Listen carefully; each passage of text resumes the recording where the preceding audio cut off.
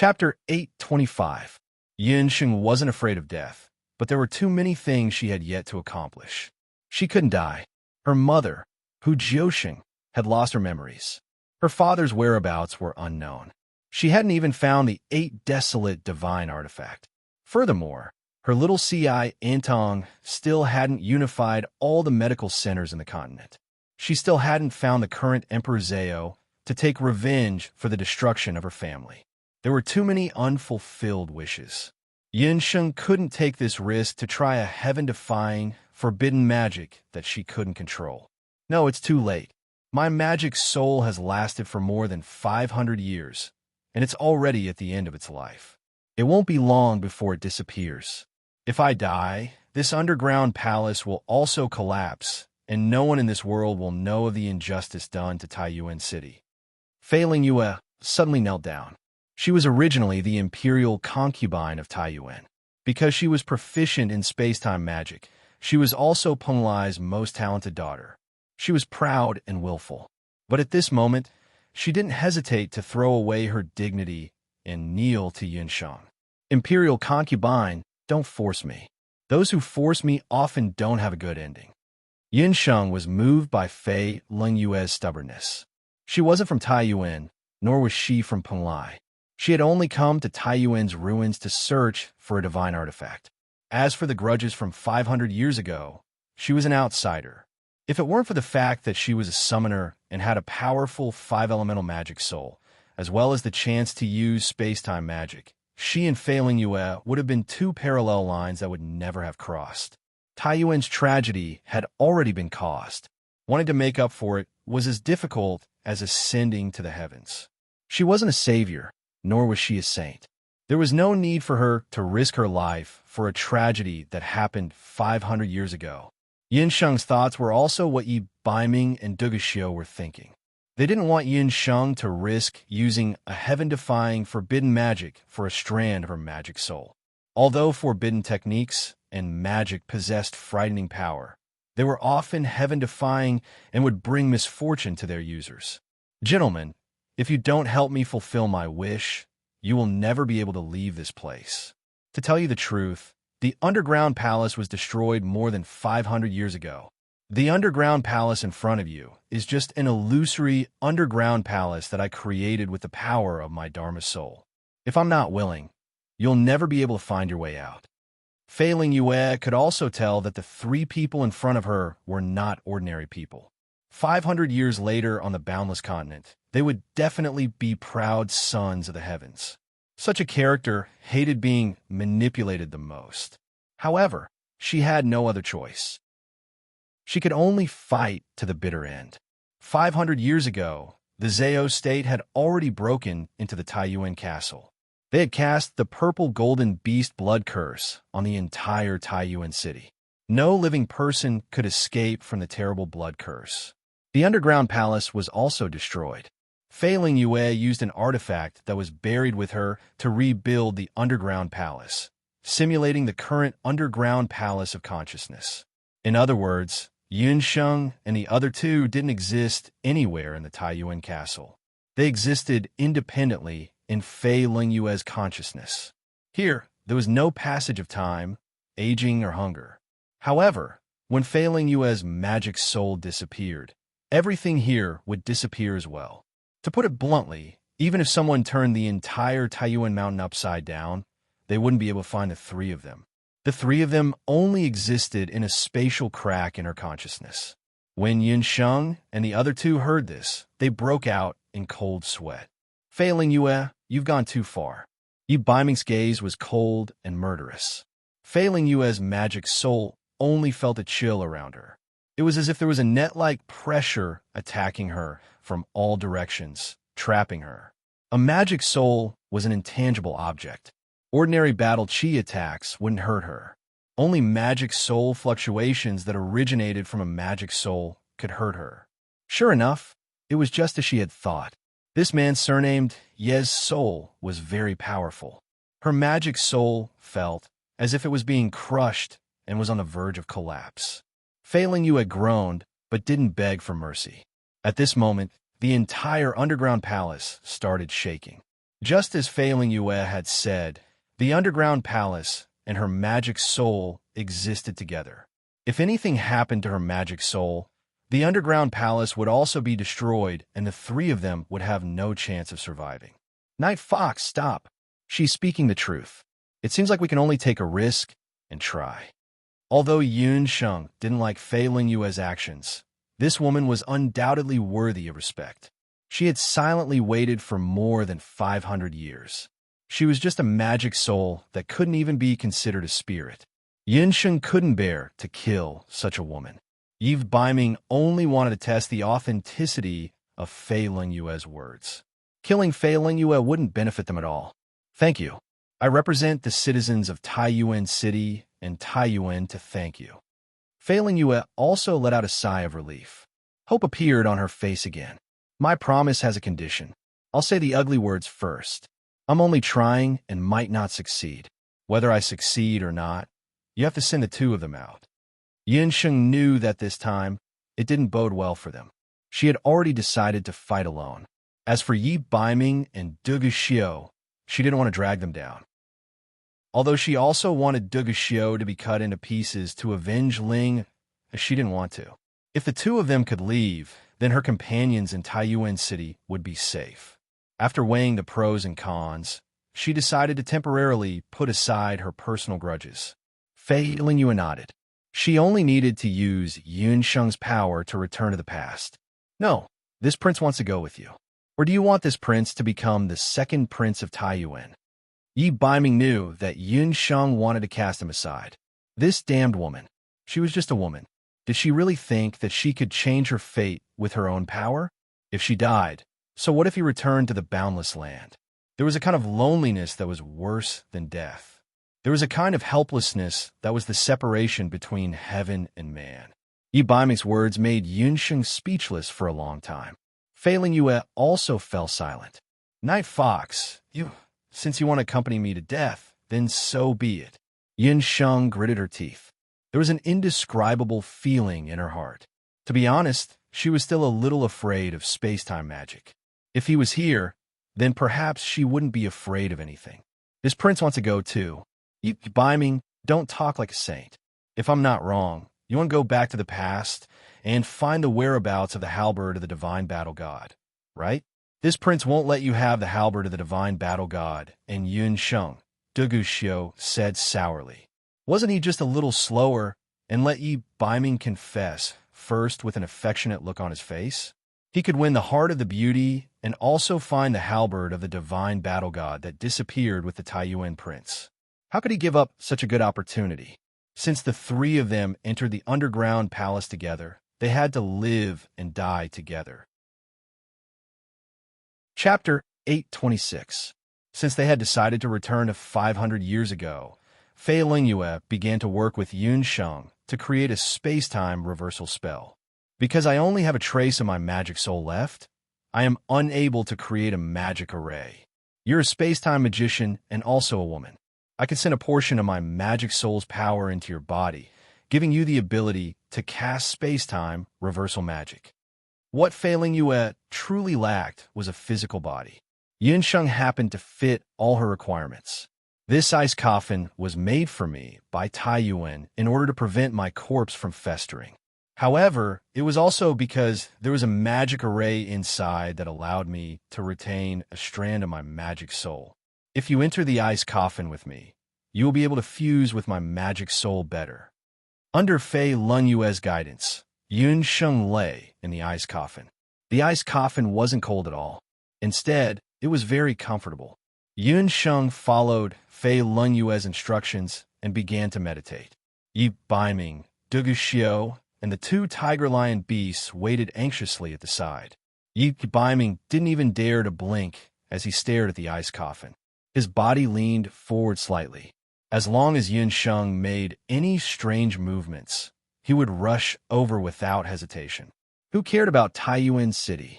Even if it was the entire world, it wouldn't be worth a single Yun Sheng in his eyes. After entering a state of celestial meditation, Yun Sheng felt a warm magic energy enter her body. A memory that belonged to Crimson Lingyue was imprinted in his mind. Time reversal was a forbidden space-time spell in ancient times. It was an intermediate space-time spell. According to the user's magic power and the endurance of their magic soul, it could change the space-time pattern in a certain area. However, no matter how heaven-defying time reversal was, it could only happen in a certain area. Moreover, it had an actual effect. The longest it could last was 24 hours. After 24 hours, people who didn't belong to that space-time had to redraw the magic array and leave immediately. Otherwise, they would be stuck in that space-time forever. This was the crux of the time reversal spell. Yuan Sheng concluded that regardless of whether the time reversal spell was successful or not, there were a few key points that she had to pay attention to, especially to Yi Baiming and Duge Xiao. First, he could not leave the area where the time reversal spell was active. 2. No more than 24 hours. Both of them were devil incarnate characters. If there was no restraint, who knew what kind of trouble they would cause? You've already memorized all the essentials. Then start fusing with my Dharma soul. Consider this a gift from me to you. Fei Lingyue's voice echoed in his head. Yin Sheng felt that her body was suddenly hot and cold. Peng Dash, the frost jade ice coffin, which was originally floating above the lotus pond, had already been opened. Suddenly, the coffin closed. Yi Baiming and Duge Xiao were both startled. The two of them flew forward, wanted to see what was going on. The two of you don't panic. That's the imperial concubine helping Lord Yin fuse with her Dharma soul, the Taigan beast reminded them. The Dharma soul was the most important thing to a sorcerer. Fei Lingyue was already a talented sorcerer 500 years ago. Her magical power was much higher than the current Yuan Sheng, and even higher than Azura and the others. But because of the passage of time, part of her magical power had dissipated. After meeting Yuan Sheng, she had already decided that in order to make the time reversal spell more successful, she would give her last bit of Dharma soul power to Yuan Sheng. The frost jade ice coffin closed, isolating Yuan Sheng from the outside world. She felt as if she was soaking in a hot spring, warm and cozy. All the pores on her body opened, and strands of magic power entered her body and into her Dharma soul like hair. Yuan Sheng's 5-elemental Dharma soul greedily absorbed the magical power. Her magical power kept on increasing from mid-level sky sorcerer to advanced-level sky sorcerer. From advanced-level sky sorcerer to advanced-level sky sorcerer, she was trying to break through the bottleneck of the Saint Realm Guardian King. The originally silent frost jade ice coffin also started to shake slightly, as if there was an earthquake. The magical power in the frost jade ice coffin was extremely strong. The entire frost jade ice coffin was like the scorching summer sun, so bright that it was hard to open one's eyes. Oh no, it seems like I was too anxious and fused too much Dharma soul power. I don't know if her body can withstand so much magical power. Fei Lingyue was afraid that Yuan Sheng couldn't withstand the power of her Dharma soul. But after checking, she realized that there was another power in Yuan Sheng's body, and that power came from the bracelet on her arm. That bracelet looked very ordinary, and there was only one soul stone on it. But every time her body couldn't take it anymore, the bracelet would produce a power to repair her body. After about an hour, Yuan Sheng, who was still meditating, felt a crisp sound like glass shattering. Her Dharma soul emitted a 5-colored light. She suddenly opened her eyes, pushed open the frost jade ice coffin, and sat up. Wiping the sweat from her forehead, Yuan Sheng said in her heart, I finally broke through. Yuan Sheng had officially advanced from a sky sorcerer to a Saint Realm Guardian King. Yi Baiming and Duge Xiao, who were anxiously waiting by the side, couldn't hide the joy in their eyes when they saw Yuan Sheng's transformation.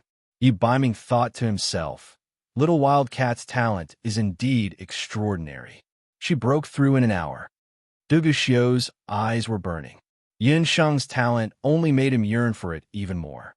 Ignoring the love-struck gazes of the two men, Yuan Sheng jumped out of the ice coffin and pulled out her magic scepter. The three of you, follow me into the magic array. Remember, no matter what happens next, you have to abide by 2 prerequisites. First, you can't leave the Taiyuan mountain area casually after returning to 500 years ago. Second, No matter what happens, you have to return to the Taiyuan castle after 24 hours. Otherwise, I won't be responsible for any consequences. Yin Sheng's words made Du Guxiu and Yi Baiming's eyes darken. Yin Sheng understood the two of them. These two men were blatantly ambitious. If there were no restrictions on them, once they returned to 500 years ago, they might just destroy the other country on a whim. Not to mention destroying the country. Just killing the later Qin Emperor or Zhou State Emperor would directly affect the direction of history for the next 500 years. Don't worry, 500 years ago, you didn't exist on the Wuji continent. I have no interest in staying there. Yi Baiming smiled slyly. I'll be wherever my opponent is. 500 years ago, Du Guxiu also had a proud look on his face. There's no point in talking anymore. Let's go. Yin Sheng moved the magic scepter in her hand.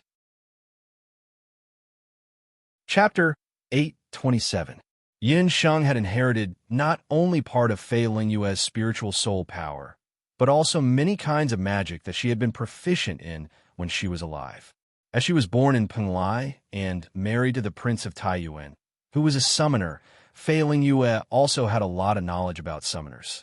Yin Sheng benefited from all of this. Lord Yin, please take us with you. One more person means one more power. The two tiger lion beasts also hoped to help Yin Sheng return to 500 years ago. Thinking that they had a better understanding of the situation in Taiyuan City and the Prince of Taiyuan, Yin Sheng decided to take them with her. However, Yin Sheng still asked them to control their emotions when they returned to the past, even if they met their relatives or people from the Zhao state. The magic array was quickly drawn. With a flash of magic light, the 3 people and 2 beasts disappeared in a ray of magic light. At daybreak, the leaders of the 5 major factions, who had been anxiously waiting outside Taiyuan Castle for the entire night, noticed that Taiyuan Castle had finally stopped shaking. They immediately assigned their men and prepared to enter Taiyuan Castle to conduct a search and rescue operation. However, just as they were about to enter the castle, the Taiyuan Castle was suddenly enveloped by a ray of magic light. No matter how hard they tried, they couldn't pass through the magic barrier. The entire Taiyuan city was completely isolated from them under the effect of the magic barrier. What is going on? Even Ru Yi couldn't see what the magic barrier was. This should be a type of forbidden magic. I can't break this magic array. It seems that we can only ask senior brother at the foot of the mountain to solve it. Ru Yi shook his head. He immediately decided to go down the mountain to invite Xiao Wenxiu up. The others could only helplessly wait for Ru Yi to return. Ru Yi hurried down the mountain. On the way, he saw a charred corpse. After identifying it, it was the corpse of the 3rd summoner of the Zhao state. Although he didn't know why the 3rd summoner died here, Ru Yi still hurried down the mountain with the corpse.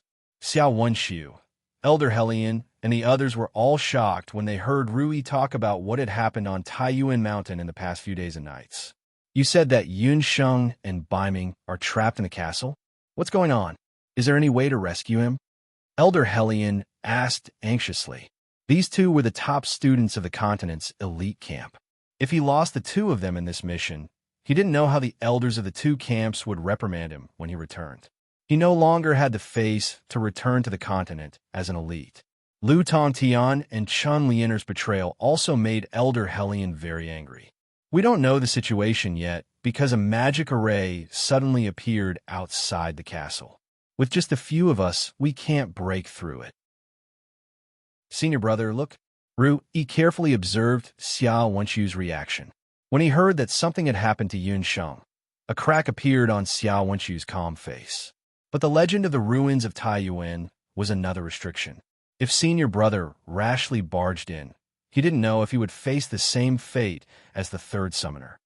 The magic you mentioned should be an ancient forbidden magic triggered by the people in the castle.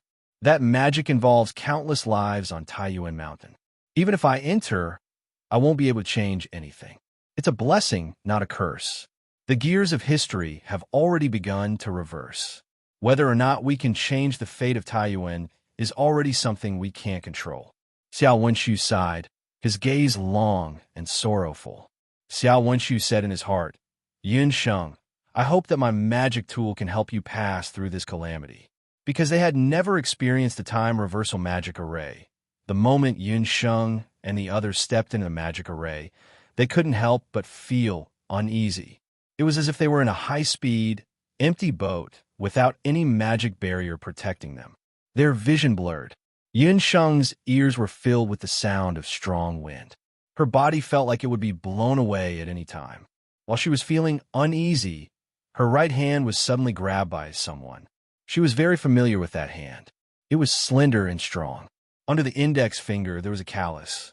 That was Yi Baiming's hand. Her uneasiness quietly disappeared. Yi Baiming's words were still ringing in her ears. I don't want to become the next prince of Taiyuan. The boundless world only had meaning because of Yun Sheng. Her uneasiness slowly disappeared. The two of them held hands and relied on each other's warmth to face the unknown 500 years ago together. The light of the space-time magic array was weakening. This indicated that they were about to return to 500 years ago. Fei Lingyue and Yun Sheng agreed to return to the night when the Prince of Taiyuan returned from the Duqian Blood Beast world and brought back the Qilin Blood Crystal. As long as they stopped the Prince of Taiyuan's mistake at that time, everything could be avoided. In front of the magic array, there was already a bright light. After a while, they would return to the Taiyuan of 500 years ago. Just when Yun Sheng saw the light of hope, Yun Sheng's left arm suddenly had an extra hand. She was suddenly pulled away from Yi Baiming's hand. A huge wave of qi shattered the magic array. Yun Sheng only felt that everything in front of her was in chaos. She was already pulled out of the magic array by that hand. As the magic array was forcefully disrupted at the end, Yun Sheng had no choice but to stop the time reversal magic array. In front of her was a bright light. The light of the illumination magic array was a little dazzling. Yun Sheng fell on the ground, but she didn't feel the pain she expected. Below her was a man's body. The moment she fell, Yun Sheng felt that she was protected by a pair of strong arms in front of her. When she fell out, the other party happened to be her human cushion. The pair of arms around her waist was very domineering. Yun Sheng recalled the scene in the magic array. Duguxiu, you are crazy. You actually did such a thing at such a crucial moment. Yun Sheng was furious. She shouldn't have trusted Duguxiu and let him enter the magic array together. This man was a madman. Beside her, there was no trace of Yi Baiming and the two tiger-lion beasts. Duguxiu's interruption must have caused them to be separated. Yun Sheng was more worried about whether she would successfully return to the Taiyuan of 500 years ago like what she and Fei Lingyue had planned. Time reversal magic was a very profound, forbidden magic. Yun Sheng wasn't proficient in it. Under such circumstances, and with Duguxiu's interruption, she didn't know what would happen. This damn man, he actually interrupted the time reversal magic array at the last moment. If by any chance, the man's complacent laughter rang in her ears. In the next moment, Yun Sheng only felt the world turn upside down. She was pressed under Duguxiu's body. Duguxiu firmly restrained her hands and feet, pressing her down. Yun Sheng, if you want to blame someone, you can only blame yourself for being too intimate with Yi Baiming. This prince is jealous. After saying that, his hot lips fell. Duguxiu's gaze was fiery as he stared at Yun Sheng and fiercely kissed her. Chapter 828. The City Lord is in the City Lord residence. Yun Sheng felt that something was amiss. The City Lord of Taiyuan should have just obtained the blood crystal and had yet to return to Taiyuan City. Or was there something wrong with the timing? Before leaving, Fei Lingyue and Yun Sheng had agreed that the space-time magic array would reverse the flow of time to 500 years ago, before the Prince of Taiyuan merged with the Kirin blood crystal. They had to stop the Prince of Taiyuan from going berserk. But according to the guards, the Prince of Taiyuan had returned a long time ago. Counting the days, he should have merged with the Kirin blood crystal. Damn it, it was too late. Yun Sheng immediately understood that Duguxiu must have interfered midway, causing the space-time magic array to malfunction. They had missed the best opportunity to stop the Prince of Taiyuan. That damn Duguxiu. Yun Sheng glared at Duguxiu fiercely, but the latter looked satisfied. Yun Sheng said that he was a bodyguard. Haha, then he would be your bodyguard. Yunsheng suppressed the anger in her heart and looked around. Fortunately, Taiyuan City was still around. In this case, she still had a chance to stop the Prince of Taiyuan. But she didn't know where Night Fox was.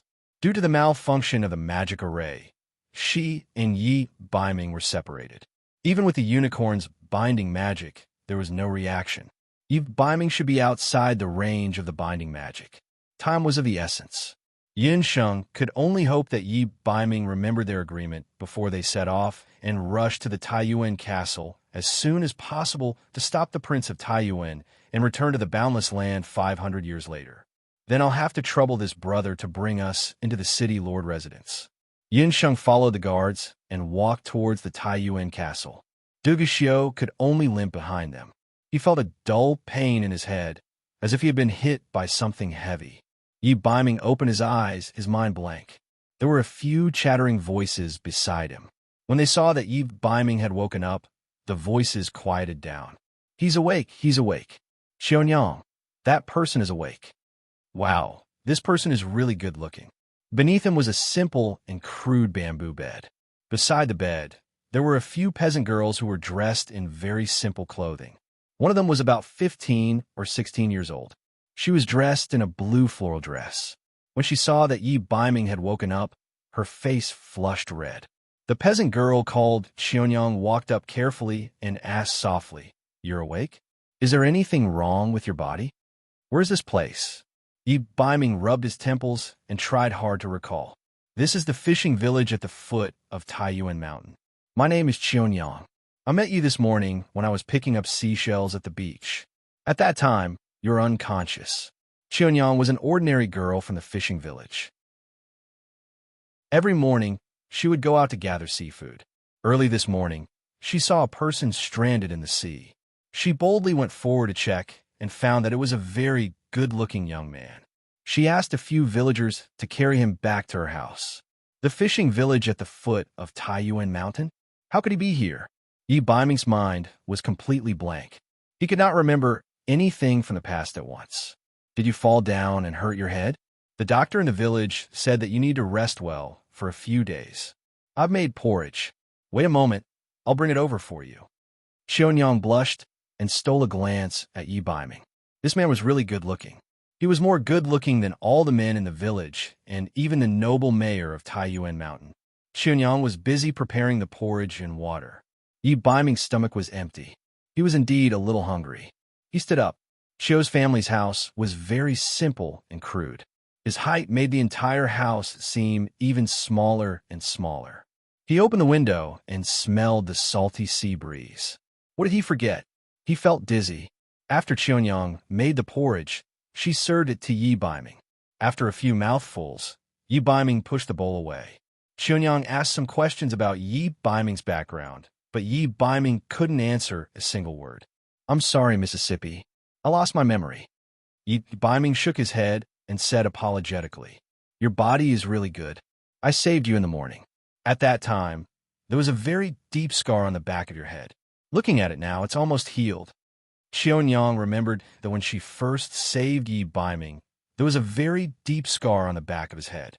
Scar? Yi Biming touched the back of his head and only felt a very shallow scar. It was almost healed. Who ambushed him? When Yi Biming touched the scar, he became angry. Bang, bang, bang. Someone knocked on the door anxiously. "Is there anyone? Come out quickly." Xiaonyang walked to the door and opened it.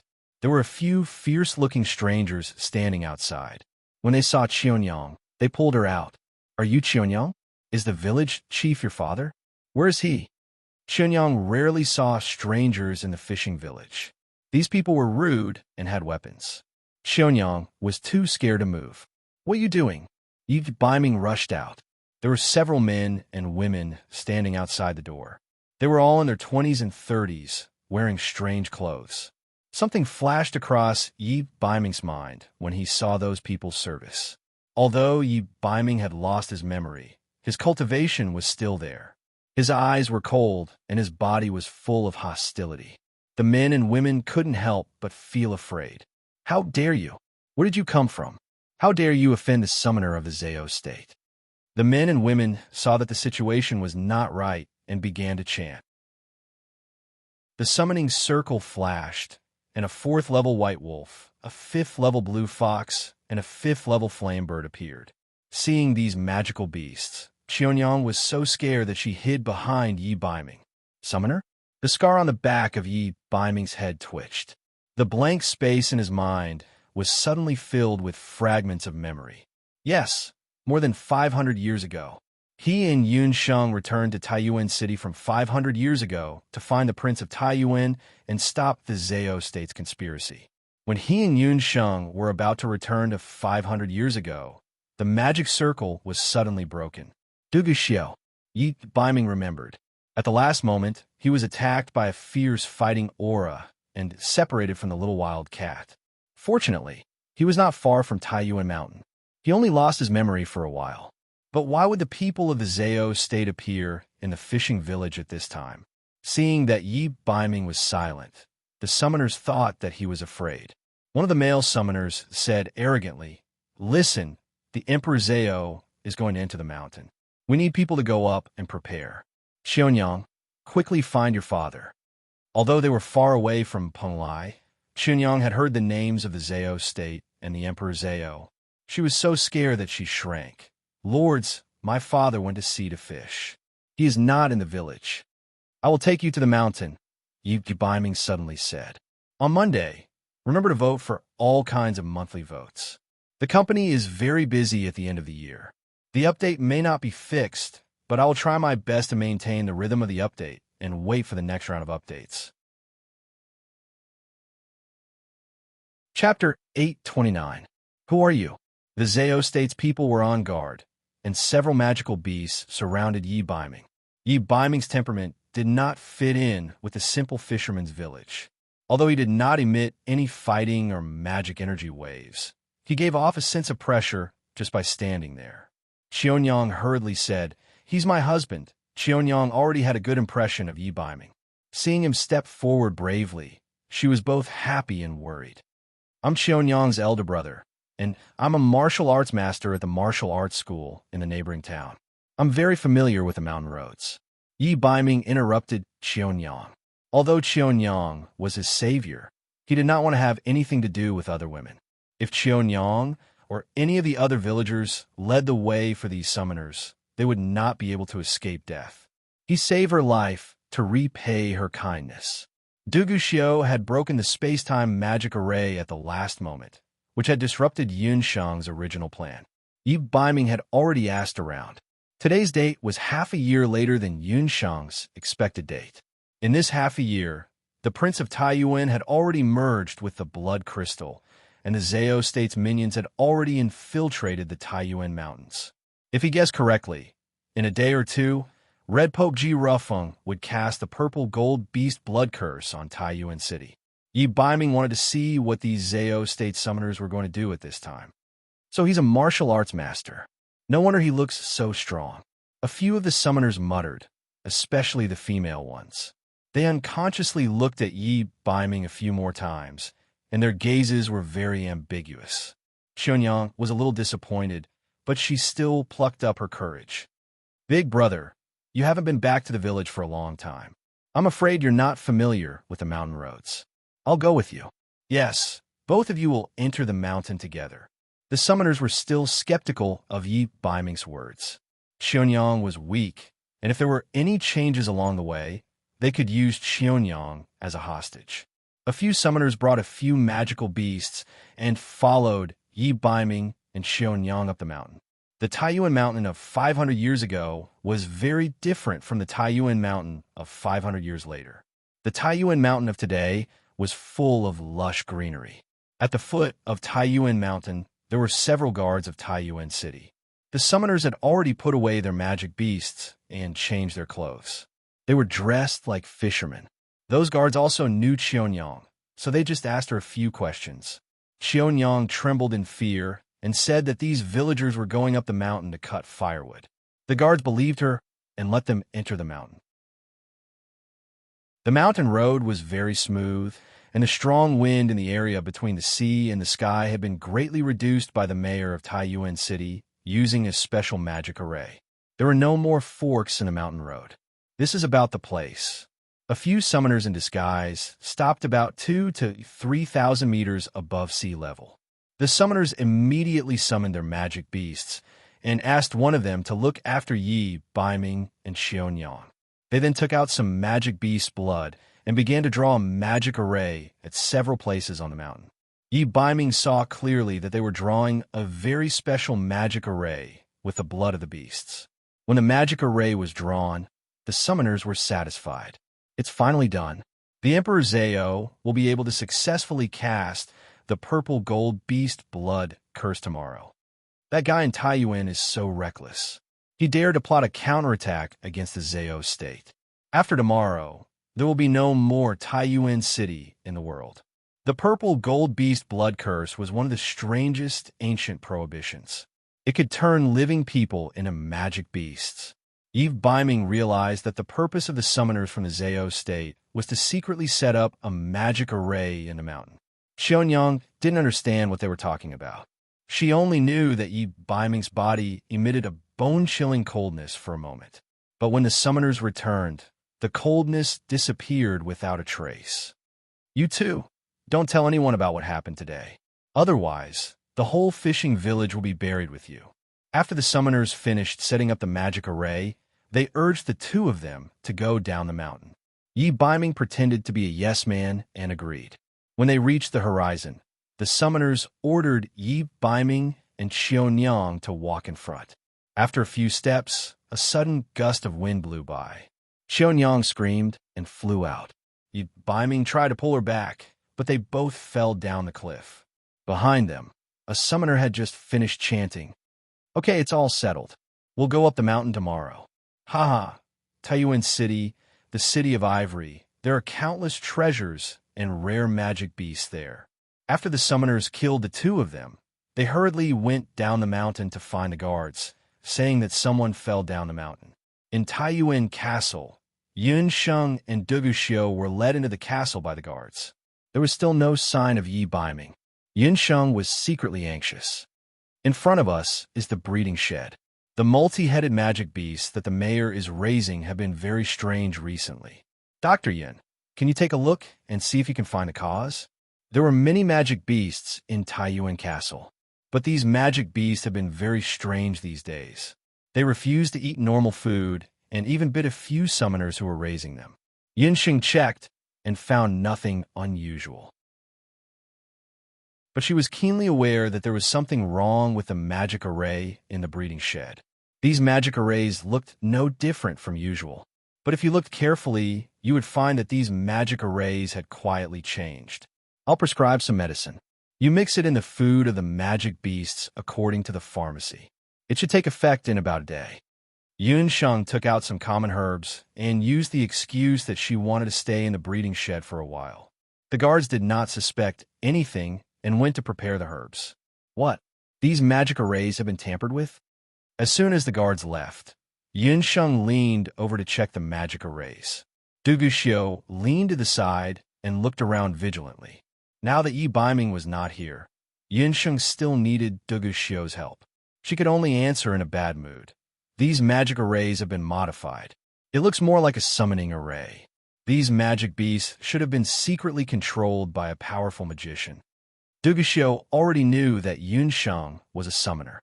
It was just that he had never seen Yunsheng's magic beasts, so he did not know that Yunsheng was also an extremely powerful summoner. He did not know magic and did not know anything about summoners. He only knew that he had to protect Yunsheng during this period.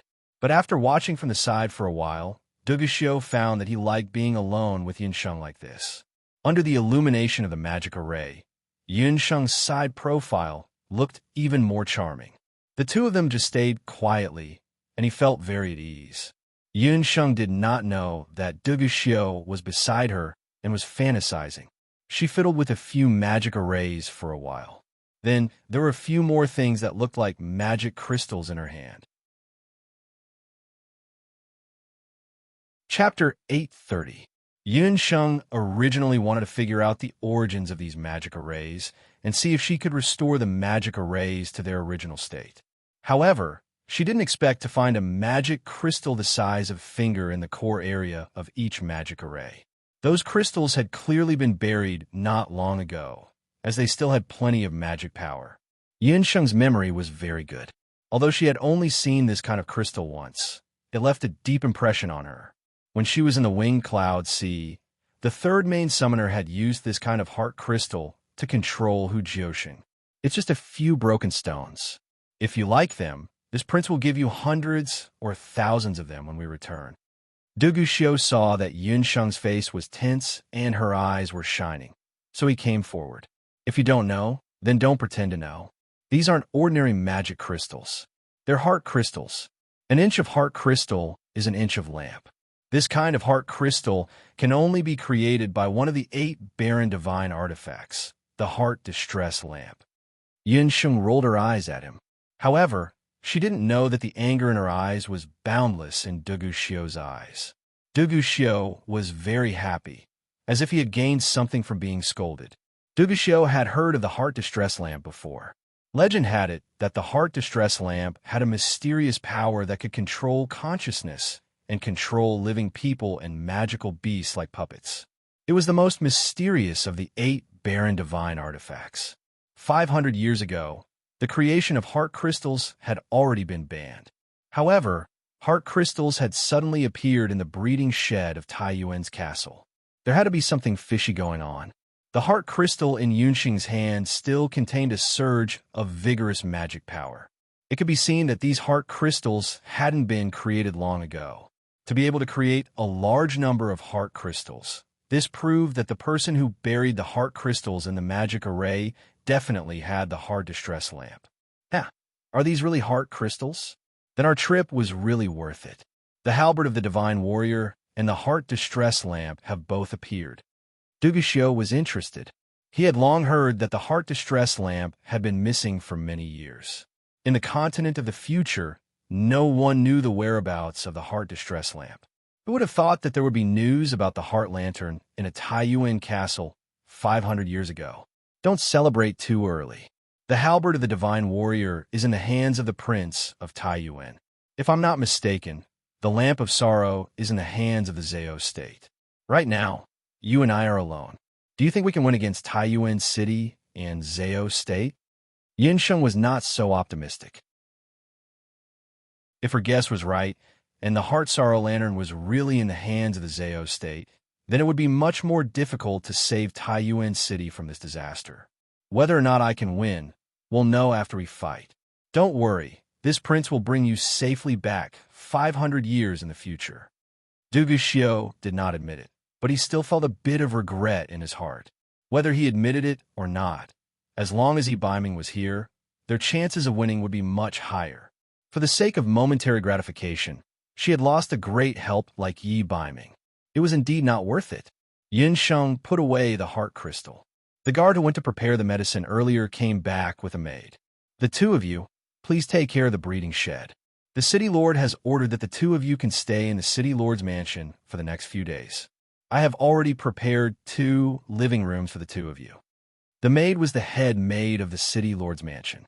After she arranged everything, she told Yunsheng and Du Guxiu that if they had nothing to do, they could walk around the Warcraft corridor in Tai Yuan Garden. However, they were forbidden from entering the city lord's mansion, which was the deepest part of the castle. The sky gradually darkened. Beside the horizon, a silhouette climbed up the steep mountain wall like a gecko, climbing up a cliff that was several hundred feet high. Yi Baiming placed Xionyang on the side. The people of the Zhao state had already disappeared from the mountain path. He had expected that the people of the Zhao state would not let this matter rest. They would kill him to silence him. Therefore, when he passed by the horizon, he was already prepared. When Xionyang was pushed off the cliff, he was ready to attack. His fighting power transformed into wings. In order to make those summoners think that they had been buried under the cliff, Yi Baiming did not come up. He only flew up after confirming that everyone had left. Xionyang was so frightened that she fainted. Yi Baiming returned to the place where a few summoners had drawn the magic array earlier and checked a few magic arrays. After a while, Xionyang woke up. Big brother Yi, what happened? Xionyang was in a daze. She only remembered that she was pushed hard and fell off the cliff. When she thought of this, Xiaonyang's face turned pale.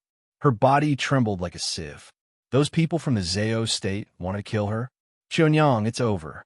Let's go back to the village first. Yi Biming already had an idea. He and Xiaonyang returned to the fishing village under the cover of the night. But when they arrived at the fishing village, Xiaonyang collapsed on the ground. The fishing village was in ruins. The villagers' corpses were everywhere. All the houses in the fishing village were burned to ashes. Why? Why did they do this? Xiaonyang was disheartened. She sobbed. On the sea, a fishing boat was docking. Several fishermen got off the boat. They were also frightened by the situation in the fishing village. One of them, a man in his 40s, saw Xiaonyang and rushed over. Xiaonyang, what happened? This man was the village chief. Father, the village was destroyed by the summoners from the Zhao state. Everyone in the village is dead. I was almost killed. Xiaonyang was crying so hard that she could not catch her breath. She told the village chief everything that happened during the day. Those bastards. The village chief's face was red with anger, but there was nothing he could do. They did not dare to tell the governor of Taiyuan. The Zhao state was so powerful that even the governor of Taiyuan was no match for them. Do you want to take revenge? Yi Biming was a little regretful. He should have guessed that the Zhao state would attack the fishing village.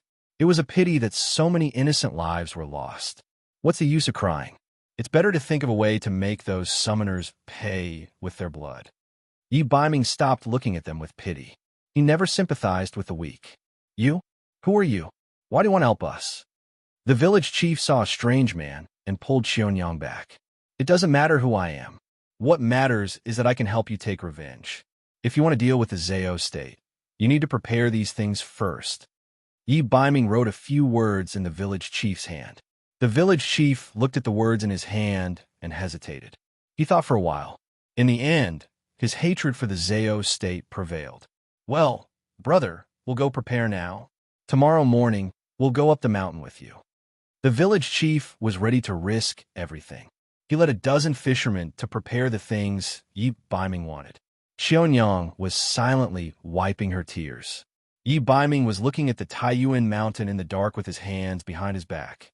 On top of Taiyuan mountain, the white Taiyuan castle still shone with a moving luster under the cover of the night. Yin Sheng, wait for me. I'll come to you immediately, Yi Biming said in his heart. Chapter 831. In one of the rooms of the Taiyuan city lord's mansion, the light from the magic array was very gentle. Yin Sheng sat up and wiped her forehead. Her hands were full of cold sweat. She woke up with a start. Just now, Yin Sheng had a dream.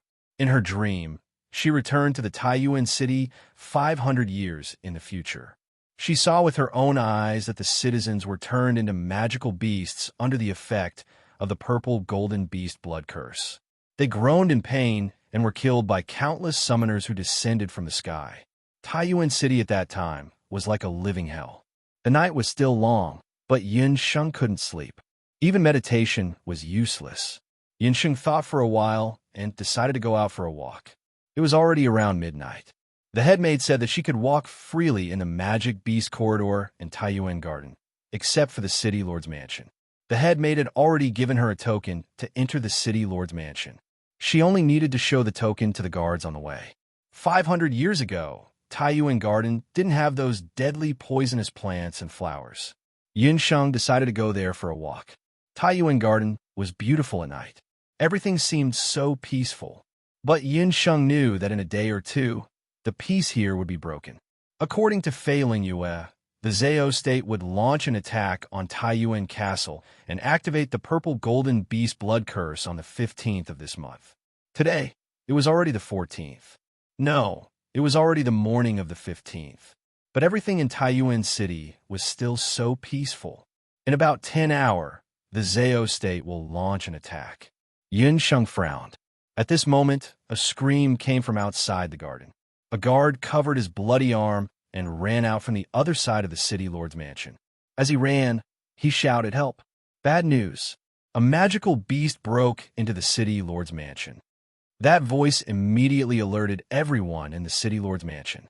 The guard in the mansion rushed towards the city lord's palace like a fountain. Yin Sheng followed the crowd and rushed towards the city lord hall. Outside the city lord's palace, a group of maids, including the head maid, and many guards surrounded the city lord's palace. Among them were two young generals. At this moment, they were locked in a fierce battle with a magical beast. Don't go forward. That's a three-eyed Qilin. Yin Sheng wanted to go forward to see what was going on, but she was stopped by Dugu Xiao, who had rushed over after hearing the commotion. Even Dugu Xiao, who had always been arrogant and conceited, had a solemn expression as he stared at the terrifying magical beast in the city lord's palace. It was a demonic beast the size of an adult bull. Its body was covered with purple scales that looked like armor plates. Its eyes were like two lanterns, flashing with a strange light. There was another eye on its forehead. The three-eyed Qilin was a king-tier magical beast. It possessed the terrifying strength of a bull. Once it opened its third eye, it could turn anything that approached it into stone. However, the three-eyed Qilin was a very rare magical beast. It had gone extinct long ago in the Eight Wastelands era. No one knew why it had suddenly appeared in the city lord's palace of Taiyuan. As they spoke, the three-eyed Qilin let out a furious roar. Its thick and strong limbs kicked violently, and it pounced on a guard. Everyone thought that the three-eyed Qilin would kill the guard. However, the three-eyed Qilin hesitated at this moment. It suddenly turned around and left the guard behind. Without looking back, it rushed into the city lord's palace. Quick, stop it! Don't hurt the city lord. Seeing this, the guards all rushed into the city lord's palace. Yin Sheng and Dugu Xiao followed them to the city lord's palace. In the inner hall of the city lord's palace, dozens of guards had already surrounded the three-eyed Qilin. The city lord is not inside. The head maid was terrified when she saw this. She thought that the three-eyed Qilin had hurt the city lord. Kill that beast. The guards of the city lord's palace clamored. They either shot arrows or cast spells. All of a sudden, everything came to a halt. When they regained their senses, the three-eyed Qilin was nowhere to be found. The city lord's palace was empty. Quick, find the city lord. The guards panicked and searched everywhere for the whereabouts of the city lord of Taiyuan. What they did not know was that somewhere in Taiyuan City, in a living room, a three-eyed Qilin angrily glared at a strange man and woman in front of it. Its four limbs had been sealed with a special needle technique, and it could not move for the time being. Why did you bring it back? Although Dugu Xiao's strength was astonishing, it was not easy to carry a Qilin that weighed 500 to 600 pounds and run all the way. Just now, in the city lord's palace, when the guards were attacking the three-eyed Qilin, Yunsheng suddenly cast a time-stop spell and asked Dugu Xiao to save the three-eyed purple Qilin immediately. Yunsheng did not answer directly. She leaned over and patted the Qilin's head. What should I call you? The city lord of Taiyuan, or? Dugu Xiao and the three-eyed Qilin were both shocked. Roar! Enraged, the three-eyed Qilin bit back, almost biting Yunsheng's palm. A terrifying summoning power spread out from Yunsheng's body. What kind of pressure was that? Even the three-eyed Qilin, who was at the peak of the king's stage, was suppressed by this aura and almost fell to the ground. How could it be? This was a terrifying power that only experts at the level of Emperor Zhao could have. The other party was only a woman, and she looked at most 15 or 16 years old. The three-eyed purple Qilin did not know that Yunsheng was using the power of the summoning demon hand. City Lord of Taiyuan, we are not your enemies, nor are we people of the Zhao state. I am your friend. It was the imperial concubine who asked us to save you. She used the time reversal spell to come from the Wuji continent more than 500 years in the future to save you. Yunsheng's words made the three-eyed purple Qilin even more shocked, let alone the city lord of Taiyuan. Anyone who heard Yunsheng's words would think that she was crazy. The Wuji continent more than 500 years in the future? The time reversal spell was such a profound forbidden spell. How could it be so easy to succeed? I know you don't believe me. Yunsheng took out a halberd and placed it in front of the three-eyed purple Qilin. The Prince of Taiyuan was very familiar with that halberd. It was the halberd that he had placed in Fei Long Yue's coffin when she was buried. It was one of the dowries that Fei Lingyue had brought with her when she got married. After Fei Lingyue's death, he had sealed the halberd in the coffin. The underground palace was filled with traps, and outsiders could not enter at all. This woman had this halberd. Could it be that everything she said was true? You guys are really... How can it be? Lingyue, isn't Lingyue dead? The three-eyed, purple Qilin hesitated and spoke. Its voice was deep, but it was a man's voice. She didn't die. She was with you all this time. She knew that you had mistakenly merged with the Qilin blood crystal and became like this. We wanted to go back in time half a year ago to stop you from merging with the Qilin blood crystal, but we were too late. Yun Sheng took a deep breath and told the city lord of Taiyuan about the crisis that was about to face in Taiyuan Castle. Chapter 832. Taiyuan City has been reduced to ruins. The imperial concubine and 2 generals are trapped in the underground palace. After 500 years, the ruins of Taiyuan have become a forbidden place. This is the end of Taiyuan City. Yun Sheng sighed. Lung Yu is actually so stupid. Tears fell from the three-eyed purple Qilin's eyes. All these years, he had worked so hard and even broke into the Duqian blood beast world to obtain the blood crystal just to avenge Fei Longyu. But he didn't know that Fei Longyu had been silently waiting for him. For 500 years, her Dharma soul had been silently waiting in the underground palace. How did she survive such a long wait? I want to find Longyu. The three-eyed purple Qilin wanted to go to the underground palace and reunite with Fei Longyu. It's too late. Mayor, if I'm not wrong, the Zhao state spies have already caused chaos in the city. Tonight, the Zhao state's people will take action. Yun Sheng had already suspected that there were spies in the Taiyuan castle when she found the heart crystal in the breeding shed. Half a year ago, the mayor of Taiyuan had started to uncontrollably transform into a beast because of the blood crystal. To avoid causing chaos in the mayor's mansion, he would hide in the underground palace every time he transformed. But tonight, right after he transformed, an assassin broke into the underground palace.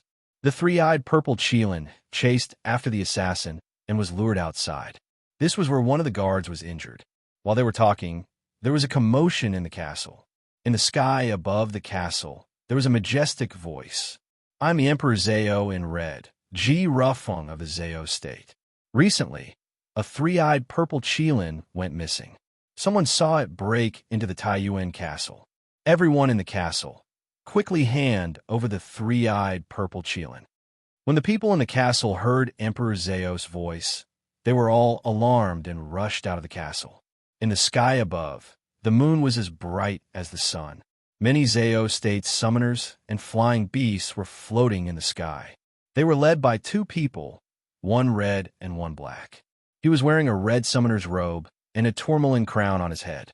He was about 40 or 50 years old, with a white face and no beard. He was riding a winged unicorn.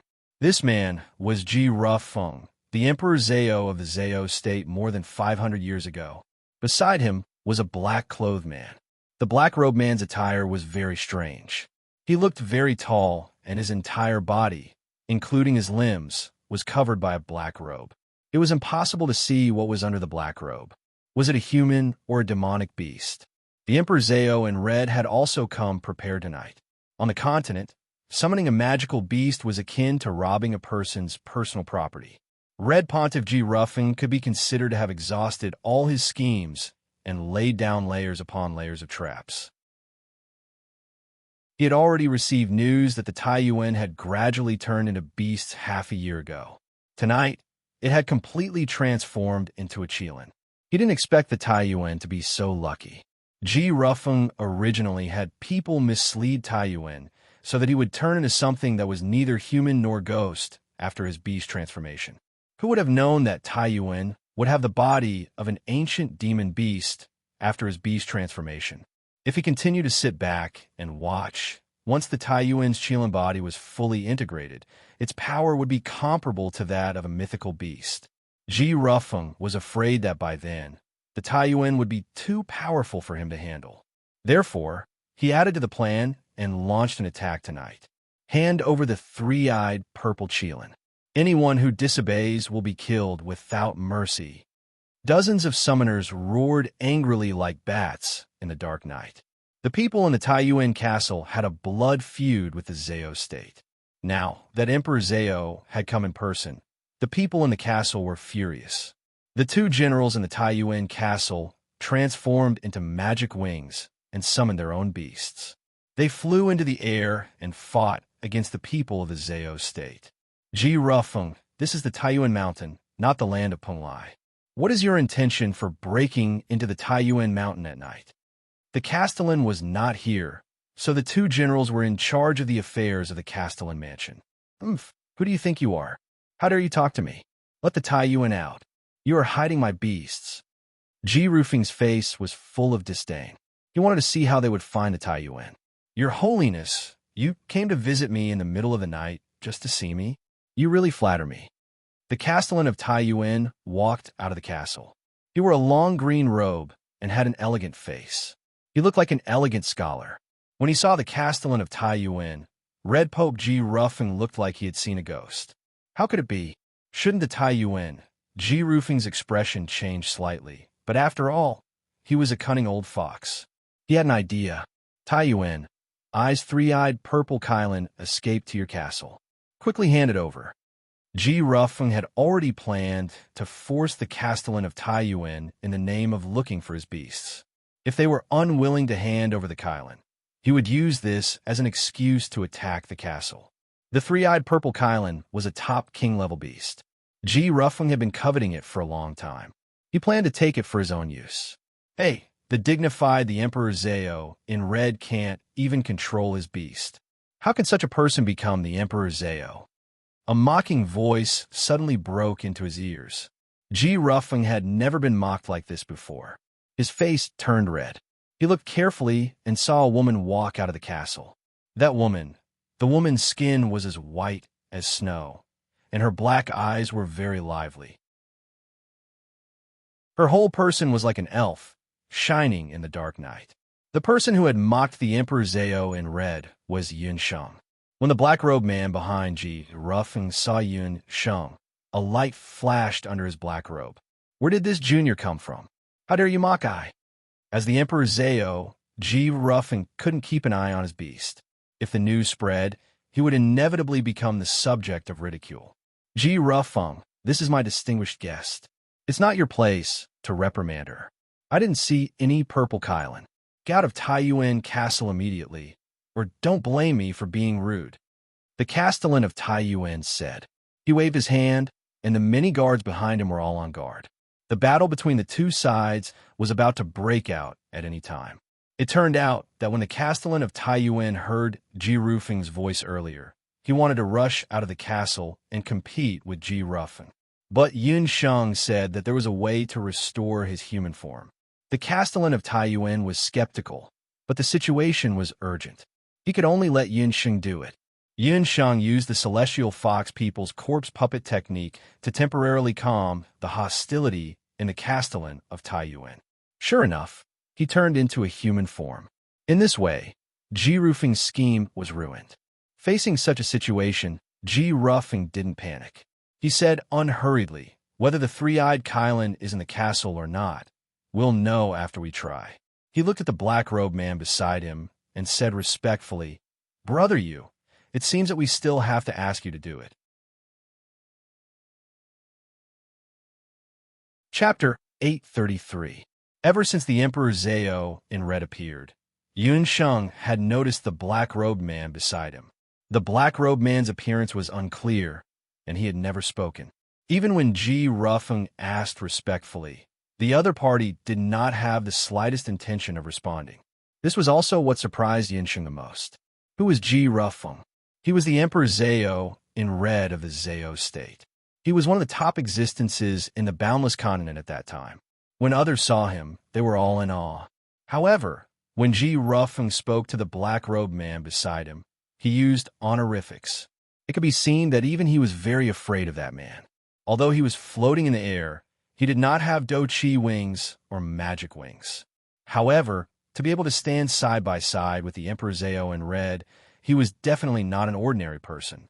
The black-robed man, who had been at the side without any movement, stretched out his hand. Under the moonlight, his hand was slender and beautiful, as if it was carved out of white jade. Between his index finger and thumb was a red magic crystal. The black-robed man softly chanted.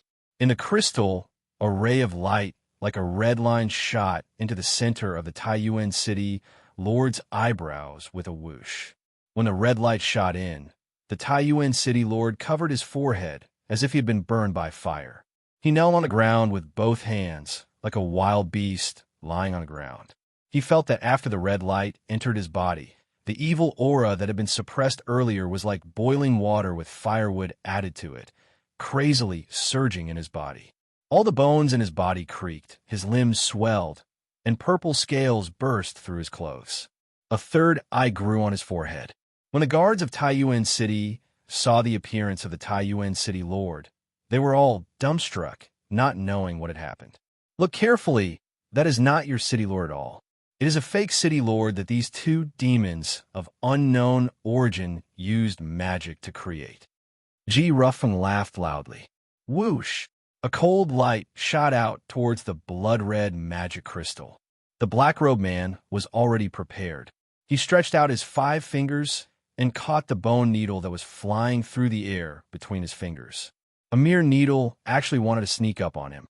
Under the black-robed person's black robe, the corners of her rose-like lips curled up slightly with a hint of disdain. However, in the next moment, the corner of his mouth twitched. Because the bone needle in his hand suddenly shattered, at least 4 or 5 forces shot out from the needle. The black-robed man was caught off guard, and the magic crystal in his hand shattered with a bang. What kind of kung fu was this? Not fighting aura or magic. Do you really think that our Yin clan's medical soul god needle is easy to bully? Outside the castle, Yin Sheng snickered in her heart. When the crystal exploded, the Taiyuan City Lord, who was still continuously transforming, temporarily stopped his transformation. However, he still retained his half-human, half-beast appearance. Ji Ruffeng, you are so shameless. You first tempted the Taiyuan City Lord to fuse with the blood crystal, then used the blood crystal to attempt to turn the Taiyuan City Lord into a beast and make him betray everyone. Yinsheng angrily rebuked Ji Ruffeng. What evidence do you have? Ji Ruffeng disdainfully asked. We are the evidence. 2 beasts darted out from the darkness. It was the 2 tiger-lion beasts. It turned out that the 2 tiger-lion beasts had been thrown out of the magic array earlier because it had been destroyed. However, their luck was slightly better than Yi Baiming's, and they were left at the foot of the mountain.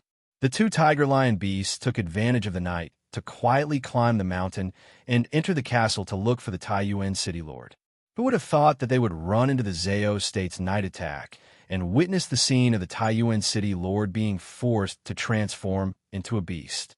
Everyone, we brothers were turned into this by that old dog, Ji Feng, the 2 tiger-lion beasts said vividly. When they spoke emotionally, they did not forget to shed a few tiger-lion beast tears. Even Yin Sheng did not want their acting skills and secretly gave them a thumbs up. Even the 2 tiger-lion beasts' original lives from more than 500 years ago, the 2 deputy generals of the Taiyuan City Lord, could not help but believe their words.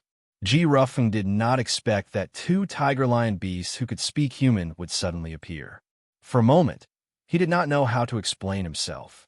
Also, you should be able to recognize these heart crystals. I found them in the castle. You secretly hid them in the magic array of the breeding shed in an attempt to secretly control the demonic beasts in the Taiyuan castle. When you launched the night attack, you coordinated from the inside and the outside. Yin Sheng also took out the heart crystals that she found earlier. These are all rumors that you made up to frame I. Ji Ruffeng refused to admit it. Is this also a rumor? Get out of here. Dugu Xiao strode out of the castle with a man in the Taiyuan City Lord's Mansion's guard uniform in his hand. Dugu Xiao casually tossed the guard out and tore open the guard's robe. Surprisingly, he was wearing the summoner's robe of the Zhaoting Palace. Yin Sheng and Dugu Xiao split up. Dugu Xiao searched the castle for a while and finally found the man who pretended to be injured but was actually a Zhao state spy. The Emperor Zhao, you have to save me. I have already followed your instructions and buried the heart crystals in the breeding shed. The guard rolled and crawled toward Ji Rufeng. Ji Rufeng was unable to restrain his anger. The magic scepter in his hand shot out an ice spike and pierced the spy's head. Taiyuan, don't think that you'll be fine just because you saw through my plan. I, Ji Rufeng, have always been prepared for both sides. Originally, I only wanted to capture you and make you a demonic beast under Ai's crotch for the rest of your life. Now I have changed my mind. I want to turn the entire Taiyuan city into a purgatory and turn all of you into beasts. The Emperor Zhao, in red Ji Rufeng, laughed wildly. The red Emperor Zhao's robe was particularly dazzling under the moonlight. He suddenly rose into the air and chanted. The magic scepter in his hand flashed with a strange light. In Taiyuan Mountain, 8 purple magic arrays rose in 8 different directions. The light of the magic arrays shot into the sky. In the sky, the clouds suddenly shrank and squeezed. The clouds kept colliding and rubbing against each other, making a sound like a beast's roar. Not good. The purple gold beast blood curse. Yun Sheng did not expect that the Emperor Zhao in red Ji Rufeng had already set up the purple gold beast blood curse in the mountain. Yun Sheng hurriedly chanted and tried to use the time-stop magic to interrupt Ji Rufeng's beast blood curse. However, the difference between her magical realm and Ji Rufeng's was too great. Her time-stop magic was not effective at all. The range of the 8 light pillars continued to expand and gradually enveloped the entire Taiyuan city. When the residents in the city noticed the purple light, they all ran out of their houses. The sky was blood purple, and the clouds moved down bit by bit. Ha! I didn't expect a little girl like you to know the time-stop magic. However, it's too late. Once the purple gold beast blood curse is activated, it can't be stopped. All of you will become demonic beasts. Ji Rufeng laughed wildly. He had been waiting for this day for many years. Anyone who disobeyed the summoned court would only have death waiting for them. Chapter 834. In the blink of an eye, the purple gold beast blood curse was about to be completed. Oh, can't stop it? I don't think so. Yin Shang's heart skipped a beat when she heard the voice. Night Fox. Yi Biming stood in the night. He had lost a little weight after a day of not seeing him, but he looked even more handsome and tall. His ink-colored clothes fluttered in the night. When he saw Yun Sheng, there was a hint of gentleness in his eyes. But in the next second, when they saw Dugu Xiao, their eyes were filled with murderous intent. As Yi Biming spoke, the entire purple gold beast blood curse was activated. However, what Ji Rufeng couldn't accept was that the 8 magic arrays that were supposed to cover the entirety of Taiyuan City trembled slightly before exploding into pieces. How can this be? How can this be? My purple gold beast blood curse. The Emperor Zhao in red, Ji Rufeng obviously couldn't accept this reality. The purple gold beast blood curse that he had painstakingly studied for many years had no effect at all. The Emperor Zhao in red, your purple gold beast blood curse took me a lot of effort. I went back and forth with more than a dozen villagers in the fishing village and used several carts of night incense to destroy your purple gold beast blood curse. Yi Biming's face was full of disdain. If it weren't for the fact that he wanted to completely destroy the magic arrays of the purple gold beast blood curse, he wouldn't have come to find Yunsheng only now. But fortunately, his little wildcat was very clever and had already settled the matter of Taiyuan City. Yunsheng heaved a long sigh of relief and gave Yi Biming a look of approval. With this, the Emperor Zhao in red's conspiracy was destroyed. Who are you people? How dare you ruin Ai's plans? The Emperor Zhao in red had been preparing for this night for many years, but he didn't expect that the sudden appearance of these young men and women would ruin all of his plans. He hated to the extreme. But if these people thought that they had already won, they were gravely mistaken. This time, Yin Sheng, Yi Biming, and Dugu Xiao said tacitly, we call it 500 years later. 500 years later? What the hell was that? The three of them were clearly tricking him. Hearing this, the red-clothed emperor became even more furious.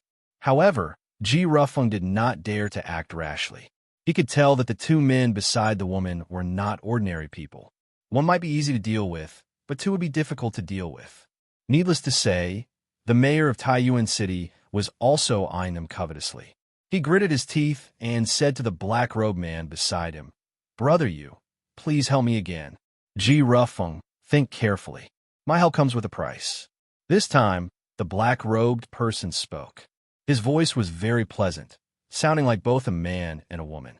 When it fell into one's ears, it was like a feather gently tickling one's ear. It was also like a demon's voice, making one unconsciously intoxicated. No matter what your conditions are, I will agree. Ji Rufeng had to kill these people tonight. Otherwise, the Zhao state's reputation would be completely ruined.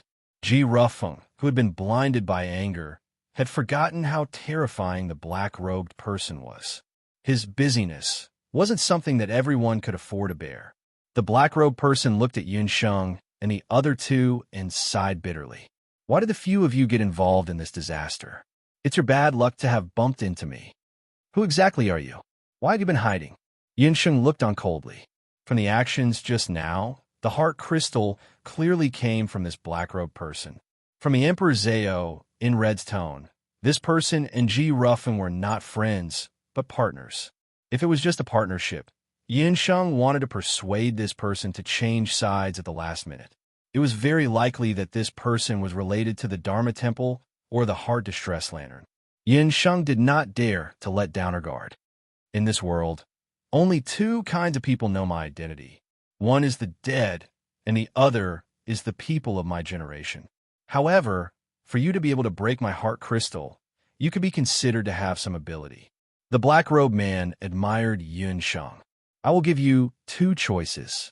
One is to stop caring about Taiyuan City and go back to where you came from. The other is to die by my hands. The black-robed person gave his choice. I am very sorry. I choose neither. I will take care of Taiyuan City. I want to see what other tricks you have. Yunsheng was not afraid of the heart crystal. She had learned the corpse puppet technique of the celestial fox people, so she had a certain resistance to normal heart crystals. Otherwise, she would not have been able to break the heart crystals that she had hidden in the breeding shed. The black-robed person looked at Yunsheng with interest.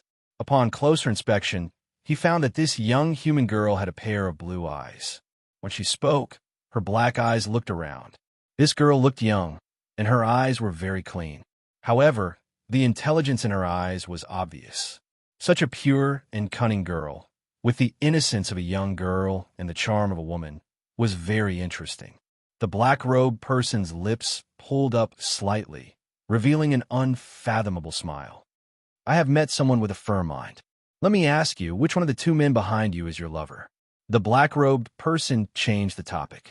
When the black-robed person asked this, Yi Baiming and Duguxiu became highly alert. The two of them forgot that they were in danger and stared nervously at Yunsheng. What nonsense are you talking about? What do the two of them have to do with me? Yunsheng's face was red with anger. Yi Baiming and Duguxiu were immediately discouraged. The black-robed person saw their reaction and found it very funny. Oh. Neither of the two? Or are you not sure which one to choose? A woman's heart is like a needle at the bottom of the sea. Let me try it for you. The black-robed person smiled strangely. He stretched out his hand once again, but this time it was his right hand that stretched out. This time, he did not hold a magic crystal in his hand, but a lamp. It was a glass palace lamp. It was only the size of 2 palms and was firmly held in the black-robed person's palm. There were blood-red jade tassels hanging from the 4 corners of the palace lamp. There were no candles in the palace lamp. It only emitted a dim red light. The black-robed man held the palace lamp and muttered something. As he chanted, the palace lamp was like the lanterns of the Lantern Festival, spinning. As the palace lamp spun, the jade tassels on the 4 corners spun quickly. The light in the palace lamp became brighter and brighter. The palace lamp was like a burning fireball, like the sun rising from the east. The red light shrouded the entire Taiyuan castle.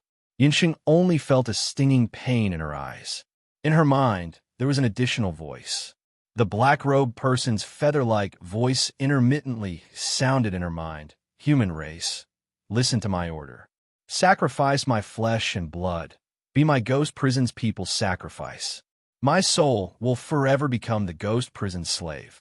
In Yunsheng's mind, a name flashed like lightning.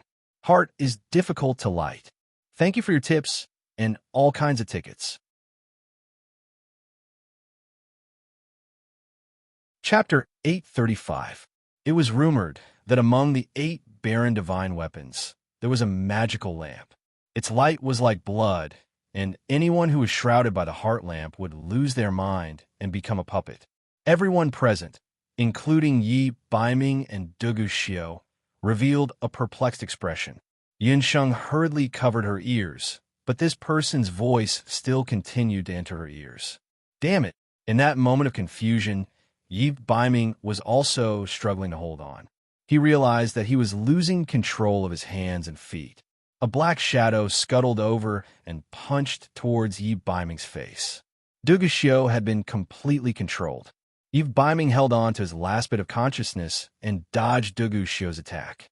Under the blood-red light, in front of the castle, the people of Taiyuan Castle had already turned into beasts. They could not differentiate between friend and foe, and started to kill each other. On the other side, Yunsheng's mind was also swaying. She felt that her consciousness was leaving her body bit by bit. All kinds of negative emotions came one after another. In her previous life, the loneliness when her grandfather passed away, and the anger when she was betrayed by Lu Minglang. In this life, the sadness when her good friend Ling, and Goofing left. Everything, all kinds of negative emotions came rushing toward her like a tide. No, if this goes on, I will definitely be controlled. All right, maybe the Dihong song can resolve the effect of the heart lamp. Yunsheng thought of the 1,000-year ice zither in the beast language ring. The Dihong song was an ancient song. Other than being able to confuse people's minds, every chapter had a different effect. Yunsheng quickly took out the 1,000-year ice zither, sat down cross-legged, and stroked the strings. She heard the sound of the zither and the Dihong song. At first, it was intermittent, but towards the end, the sound of the zither became more continuous. At first, the sound of the zither was like a gurgling stream.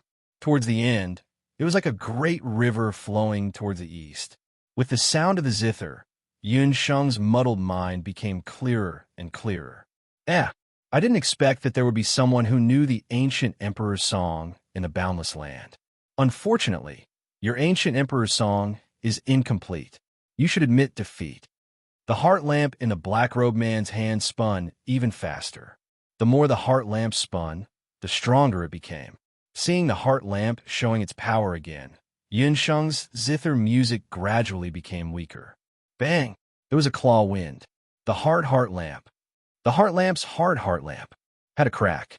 The heart lamp suddenly stopped spun. The black-robed man was flabbergasted. When he looked again at his attacker, he realized that it was the Taiyuan city lord, who had already transformed into his half-beast human form. The Taiyuan city lord's eyes were bloodshot. His entire body was bathed in blood as he glared at the black-robed man and the lamp of sorrow in his hand.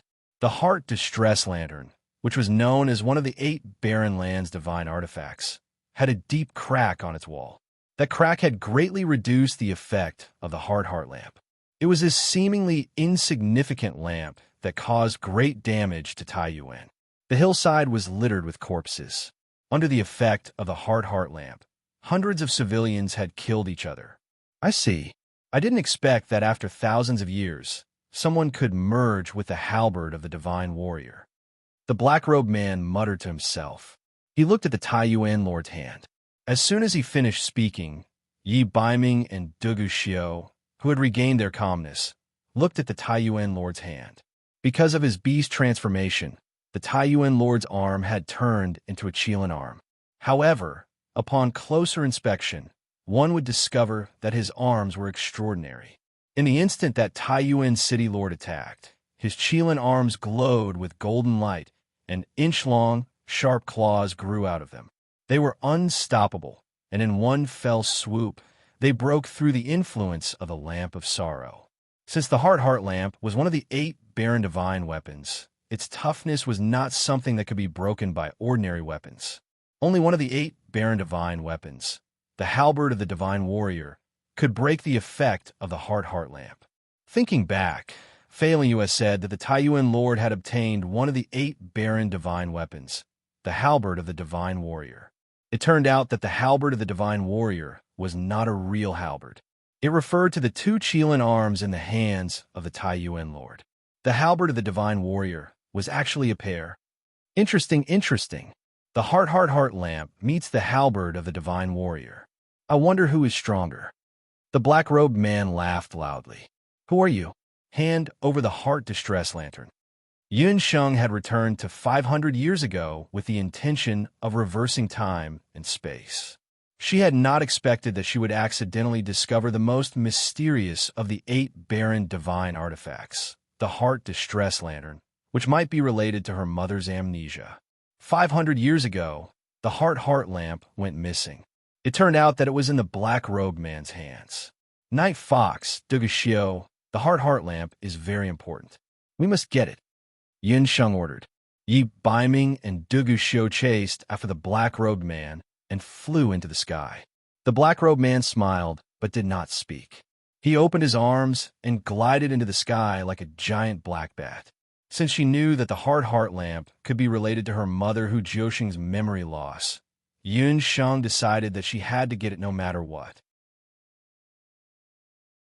However, this black-robed man did not reveal his face from the beginning to the end. Even his true strength was difficult for Yun Sheng to determine. With Yi Baiming and Duguxiu's help, the chances of getting the Heart Lamp were higher. Be careful. Yun Sheng was worried about the Heart Lamp. She forgot that she was still on the battlefield. The Zhao statespeople were still eyeing her covetously.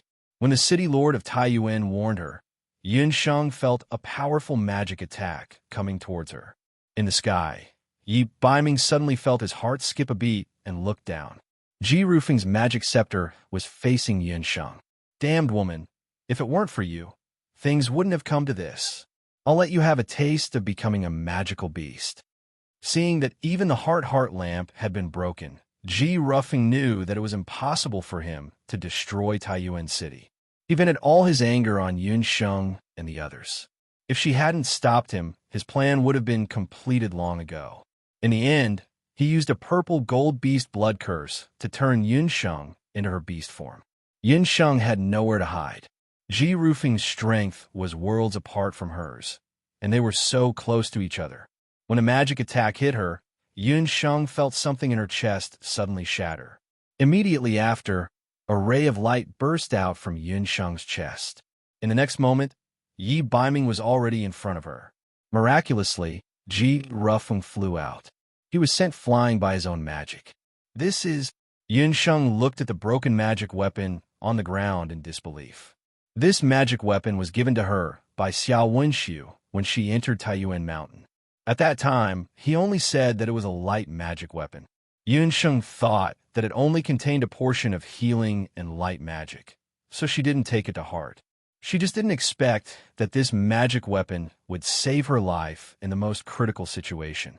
There was only one spell in the magic weapon. It was a mirror spell. It could block any magic attack and then reflect the enemy's magic.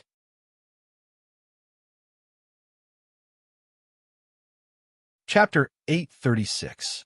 Mirror magic was a very special type of light magic. Its power was not controlled by the light magician himself, but was based on the opponent's magic attack. Once the magic was reflected, it would have the exact same effect as the original magic. And this time, the Emperor Zhao in red, Ji Rufeng, had used the purple gold beast blood curse on Yun Sheng. Impossible, no, I don't want to become a magical beast. The Emperor Zhao in red, Ji Rufeng, cried out in pain. His body was gradually changing. Hair grew on his hands and feet, and his bones became thicker. The Emperor Zhao in red was slowly becoming a magical beast. Ji Rufeng, you haven't given me the reward you promised. The incident happened too suddenly, but the black-robed man seemed to have predicted it and laughed coldly. With a wave of his sleeve, he grabbed Ji Rufing's head with his 5 fingers. A wave of magic power invaded Ji Rufing's brain, and a strand of his soul was extracted. The black-robed man's hand shook, and the strand of Ji Rufing's soul was sucked into the heart distress lantern. The black-robed man performed this series of actions very naturally, as if taking someone's soul was a common occurrence.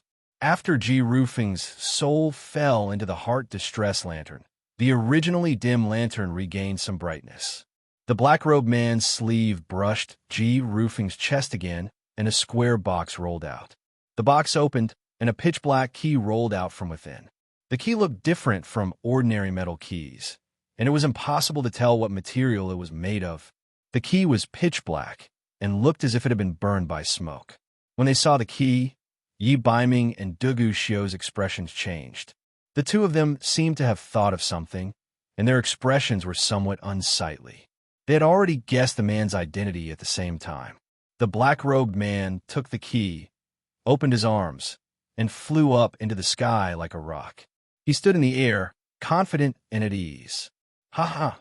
How many years has it been since I met an opponent that I enjoyed fighting? I will remember you, and you must also remember I. We will definitely meet again." After the black-robed man finished speaking, he raised his hand and lifted his black robe. In the night sky, the man's face was as enchanting as a painting.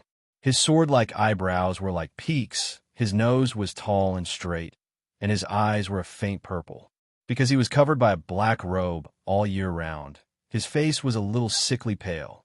On the left side of his face, there was a beautiful rose in full bloom like a tattoo. Not only did the many roses not accentuate his overly rouge aura, but instead gave him an indescribably seductive feeling. This was a man who could even bewitch the darkness. His appearance made people forget to breathe for a moment. After the man revealed his true face, he waved his left hand in the air, and a strange crack appeared in the sky. He disappeared into the crack in an instant. "What is this?" "Divine spell, Spatial Rend." Yinsheng had only seen it by chance in the library of the continent's magic elite camp. There was a long-lost divine magic called space splitting. Spatial Rend could also be called the highest level of earth magic, the super-evolved version of earth meld. This kind of magic could break through any barrier, allowing one to pass from one place to another without any obstacles. Yinsheng had originally thought that this was just a legendary magic, but after seeing it today, she realized that such a high level of magic really existed in this world. Yinsheng was tongue-tied. She didn't think that the black-robed man's cultivation had reached such a terrifying level. "That's the Netherworld Ghost King?" There were 2 gasps behind them as Yi Baiming and Dugu Xiu blurted out. In the Boundless Continent, there weren't many people who knew about the Netherworld Ghost King. However, there was another item of the Netherworld Ghost King that was famous in the Boundless Continent. It was the Netherworld Ghost Key, which was the same as the Divine War Halberd, the Heart Sorrow Lantern, the Immortal Holy Grail, and the Summoning Demon Hand. Every one of the 8 Baron Divine weapons had their own unique characteristics. The Netherworld Ghost Key was no exception. The Ghost Key itself had no use. However, with the Netherworld Ghost Key, one could ask the Ghost King of the Netherworld Ghost Prison to do something for them. The Netherworld Ghost King was the creator of the Netherworld Ghost Key.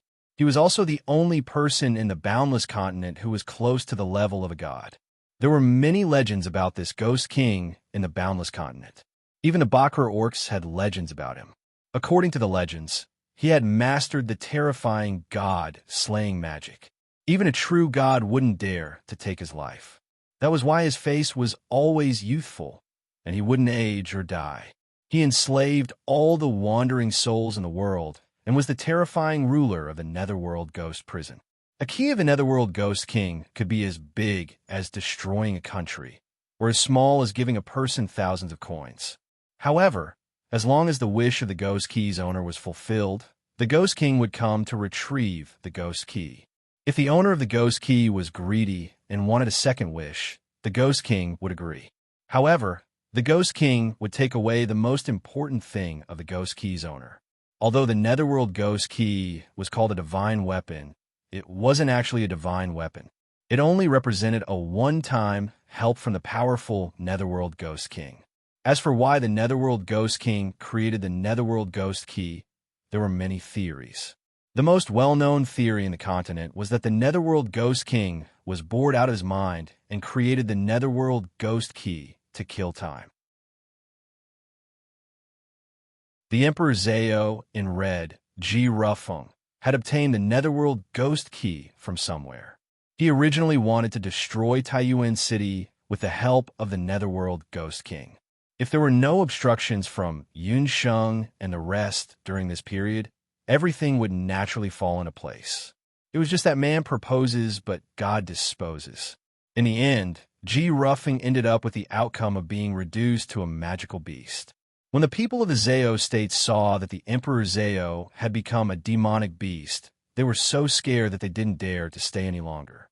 They took Ji Rufeng and ran away with their tails between their legs. Not long after Ji Rufeng returned, he fell ill from the accumulation of depression and soon died. Although Taiyuan City had escaped this calamity, under the effects of the Heart Sorrow Lantern, countless people had died in Taiyuan City.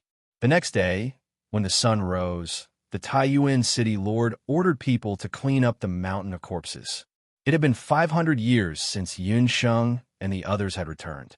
There was only a few hours left. The Taiyuan City Lord ordered people to find Yun Sheng and the others. The three of you, thank you for your help this time. Taiyuan City has also escaped this calamity. The Taiyuan City Lord expressed his heartfelt thanks to the three of them. He had already accepted the fact that the three of them had come from 500 years in the future. I've already decided to scatter all the treasures in the castle and have the people move down the mountain. After this incident, the Taiyuan City Lord had seen through many things. For so many years, in order to take revenge, he had almost lost his nature. He had never realized that failing Yue had always been by his side. Now that he had the body of a half-beast, it was too late for regrets. The Taiyuan City Lord decided to let go of his hatred. He was worried that the Zhao state would come back for revenge, so he decided to have all the people move away. From now on, Taiyuan City would no longer exist on the continent.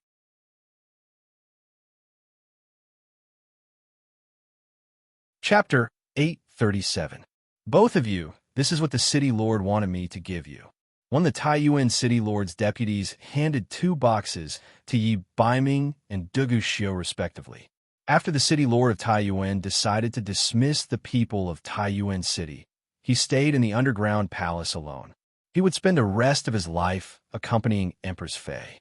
As a token of appreciation, he gave Yun Sheng and the other 2 gifts before they left. But what made Yun Sheng speechless was that the City Lord of Taiyuan only prepared 2 gifts for Yi Baiming and Dugu Xiu respectively. Why didn't she get one? She was the one who activated the space-time reversal spell. She was also the one who was entrusted by Empress Fei. This City Lord of Taiyuan was too unreasonable. Yi Baiming and Dugu Xiu opened their respective boxes. Inside the boxes, halberds of the Divine Warrior. To be exact, inside the boxes were a pair of halberds of the Divine Warrior. All along, Yun Sheng and the other 2, as well as everyone who was looking for the 8 Baron artifacts, thought that the halberd of the Divine Warrior used by the first martial god was a divine weapon. It was only when the City Lord of Taiyuan used the halberd of the Divine Warrior that they realized that the halberd of the Divine Warrior was actually a pair of Qilin arms. The first martial god had cut off the Black Qilin King's forearm to refine it. This pair of Qilin halberds of the Divine Warrior could be integrated into the human body, giving the arms an indestructible destructive power. But the City Lord of Taiyuan gave this pair of halberds of the Divine Warrior to Yi Baiming and Dugu Xiu respectively. Yi Baiming received the Qilin halberd of the Divine Warrior on the right arm, while Dugu Xiu received the Qilin halberd of the Divine Warrior on the left arm. In this way, the halberd of the Divine Warrior was incomplete. Thank you, City Lord. Yi Baiming accepted the boxes calmly. Dugu Xiu was the same. As for Dr. Yin, you must be very curious as to why the City Lord didn't give you a gift. The deputy general also noticed Yun Sheng's slight dissatisfaction. The Lord of Taiyuan said that you will see his gift to you when you return to Taiyuan 500 years later. The deputy general conveyed the words of the Lord of Taiyuan. Yun Sheng was puzzled. 500 years later? Hour is almost up. We have to go back. Yi Biming reminded Yun Sheng. You too? Do you want to go back 500 years with me, or? Before Yun Sheng left, she asked the two tiger men for their opinions. These two tiger-lion beasts were the deputy generals of Taiyuan City Lord. Miss Yun, Taiyuan City's crisis has been resolved, and Taiyuan City no longer exists in this world. History has been changed, and us two brothers will never be able to return to our original state due to magic. However, we no longer have any attachments. You are our savior, and we are willing to follow you for the rest of our lives, the two tiger men said in unison. Yinxing heard them and didn't have any objections. She immediately drew a magic array and returned to the past 500 years. In the underground palace, the city lord of Taiyuan looked at the halberd of the divine warrior in the coffin. He seemed to hear Fei Lungyue's soft call. His hands had been cut off, and there were traces of blood on the bandages. Once the halberd of the divine warrior fused with his body, he would have to cut off his arms if he wanted to take it out again. The city lord of Taiyuan was now a cripple. City lord, why do you have to humiliate yourself like this? The two deputies of the city lord of Taiyuan were heartbroken. Those two are not good people. They both want the halberd of the divine warrior. Since I have already given up on the idea of hegemony, I should hand it over. The world will be in chaos when the divine weapon is out, and that is the world of the young, the city lord of Taiyuan said. Yi Biming and Duga Xiu didn't say anything, but they both had the same idea in their hearts. They wanted to snatch the halberd of the divine warrior from the hands of the city lord of Taiyuan. The two deputies were silent. You two can leave as well. I want to stay here and quietly accompany you.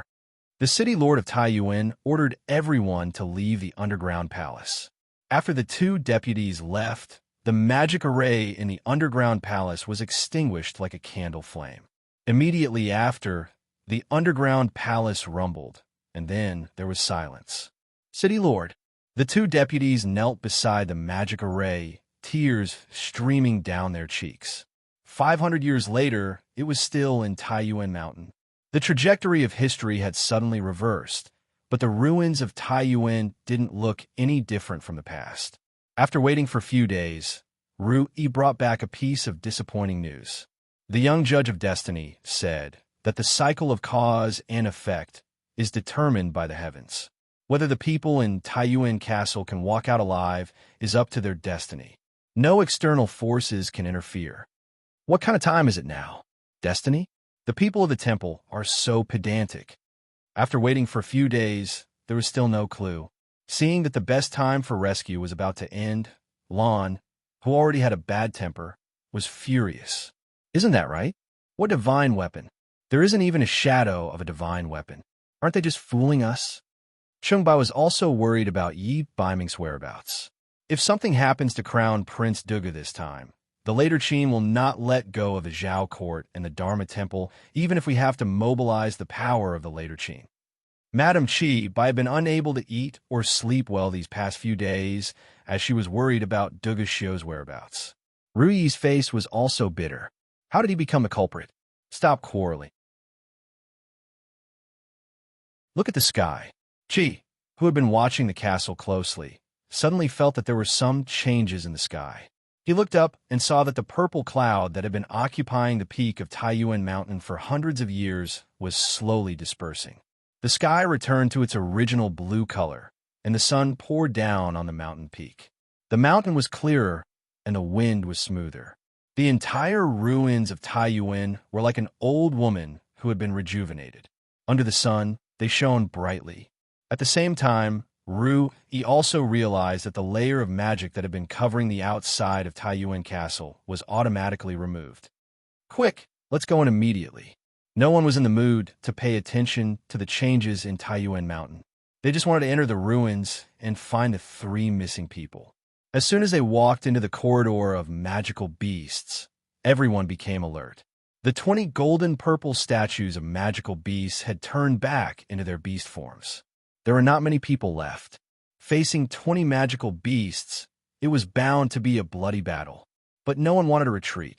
Even if there was only a small chance, they wanted to enter the castle and find the whereabouts of Yun Sheng and the others. After a few steps, they heard footsteps in front of them. 3 people walked out from the other end of the corridor of magical beasts. Yun Sheng, Biming, Your Highness. The people who were originally worried were overjoyed when they saw the 3 people. But then, they became nervous. This was because everyone could see that behind the 3 of them, or to be exact, behind Yun Sheng, were 2 tiger-lion beasts that looked like calves. These 2 tiger-lion beasts were not inferior to the king-level magical beasts. Like the 20 golden-purple magical beasts, these 2 tiger-lion beasts were equipped with golden-purple equipment. It was obvious that these 2 tiger-lion beasts were the leaders of these golden-purple magical beasts.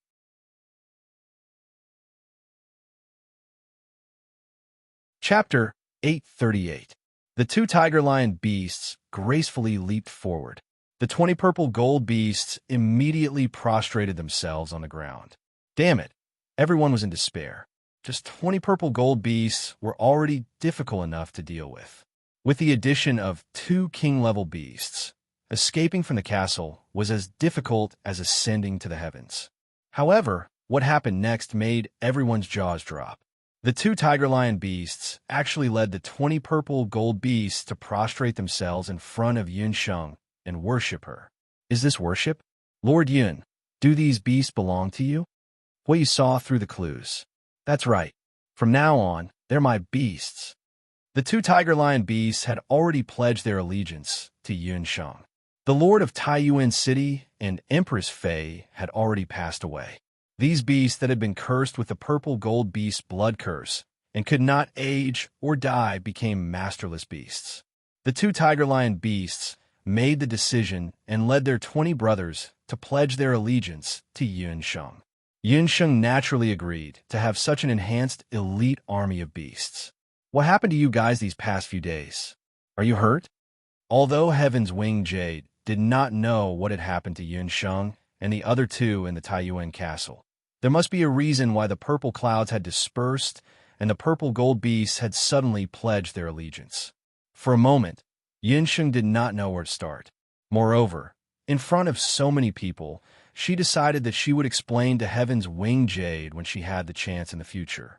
On the other side, Yi Baiming, Cheng Bai, Bu Jiuxiao, Dugu Xiao, and Madame Qi Bailu had also reunited. Come over and take a look. The handwriting on this jade tablet has changed. Zhou Qingchuan made a discovery. The jade tablet he was talking about was the one at the entrance of the Taiyuan castle. It was marked with the overall layout of the Taiyuan castle. Everyone gathered around to take a look. It turned out that other than the earliest map on the jade tablet, the original record of the underground palace had been changed. However, at the last part of the jade stele, there were a few more lines of words. The people of Taiyuan, thank Yun Sheng for saving Taiyuan City and its people from danger. Taiyuan was unable to repay her, so she was willing to give Mount Taiyuan to Yun Sheng. I hope the Taiyuan can regain its former glory in his hands. This line of words, looking at the handwriting, was not newly engraved.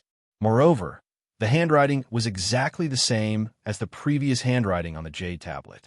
It was obvious that it was written by the Taiyuan city lord, a gift from more than 500 years ago. When Yun Sheng saw this, a trace of surprise flashed across her eyes. She finally understood the meaning of the words that the deputy general had passed on to her. 500 years later, he would know what the gift was.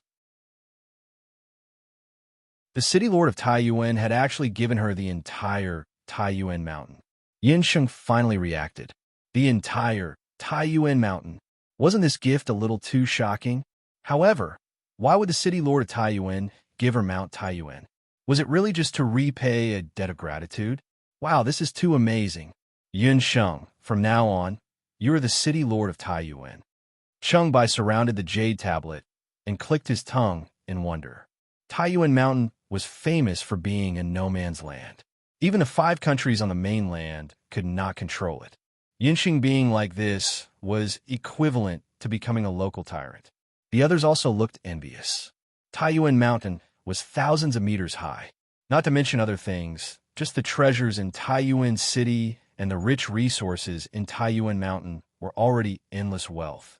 This time, even if Yunsheng did not find the 8 barren magical artifacts, she had already profited enough. To the current Yunsheng, obtaining a city was just the right time. Ever since Yunba moved out of Yujing City, although they had already settled in Yunba's fief, the Yun family's fief was still within Zhou State.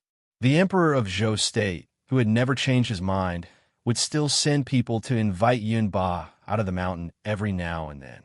This annoyed Yunba to no end.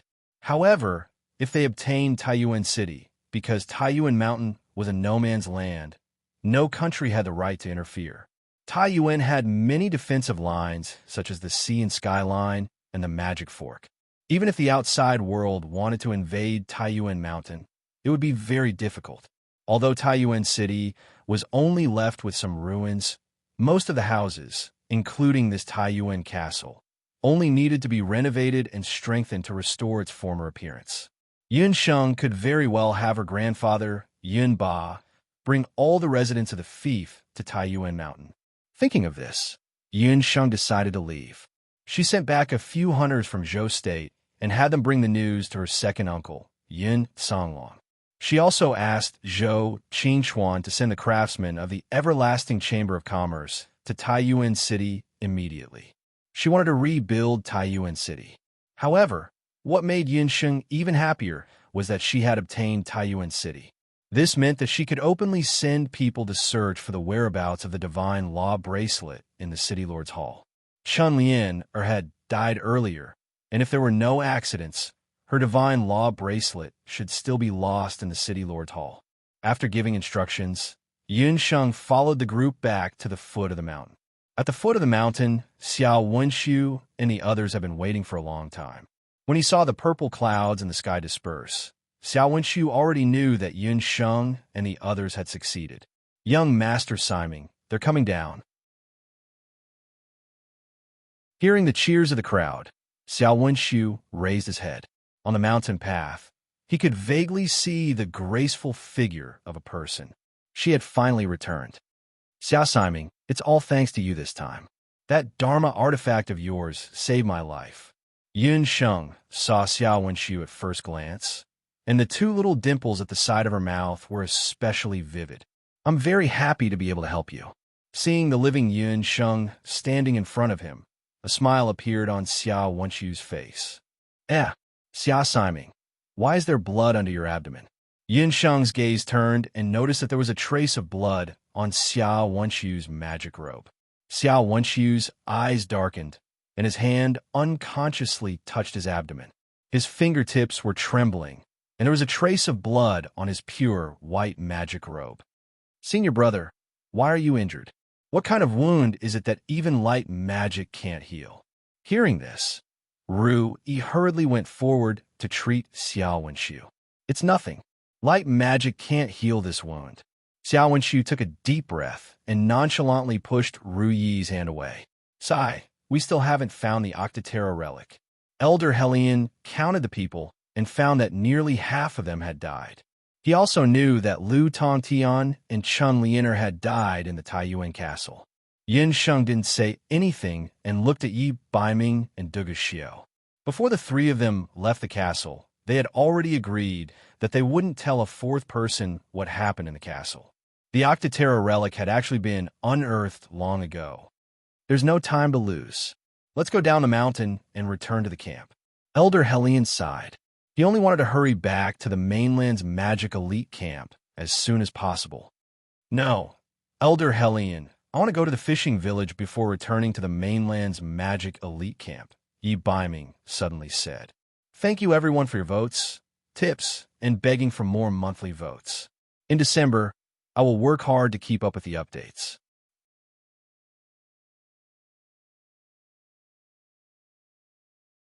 Chapter 839.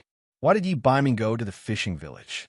Although Elder Helion was very curious, Yi Baiming was not a member of the mainland's magic elite camp.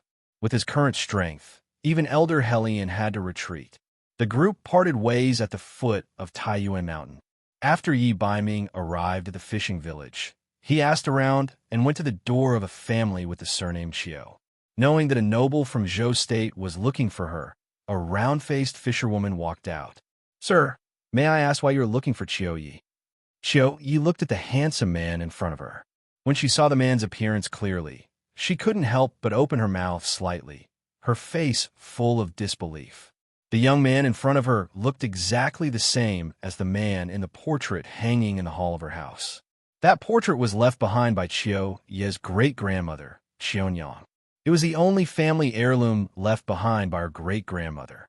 After Yi Baiming left that year, he entrusted a guard in the castle to give some money to Qiunyang in the fishing village as a way to repay her for saving his life. Today, when they passed by the fishing village, Yi Baiming wanted to visit Qiunyang's descendants. Qiu Yi led Yi Baiming and the others into a spacious house. Next to the incense table, there was a portrait hanging. After more than 500 years, although the portrait was well preserved, it was still a little yellow. The man in the portrait was dressed in black like the night and was incomparably cold. That year, when the guard in Taiyuan Castle gave Qiunyang some money, he fell in love with her at first sight. The two later became husband and wife. Relying on the money Yi Baiming gave her, Qiunyang's family lived a much better life in the fishing village. Qiunyang's branch had spread out, and many of her descendants had already gone to other places to make a living. Only Qiu Ye's branch still stayed in the fishing village and lived a life of fishing from sunrise to sunset. You've only been missing for a day, and you've already attracted a romantic debt. Night Fox, your charm is really not small. Yun Sheng looked at the portrait on the incense table. Even though the painting wasn't very good, it was obvious that the painter had put a lot of effort into it. That woman from the fishing village, Qiunyang, must have admired Yi Baiming a lot. I should be the one asking you that. What's that on your neck? After Yi Baiming confirmed that Qiunyang's descendant was safe and sound, he was relieved of one of his worries. When he said this, Yun Sheng remembered that there was still a mark left by Dugu Xiu's wolf kiss on her neck. The two of them were like fighting cocks, staring at each other. The atmosphere was very stiff. When they walked out of the fishing village, Yun Sheng and Yi Baiming were still sulking at each other. As they walked past the village entrance, two young boys and girls ran out in front of them. "Li Taiyuan, you're going to sneak out of the fishing village again. If your father finds out, he'll break your legs." A young girl around 13 or 14 years old stopped a young man with luggage on his back. When she saw the young girl's appearance, Yunsheng couldn't help but widen her eyes. That young girl's appearance was exactly the same as the Taiyuan imperial concubine from over 500 years ago, Failing Yue. She had a pretty oval face and a pair of big bright eyes. Her clothes were very crude, but they couldn't hide her natural beauty. "Lung Ye, why do you care so much about me? Even my mother isn't as long-winded as you. I just want to leave the fishing village and go out into the world. When I become successful in the future, I'll come back." The young man's face was full of longing. His silhouette and even his figure were 70 to 80% similar to the former Taiyuan city lord. A 15 or 16-year-old youth with a head full of the impulse to go out into the world. "The people outside are bad. You're so stupid that you won't even know if you get tricked. Go back. If you don't go back, I'll never talk to you again." Lung Ye was angry, so she stomped her feet and ran off. This was already the third time the young man had been discovered by her. Although his face was full of dissatisfaction, when the young man saw that Lung Ye was angry, he also panicked. His face was red as he chased after Lung Ye's back. Those two people, Yun Sheng suddenly laughed. 500 years of time, back to the past. Taiyuan city lord, Failing Yue, I hope you two can meet again in this life. Watching the young man and woman run away, Yun Sheng's hand was grabbed by a large hand. Yi Baiming didn't say anything, but quietly held Yun Sheng's hand. His warmth was transmitted to her through her palms. Yun Sheng's ears were as red as the sunset, but she didn't shake off Yi Baiming's hand like she usually did. Not far away, on the later Qin's carriage, Dugu Xiu saw this scene through the window. A trace of viciousness flashed in his eagle eyes. As the carriage moved forward, Dugu Xiao threw down the curtain, his heart full of resentment. Although he and Yi Baiming each got a Qilin arm this time, but Yi Baiming still won. North Nether King, our contest has only just begun. He took out an item from his storage belt. There was a bracelet on Dugu Xiao's hand. It was an old and simple bracelet. The soul stone on the bracelet had already shattered when Chun Lian was devoured by magic. Most people would have thrown it away as trash if they saw it. However, a smile appeared on Dugu Xiao's face. Divine magic bracelet. I didn't expect that even the heavens are helping later Qin. Yunxing didn't know that the divine magic bracelet she was looking for wasn't in the City Lord's Hall of Taiyuan Castle, but had fallen into Dugu Xiao's hands. Although the divine magic bracelet wasn't of much use to Dugu Xiao, who was a warrior, Dugu Xiao knew that this bracelet was irresistible to all sorcerers on the continent. Yunsheng was no exception. The carriage stopped, and Dugu Xiao put away the divine magic bracelet. The curtain was lifted, and Madame Qi Bai entered. Qi Bai, I said before that I don't need anyone to serve me. Dugu Xiao furrowed his brows, showing a cold and unapproachable look. Madame Qi Bai felt bitter. This time, after returning from Taiyuan Castle, Dugu Xiao was even colder to her. She didn't know what she had done wrong, or what had happened to Dugu Xiao in the few days that he was missing. Crown Prince, I am here to inform you that during the few days that you were away, the Crown Prince's residents sent word that they had found the whereabouts of Princess Dongwang. After Dongwang Ling escaped from the eastern capital, Dugu Xiao blocked the news of the princess running away from the wedding. On the other hand, he sent people to look for Dongwang Ling. What kind of person was Dugu Xiao?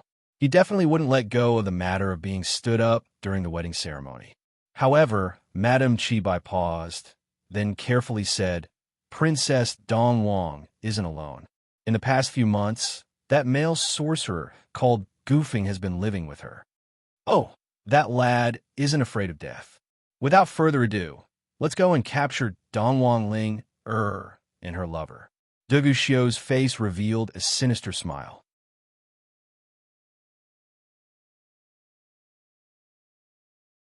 Chapter 840. The sun was setting in a nameless town located at the border between Zhou State and later Qin. Although it was already evening, a small medical center in the town was still very busy. Some of the townspeople were gathered around the counter of the small medical center. At the counter, a young man dressed in coarse clothes was busy sweating. Young Master Gu, the magic medicine you concocted is really useful. Our cat Egg drank it several times and was cured. That's right. Young Master Gu's medical and magic skills are very powerful, and the price is also cheap. Several middle-aged women in their 30s and 40s surrounded Goofing and talked about him. Goofing came to this town a few months ago.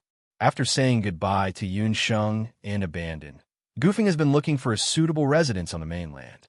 Considering Ling Er's condition and the later Qin's pursuit, Goofing finally chose this small town in Zhou State. The town was only dozens of miles away from Goofing's hometown. Goofing's parents were also old. It was convenient for him to go home and see his parents if he lived in the town. Goofing was originally a magician. His light magic treatment was also the best in the mainland's magic elite camp. In addition, he followed Yunsheng in his early years and helped in Little Xiantong for several years, so he also knew some medical skills. After arriving at the town, Goofing found that there was no medical center in Little Xiantong. So, he simply followed Yunsheng's practice and opened a medical center that could perform both magic treatment and ancient medical treatment. The medical center was open for more than half a month, and the business was not very good. But later, Goofing occasionally rescued a boy who fainted on the roadside, and his medical skills and character spread in the town. The town was not big, and there were only a few thousand people. Goofing soon became familiar with the townspeople here. The townspeople originally wanted to call him Dr. Gu, but Goofing was embarrassed to agree. He knew that his medical skills were far from that of his good friend Yunsheng. Therefore, the townspeople called him Little Master Gu instead. As the sky gradually darkened, Goofing looked at the darkening streets with a troubled expression. Young Master Gu, how old are you? I have a distant niece. She's 13 years old this year. She's very pretty. Do you want her to be your wife?" A warm-hearted townsfolk came forward, his saliva flying everywhere as he spoke. Gufeng wasn't ugly, and he was tall and big. He was also simple and honest. He had a good reputation among these middle-aged women. They saw that Gufeng was not young anymore, but he was still alone. They were all warm-hearted and came to propose marriage. In the past few months, Gufeng had pushed back at least 7 or 8 such matters. "Ahem, Annie Lee, your medicine is ready. It's getting late, so you should go back first." Gufeng was not good at dealing with this kind of thing.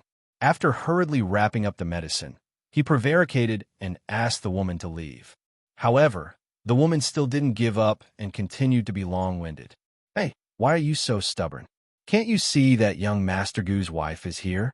At this time, a woman who was still waiting for the medicine couldn't stand it anymore. People who often came to Gufeng's small medical center knew that Gufeng had a fairy-like wife. However, because of her weak body, she didn't go out all year round. Gufeng was really good to his wife. Every day, after finishing his work, he hurried home, afraid that his wife would be alone at home and be afraid. While speaking, Gufeng ran out of the medical center in a panic. On the street, a woman walked over. The woman who wanted to propose marriage for Gufeng earlier looked over. Under the hazy sunset, the woman walked over step by step. She was dressed very plainly, without makeup, and without a pearl hairpin on her head. However, her appearance was enough to make up for all the shortcomings of her clothes. These women who were illiterate felt that their brains were about to explode. They couldn't think of a word to describe this woman in front of them. "Linger, why are you here?" Gufeng went forward and hurriedly took off his coat and put it on Donghuang Ling. It was already autumn. The autumn wind was blowing, and the weather was getting colder. Ever since Donghuang Ling's magic soul was corroded by the soul snake, her body hadn't been very good. Gufeng was afraid that she would catch a cold. Compared to when she just left the eastern capital, Donghuang Ling's complexion was much better. Her pale cheeks were already flushed red. Her body was also fuller than before. The pair of empty eyes also had some vitality. At least, when she saw Gufeng, her eyes became much gentler. "I've boiled the medicine." Donghuang Ling's voice was soft and gentle. When Gufeng first took Donghuang Ling away, she was in a daze. Her intelligence was like that of a 3-year-old child. After going through Gufeng's unremitting treatment, coupled with the spiritual medicines that Yunsheng and Tianyi sent over, although Donghuang Ling still couldn't remember much of the past, she was already able to move around freely and speak. To make it easier for Gufeng to take care of Donghuang Ling, he told others that Ling was his newly wedded wife. Because the two of them encountered bandits on the way, his wife was frightened and needed to rest.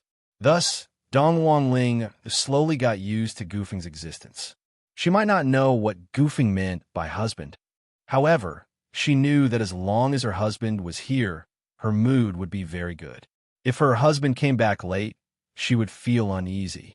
Gufeng was busy in the medical center during the day. At night, he still had to help the townspeople boil medicine. Seeing that Gufeng was working hard day and night, Donghuang Ling clumsily boiled the medicine when he wasn't around.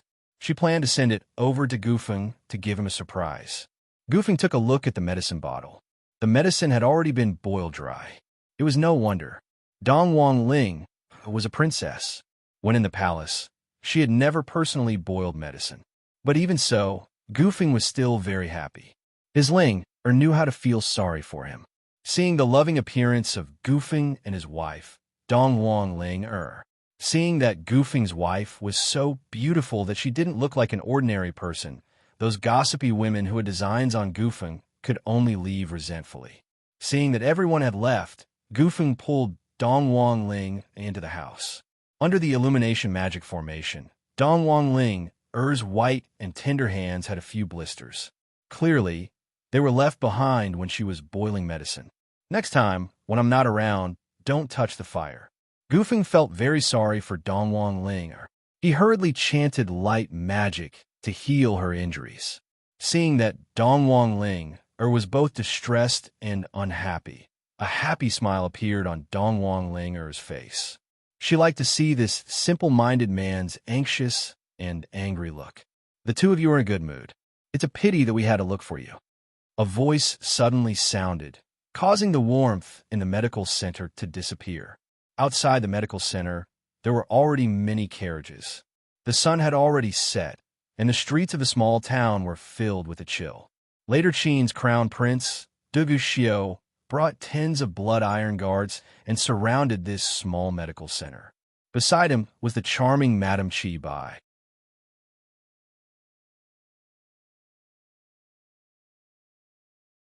Chapter 841. Your Highness, long time no see. Looking at you, you seem to be living quite well. Madame Qi Bai looked at Dongwang Ling, and Gufeng with jealousy. Although Gufeng's appearance wasn't very good, and he was also a commoner, his feelings for Dongwang Ling made Madame Qi Bai extremely jealous. If Dugu Xiu could also treat her like this, she would be willing to shorten her lifespan by 10 years. Gufeng didn't expect that he and Dongwang Ling would be found so quickly. Furthermore, they were in Zhou State's territory. Dugu Xiu was actually so daring that he directly brought his own personal guards and barged into Zhou State. Dugu Xiu, what do you want? Ling isn't willing to marry you. Gufeng stood in front of Ling and took out his magic scepter. From the day he escaped from the eastern capital, he had already sworn that no matter what happens in the future, he would protect Ling even if it means risking his own life.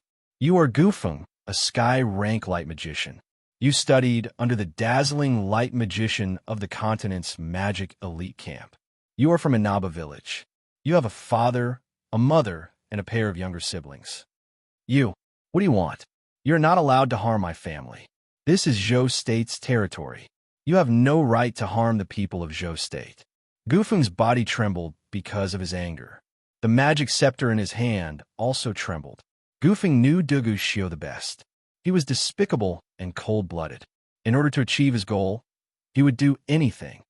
Ha ha ha, Gufeng, speaking of the law, do you know that the woman behind you is my crown prince's wife? I am officially married to her, and I have announced to the world that I'm going to marry her. You secretly took away a man and made me a cuckold. Tell me, if the emperor of Zhou State knew about this, would he help his people? You are slandering us. Ling and I are innocent. Gufeng wasn't willing to let his beloved woman be humiliated by Dugu Xiu like this. Innocent? Tell me, who would believe that the princess is still a virgin? Dugu Xiu's gaze was cold as he stared at Gufeng and Dongwang Ling Behind Gufeng, Dongwang Ling was shivering in fear. She didn't know who had barged into the clinic, but she hated the man and woman in front of her. Especially that man. The way he looked at her was as if he was looking at something filthy.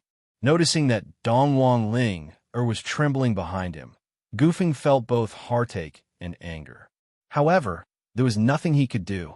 Dongwang Ling and Dugu Xiu were indeed engaged. If this matter was made public, Gufeng's life was a small matter, but Ling reputation would be completely ruined. She was the princess of the eastern capital. If this marriage fell through, what awaited the eastern capital was likely to be a war between the two countries. Because of his impulsiveness, the people of the eastern capital were plunged into misery and suffering. Gufeng's heart was already bleeding. What do you want in order for you to let Ling go? Gufeng said with difficulty. He understood that not to mention that Dugu Xiu had brought so many people with him. Even if Dugu Xiu was alone, with his martial emperor cultivation, Gufeng wouldn't be able to escape with Dongwang Ling Let her go. Gufeng, do you think that this crown prince is willing to marry a pair of broken shoes? As long as she is the princess of the eastern capital, she will be this crown prince's concubine. What I want is her identity. As for her person, this crown prince can casually find a woman who is 1,000 times better than her. Dugu Xiu's words angered Gufeng. He rushed forward, wanting to fight Dugu Xiu with his life. I won't allow you to insult Ling. Before Gufeng could rush forward, he was held down by a few guards. Don't bully him. Go away. You bad people, all of you go away. Seeing that Gufeng was being beaten up, Dong Wang Ling felt very uncomfortable. She threw the medicine bottle in her hand, wanting to go forward and stop those people. Madame Chi Bai grabbed onto Dong Wang Ling and looked at her appearance. TSK, kid, your medical skills are pretty good. You were even able to save someone whose magic soul was devoured by my soul snake. So what if I saved her? This crown prince is willing to marry a fool. Duguxiu immediately felt that it was boring. Duguxiu looked at Gufeng, who was still struggling bitterly. Duguxiu smiled in disdain. Dong Wang Ling who was at the side, looked at Gufeng with tears in her eyes. The two of them looked as if they were going to part forever, causing Duguxiu to feel displeased. Although he didn't have the slightest interest in Dong Wang Ling, she was, after all, his crown prince's concubine. If Dong Wang Ling ran away with a man like Yi Baiming, Duguxiu would still be able to somewhat let it go. However, Gufeng, who didn't have any status, strength, and even his appearance could only be considered passable, ran away. Duguxiu felt very depressed. After all, Duguxiu was just a light magician who didn't know how to attack. To deal with such a person, Duguxiu wasn't even willing to put in too much effort. Looking at Gufeng's unreconciled expression, Duguxiu couldn't help but have a little bit of bad fun. After returning from Taiyuan Mountain, he was in a very bad mood. Just nice, he could vent his anger on Gufeng. Let him go. Duguxiu waved his hand. Those guards immediately let go of Gufeng. Gufeng, I know that you are unreconciled. How about this? This crown prince will give you a chance. As long as you are able to withstand 10 punches from this crown prince, I will let Dong Wang Ling go. After Duguxiu said those words, Gufeng, who was originally in despair, had hope reignited in his eyes. No. Dong Wang Ling who was at the side, shook her head with all her might. Subconsciously, she knew that this man who was like a wolf king was definitely not someone to be trifled with. Gufeng would die. 10 punches, only 10 punches? Do you mean what you say? Gufeng mumbled. He wasn't good at anything else, but if it was just taking a beating, as long as he was able to withstand 10 punches, he still had some confidence. This crown prince doesn't care to lie to a brat like you. Duguxiu originally only wanted to force Gufeng to beg for mercy. After all, he was no longer the same as he was in the past. The current Duguxiu had fused with a portion of the power of the halberd of the divine war. The strength of his left arm, let alone a mere sky magician. Even if it was a martial emperor with a tyrannical constitution, he would be able to kill him with one punch. However, who would have thought that Gufeng, this brat, would actually stupidly agree to it? Duguxiu wanted to know how Gufeng was going to take 10 punches from him. It's a deal. Gufeng nodded towards Dong Wang Ling. He held his magic scepter tightly. This magic scepter was personally made for him by Yunsheng back then. During this period of time, it had been modified several times. In the end, Yunsheng had even fused a large amount of purple gold into it, increasing the power of the magic scepter by a lot. For many years, Gufeng had been carrying it by his side. To Gufeng, this magic scepter symbolized the countless days that he, Yunsheng, and Qi had faced together. He was no longer alone. He had Yunsheng, Qi, and Ling to accompany him. 10 punches was just 10 punches. Under the effect of the sphere of light, he would definitely be able to endure it.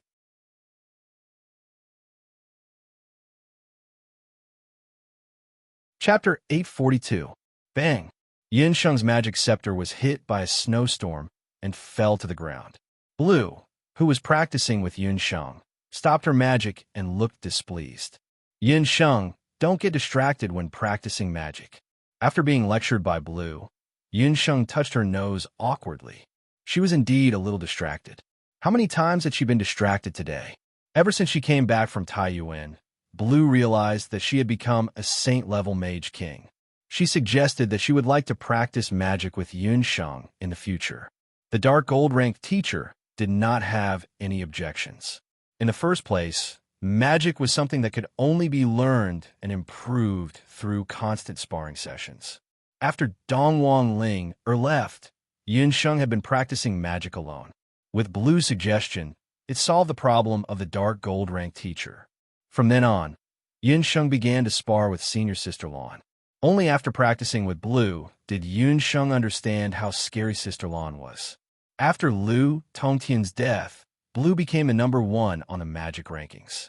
As for Li Xiao, his reputation in Taiyuan City was ruined, and he left the mainland's magic elite camp. Yun Sheng's performance in Taiyuan Mountain and her own improvement made her into the top 5 on the magic rankings. But even so, Yun Sheng was still easily defeated by Blue. Blue's magic skills were much better than Yun Sheng's. "Forget it, I won't practice today."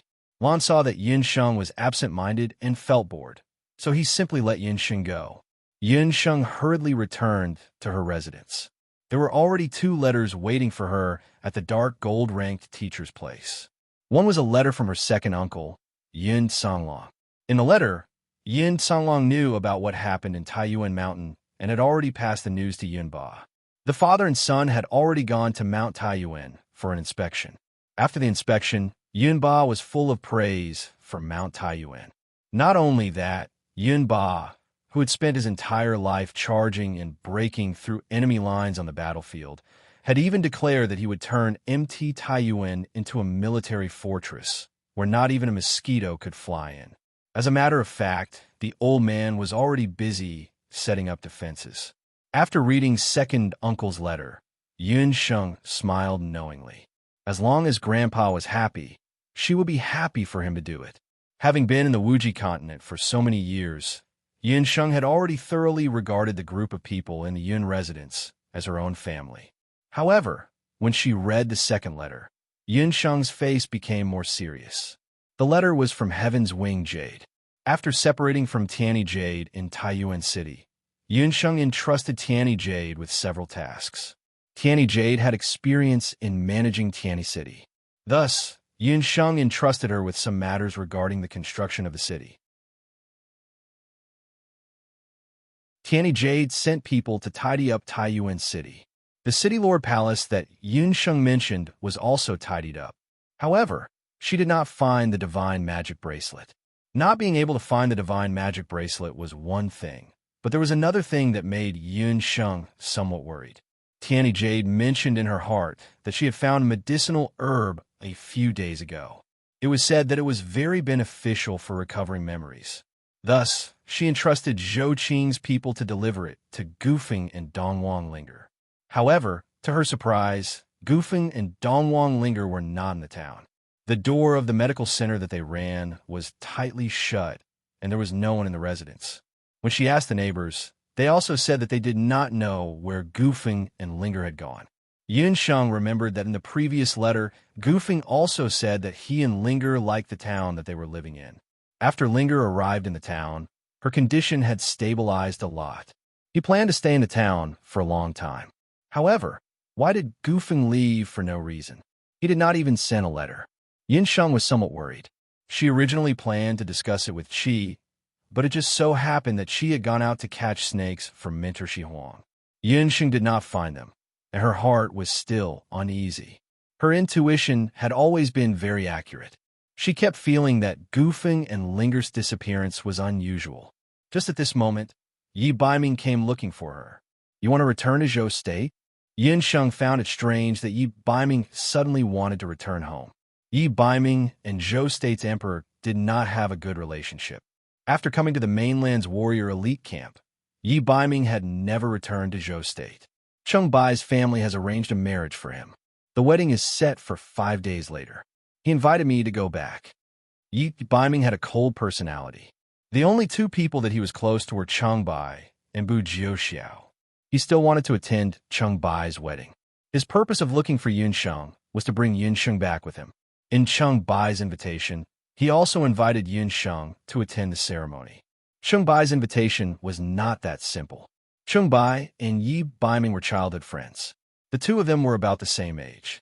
Cheng Bai was already married. How far could Yi Baiming be? In the past, Yi Baiming did not have a sweetheart, so it was fine if it was Cheng Bai. However, ever since Yi Baiming met Yun Sheng and became her fiancé, Cheng Bai had always thought that he would be able to drink Yun Sheng and Yi Baiming's wedding wine very soon. Who would have thought that there was no news of Yi Baiming and Yunsheng at all? Earlier, when Chengbai was at Taiyuan Mountain, when he saw the way Yi Baiming and Yunsheng got along, he became anxious. If this continued, his grandson would be able to eat soy sauce. Yi Baiming would still be chasing after Yunsheng. Thus, Chengbai specially invited the two of them to attend the ceremony. No matter what, Yunsheng was still a member of Wushuan Limitless School. According to seniority, she had to agree to Chengbai's invitation. Chengbai planned to add fuel to the fire at the wedding and help his good brother do a good deed. However, Chengbai did not expect that his meticulous plan would coincide with the disappearance of Gufeng and Ling.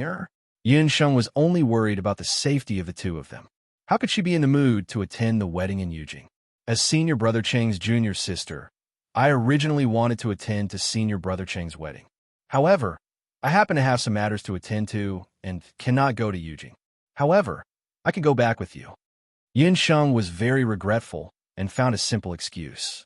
Yi Baiming did not ask any further. The way he interacted with Yunsheng had always been like this. Yunsheng never asked about the power behind him. He also gave Yunsheng a certain amount of space to do what she liked. Yunsheng and Yi Baiming set off together toward Zhou State. Near the border of Zhou State, Yunsheng and Yi Baiming parted ways. She decided to go to the small town where Gufeng lived to take a look.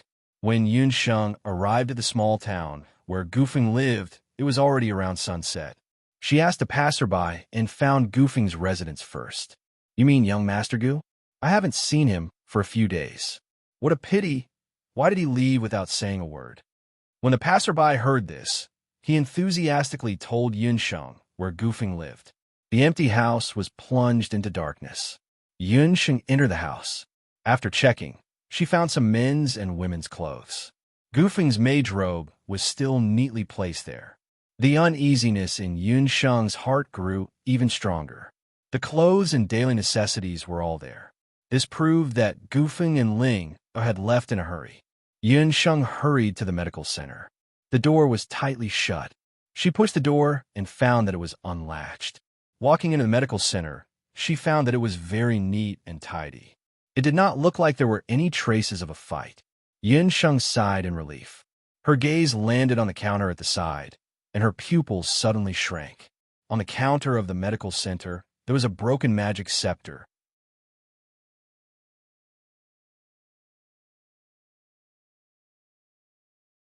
Chapter 843.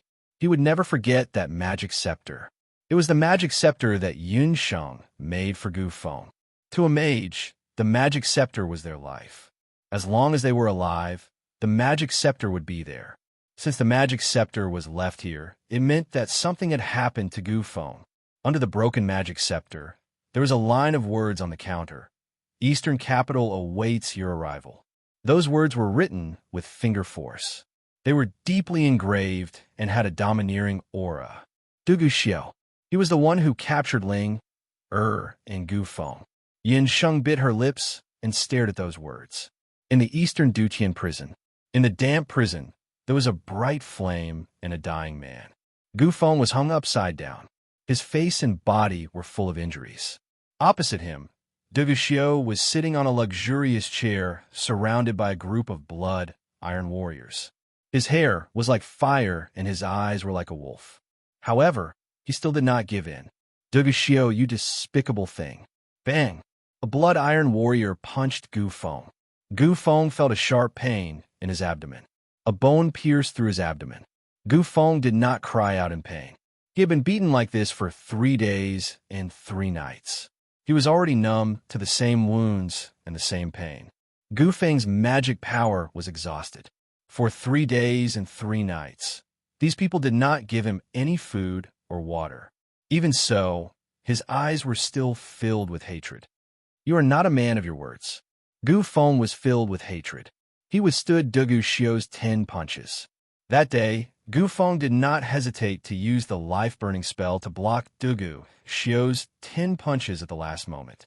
He thought that he could leave with Dongwang Ling, but who knew? "Gufeng, you better remember this clearly. This crown prince will let you go. Dongwang Ling, came back to the eastern capital by herself. Maybe you don't know your woman well enough. When she was an idiot, she could still live with you. But after she became an ordinary person, she was not willing to live with you anymore. Duguxiu walked forward and patted the wound on Gu Feng's shoulder. Gu Feng's face turned even paler, but he did not make a sound. Duguxiu's eyes were filled with admiration. Even though they were enemies, Duguxiu admired Gu Feng. Gu Feng was the second man that Duguxiu had praised. The first was Yi Baiming. Yi Baiming's strength was enough to make Duguxiu look at him in a new light.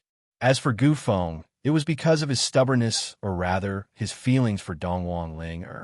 Gu Feng had exceeded everyone's expectations. That day, in the medical center, Gu Feng agreed to Duguxiu's request. A light mage was actually able to withstand 10 of his punches. Duguxiu admitted that he didn't go too hard on him out of consideration for Yunsheng. That was because he knew that this light mage and Yunsheng were childhood friends. If he really killed him, he was afraid that Yunsheng would fight him to the death. However, when it came to the 9th punch, especially the final punch, Duguxiu had used his true strength. He even used a part of the power of the halberd of the divine battle god. Even if he couldn't kill Gu Feng, it would definitely be enough to severely injure him and make him faint. The violent fighting energy transformed into countless fist shadows, attacking the ball of light from all directions. The ball of light was directly shattered. Even the magic scepter in Gu Feng's hand was broken. At the last moment, Gu Feng disregarded everything and used the high-level spell that he had learned in the Great Magic Forest, the Life-Burning Spell. He used a part of his life force to obtain a second chance to use the ball of light.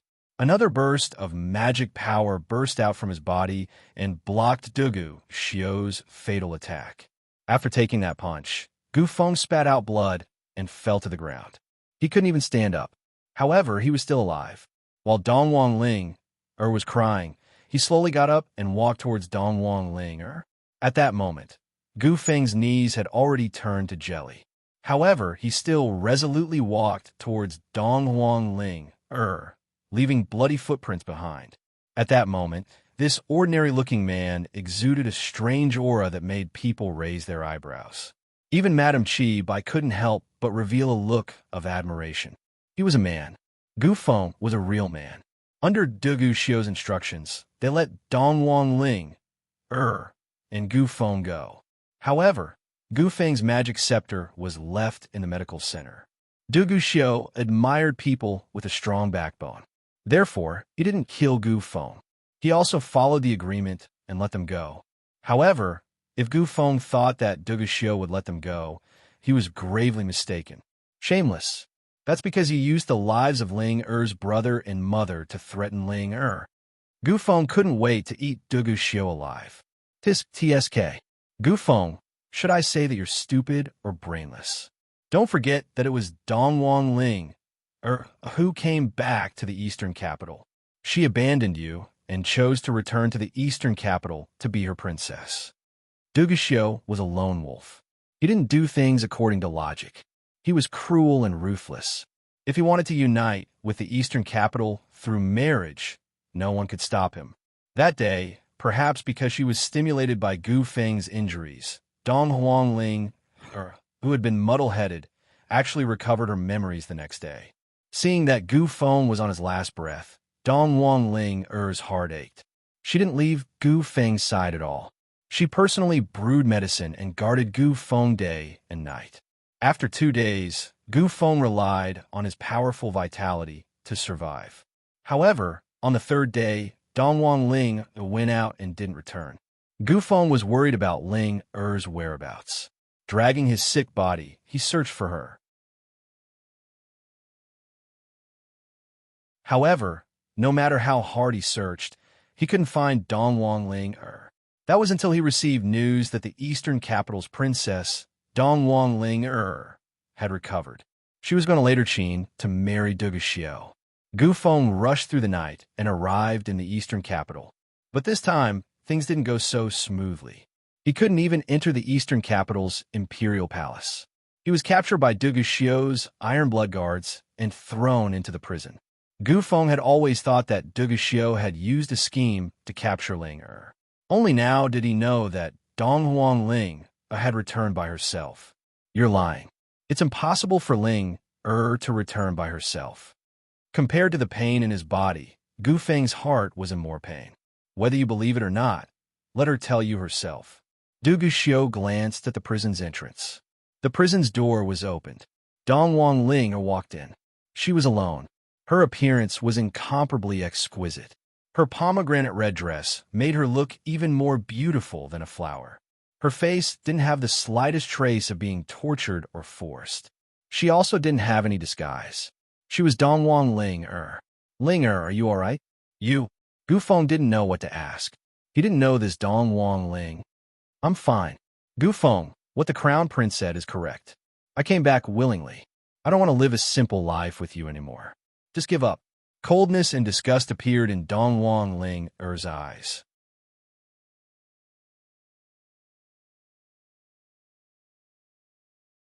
Chapter 844. Dugu Xiu's fist was unable to defeat Gu Feng. However, Dong Huang Linger's words were like a sharp sword, causing Gu Feng's mind to go blank. Linger, you're lying to me. Gu Feng muttered. Gu Feng, if I follow you, I can only be a commoner. If I marry Dugu Xiu, I can become the future Empress of later Qin. Disdain appeared on Dong Huang Linger's pretty face, stabbing Gu Feng again and again. She wasn't even willing to look at Gu Feng. She turned around, leaving him with a heartless back view. Linger, have you ever liked me? Gu Feng closed his eyes, trying his best not to let his tears fall down. Once upon a time, he thought that Linger liked him. The first time they met, she snatched his cup of water. Countless times, she despised him for being stupid. When she lost her memories, she was like a child learning how to speak. When she opened her mouth, she called out Gu Feng for the first time. She clumsily brewed medicine for him. In the end, all of this was nothing compared to the throne of later Qin's Empress. Gu Feng, you're very foolish. For a woman like me, you gave up your identity as a light magician. It's not worth it. Forget about me and return to the continent's magic elite camp. Become a great light magician. Dong Huang Linger's tone was ice cold. She flung her sleeve and walked out of the prison. From the beginning to the end, Dugu Xiu watched coldly from the side, as if he was watching a show. Now, you should believe me. Seeing that the continent's magic elite camp is in alliance with later Qin, this crown prince will let you off. After you leave, you might be able to make it in time for Dong Huang Linger's marriage. Seeing Gu Feng's deathly pale face, Dugu Xiu knew that Dong Huang Linger's words had completely hurt Gu Feng. To a magician, physical injuries were far less fatal than mental injuries. After Dong Huang Linger walked out of the prison, the tears that she had been holding back for a long time couldn't help but roll down her face. Gu Feng, you must be well. In this life, I owe you. Dong Huang Linger said bitterly.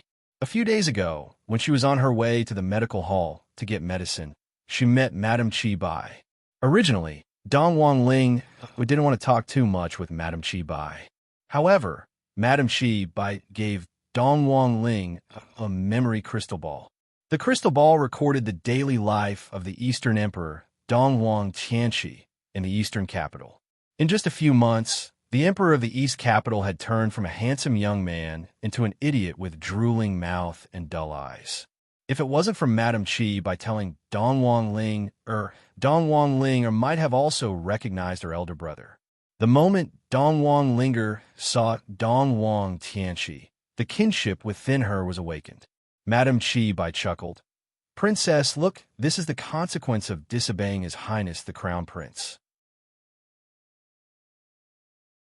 In your elder brother's body, the soul snake is slowly devouring his consciousness. Before long, even walking would be a problem for him. When your mother saw her son become like this, she couldn't take it anymore and wanted to commit suicide. Fortunately, I saved her. Qi Bai, you will die a horrible death. Dong Huang Ling Er's eyes were filled with hatred. The memories of the past, the pain that she had suffered, and the things that she had deliberately forgotten all came flooding back. Ever since the previous emperor of the East capital was assassinated, the royal bloodline of the eastern capital withered. Only Dong Wang Ling, and Dong Wang Tianqi were left. Ever since Dong Wang Tianqi was young, he had always doted on his younger sister, Dong Huang Ling, who was 2 years younger than him. Even the bones of demonic beasts that Dong Wang Ling used to make her magic scepter were obtained by Dong Wang Tianqi when he secretly went to catch demonic beasts with Dong Wang Ling. Who would have thought that during that trip they would be attacked by bandits? In order to protect Dong Wang Ling, Dong Wang Tianqi was heavily injured. When the Imperial Guards found them, Dong Wang Tianqi was already unconscious. After the two of them were rescued and brought back to the eastern capital, Dong Wang Tianqi's body wasn't very good. His magic cultivation also didn't improve. Since then, Dong Wang Ling swore that she would protect her elder brother. Therefore, she secretly left the eastern capital and went to the continent's magic elite camp. She wanted to become the most powerful female mage in the eastern capital and be able to protect her elder brother and mother. However, all of her dreams were now shattered by the cruel reality.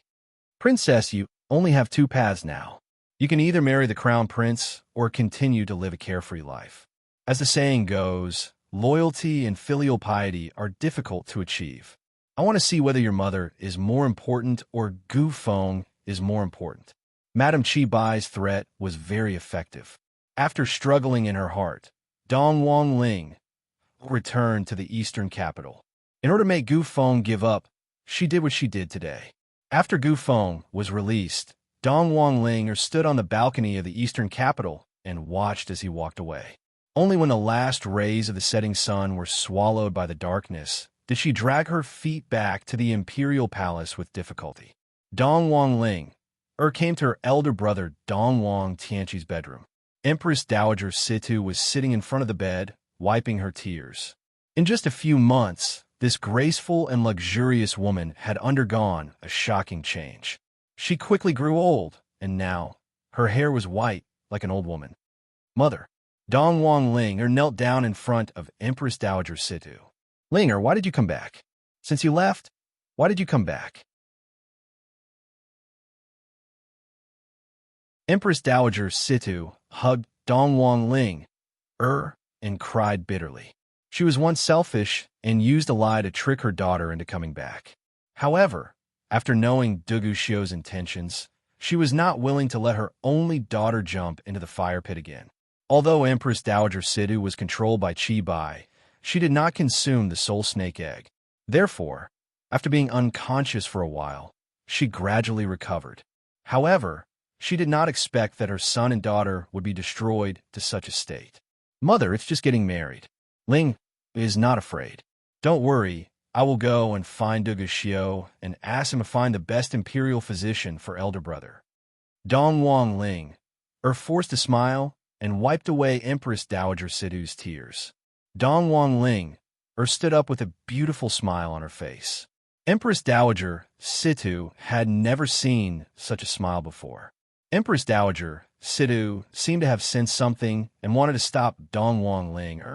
However, Dong Wang Ling shook her head and quickly walked away.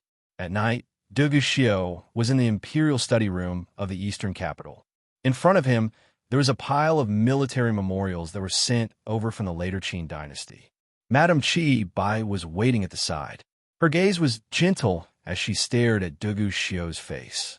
The current eastern capital's imperial palace only existed in name. In reality, it was under the control of Dugu Xiu. After lightly knocking on the door, Dong Wang Ling walked in with a cup of soup in her hand. Tonight, Dong Wang Ling was exceptionally charming. Her eyebrows were slightly raised, and her big eyes were filled with boundless affection.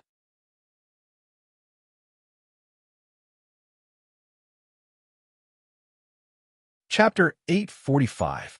Seeing such a Dong Wang Ling, Dugu Xiu couldn't help but stare at her. It was undeniable that Dong Wang Ling was very beautiful. As the princess of the eastern capital, she naturally had a noble aura. Compared to Madame Qi, by whom Dugu Xiu doted on, both of them had their own merits. Qi Bai, you can leave first. Dugu Xiu ordered Madame Qi Bai to leave. Seeing Dugu Xiu acting like this, Madame Chi Bai felt somewhat jealous. She fiercely glared at Dong Wang Ling. This woman, a few days ago, she looked as if she wanted to fight the crown prince to the death. Why is she acting so abnormally tonight? However, since Duguxiu had already ordered her to leave, Madame Chi Bai could only close the door and leave. It's already late at night, and the crown prince is very busy every day. Why don't you have some soup? Dong Wang Ling personally poured a bowl of soup for Duguxiu. Seeing that Duguxiu wasn't willing to eat, Dong Wang Ling's hands tightened. Duguxiu stretched out his arm and hugged Dong Wang Ling's face paled as she was pulled by Duguxiu to sit on his lap. She forced herself to remain calm, and her eyes were still filled with love. Princess, this isn't how my woman delivers soup. Duguxiu smiled and said with an ambiguous tone. Dong Wang Ling's smile froze on her face. She forced herself to smile and picked up a bowl, then moved the spoon to Duguxiu's mouth. Only then did Duguxiu drink a mouthful of soup. Seeing that Duguxiu drank the soup, Dong Wang Ling let out a breath of relief. After drinking a few mouthfuls of soup, Duguxiu's eyes gradually became blurry and his body also became heavy. With a putong sound, he laid down on the ground. Seeing that he had fainted, Dong Wang Ling sneered. She pulled out a hairpin from her hair and aimed at Duguxiu's main artery on his neck and fiercely pierced it. This hairpin was Dong Wang Ling's personal item. It was a purple gold hairpin that her father ordered someone to make for her when she was born. The sharp hairpin could even kill someone with the body of a martial saint. If one's vital part was pierced, it could also be fatal. However, when Dong Wang Ling pierced it, the hairpin stopped at Duguxiu's throat and didn't move. How was this possible? Could it be that Duguxiu hesitated? Dong Wang Ling, do you think that this crown prince will die in the hands of a woman like you? A cold voice resounded in Dong Wang Ling's ears. Duguxiu sneered as he spat out a water arrow. The water arrow struck Dong Wang Ling's wrist. Ling felt an intense pain as the bones in her hand were shattered. As for the soup that Dong Wang Ling fed him earlier, although he seemed to have swallowed it, in actuality, not a single drop of it fell out. All of it was wrapped in his chi and kept in his mouth. Dong Wang Ling had underestimated Duguxiu. Duguxiu was born in later Qin. Although he was the crown prince, his position was not like the other crown princes of other countries, who relied on their mother's favor and seniority to obtain it. Later Qin's intrigue had taught him how to distinguish between different kinds of poisons at a very young age. Although the poison in Dong Wang Ling's soup was colorless and tasteless, Duguxiu was able to see through it with a single glance. How could someone like Dong Wang Ling dance with a wolf? To Duguxiu, there were only two kinds of women, those that he wanted and those that he didn't want. Back then, because of Dong Wang Ling's status, he was willing to marry her. But now, a woman who had separated with another man, he would not want her. Toward a woman that he didn't want, Duguxiu would definitely not be lenient. Men, lock up the princess. Duguxiu, if you have the ability, then kill me. Dong Wang Ling smiled bitterly. Tonight, when she came to poison Duguxiu, she was already prepared to die. Her brother was already living a life worse than death, and her mother was also crying. All of this was because of Duguxiu, this demon. Princess, you cannot die. This crown prince still needs to use you as bait. Duguxiu laughed wantonly. The person that he wanted would definitely come. When Yunsheng arrived at the eastern capital, she didn't hide anything and directly went to look for Duguxiu. This crown prince also didn't expect that I would see you again in this kind of situation. Duguxiu was also a bit surprised. He didn't expect that Yunsheng would come to look for him alone. Two rays of greedy light could be seen in his eyes. That gaze of his was like a hungry beast that found a fat and juicy sheep. When Yunsheng saw Ling, who was detained for several days, she resisted the urge to beat Duguxiu up. I am here to negotiate. I am here to cancel the engagement and let Gufeng and Ling be together. My engagement with Dong Wang Ling has already been announced to the world. If she were to cancel the engagement at this time, where would this crown prince's face be? Duguxiu's thin lips slightly pursed. If Duguxiu were to cancel the engagement in the eastern capital, later Qin wouldn't allow it, and so would Duguxiu. However, Duguxiu suddenly changed the topic. This matter isn't completely without any room for negotiation. If you have something to say, just say it. There's no need to beat around the bush. What conditions do you have? Just say it. Yunsheng didn't like Duguxiu. From the first time she saw him, Yunsheng hated his attitude of looking down on others and thinking that he was the only one in the world. Do you still remember what this crown prince said to you a few years ago? One day, you will beg this crown prince to marry you. Duguxiu suddenly pulled Yunsheng into his embrace. How could Yunsheng possibly allow him to succeed? Like a fish that entered the water, she struck Duguxiu's throat with her elbow. Duguxiu had tasted Yunsheng's crafty footwork before. Thus, he didn't dare to be careless and was forced to take a step back. The two of them maintained a distance that was neither too close nor too far. Dream on. Yunsheng's small face was covered with frost. She was just like a thorny rose. If anyone were to get close to her, she would sting them until they were covered with cuts and bruises. Yunsheng, don't argue with him. Quickly leave. Dongwang Ling was anxious. You marry, and she lives. What this crown prince wants is a woman that I can bring back to the eastern capital. It doesn't matter if you're Dongwang Ling or not. Because they were standing very close to each other, Duguxiu could smell the fragrance of a young girl that was being emitted from Yunsheng's body. Duguxiu's eyes dimmed. Even the heavens are helping me. Back then, Yunsheng's rejection of the marriage was viewed as a humiliation by Duguxiu. He would think about it all the time. In the past few years, he used government affairs, the country situation, and all kinds of women to try his best to forget about this woman that had humiliated him. She was also the only woman that had rejected him. However, she actually walked right into his trap and appeared in front of him once again. On the other hand, Duguxiu suddenly had a bright idea. He thought of a trick to secretly replace her with someone else. Furthermore, compared to the immature and not feminine young girl from a few years ago, the Yunsheng in front of him had gradually transformed into a woman that made his heart itch. He wanted her. This time, no matter if it was Yi Baiming of Zhou State, the eastern capital, or even his father, none of them could stop him. Yunsheng ignored Duguxiu and went forward to untie the ropes on Dongwang Ling's body. Do you really think that the palace is your home? You can come and go as you please. Madam Qi barged in with tens of blood iron guards. Do you think that you are qualified to stop me? Yunsheng never fought a battle that she wasn't confident in.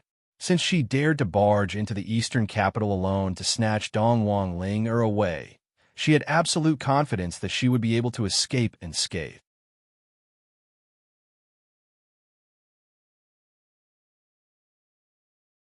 Chapter 846. As Yunsheng spoke, she was filled with arrogance. In her black eyes, there was a murderous aura. Duguxiu, who do you think you are? You can't afford to have me. As soon as she finished speaking, a strange figure flashed past. Madam Qi exclaimed. She didn't even have time to pull out her magic scepter before the two blood iron guards beside her were knocked away by a strange force. The sound of bones cracking could be heard. Madam Qi was forced to take a few steps back, and there was a hand on her slender and fair neck. Tycoon Jean was like a ghost. He came and went without a trace and subdued Madam Qi. At the same time, there was a commotion in the palace. A blood iron guard rushed in a panic. Crown Prince, bad news. A group of demonic beasts rushed into the palace. Our brothers couldn't stop them. Empress Dowager Situ and the East Emperor were rescued.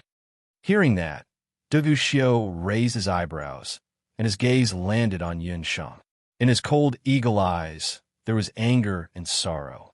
Yunsheng's beauty was unparalleled, but it was also this woman who looked like a flower vase. Her methods and style of doing things were not inferior to his in the slightest, as expected of someone from the Marshal Saint General's mansion of Zhou State.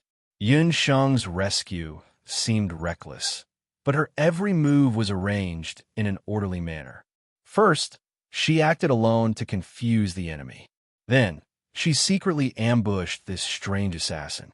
Then, she used the demonic beast to launch a surprise attack.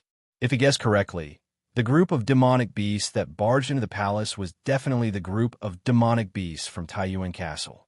This group of demonic beasts was originally transformed from humans, especially the two tiger-lion beasts.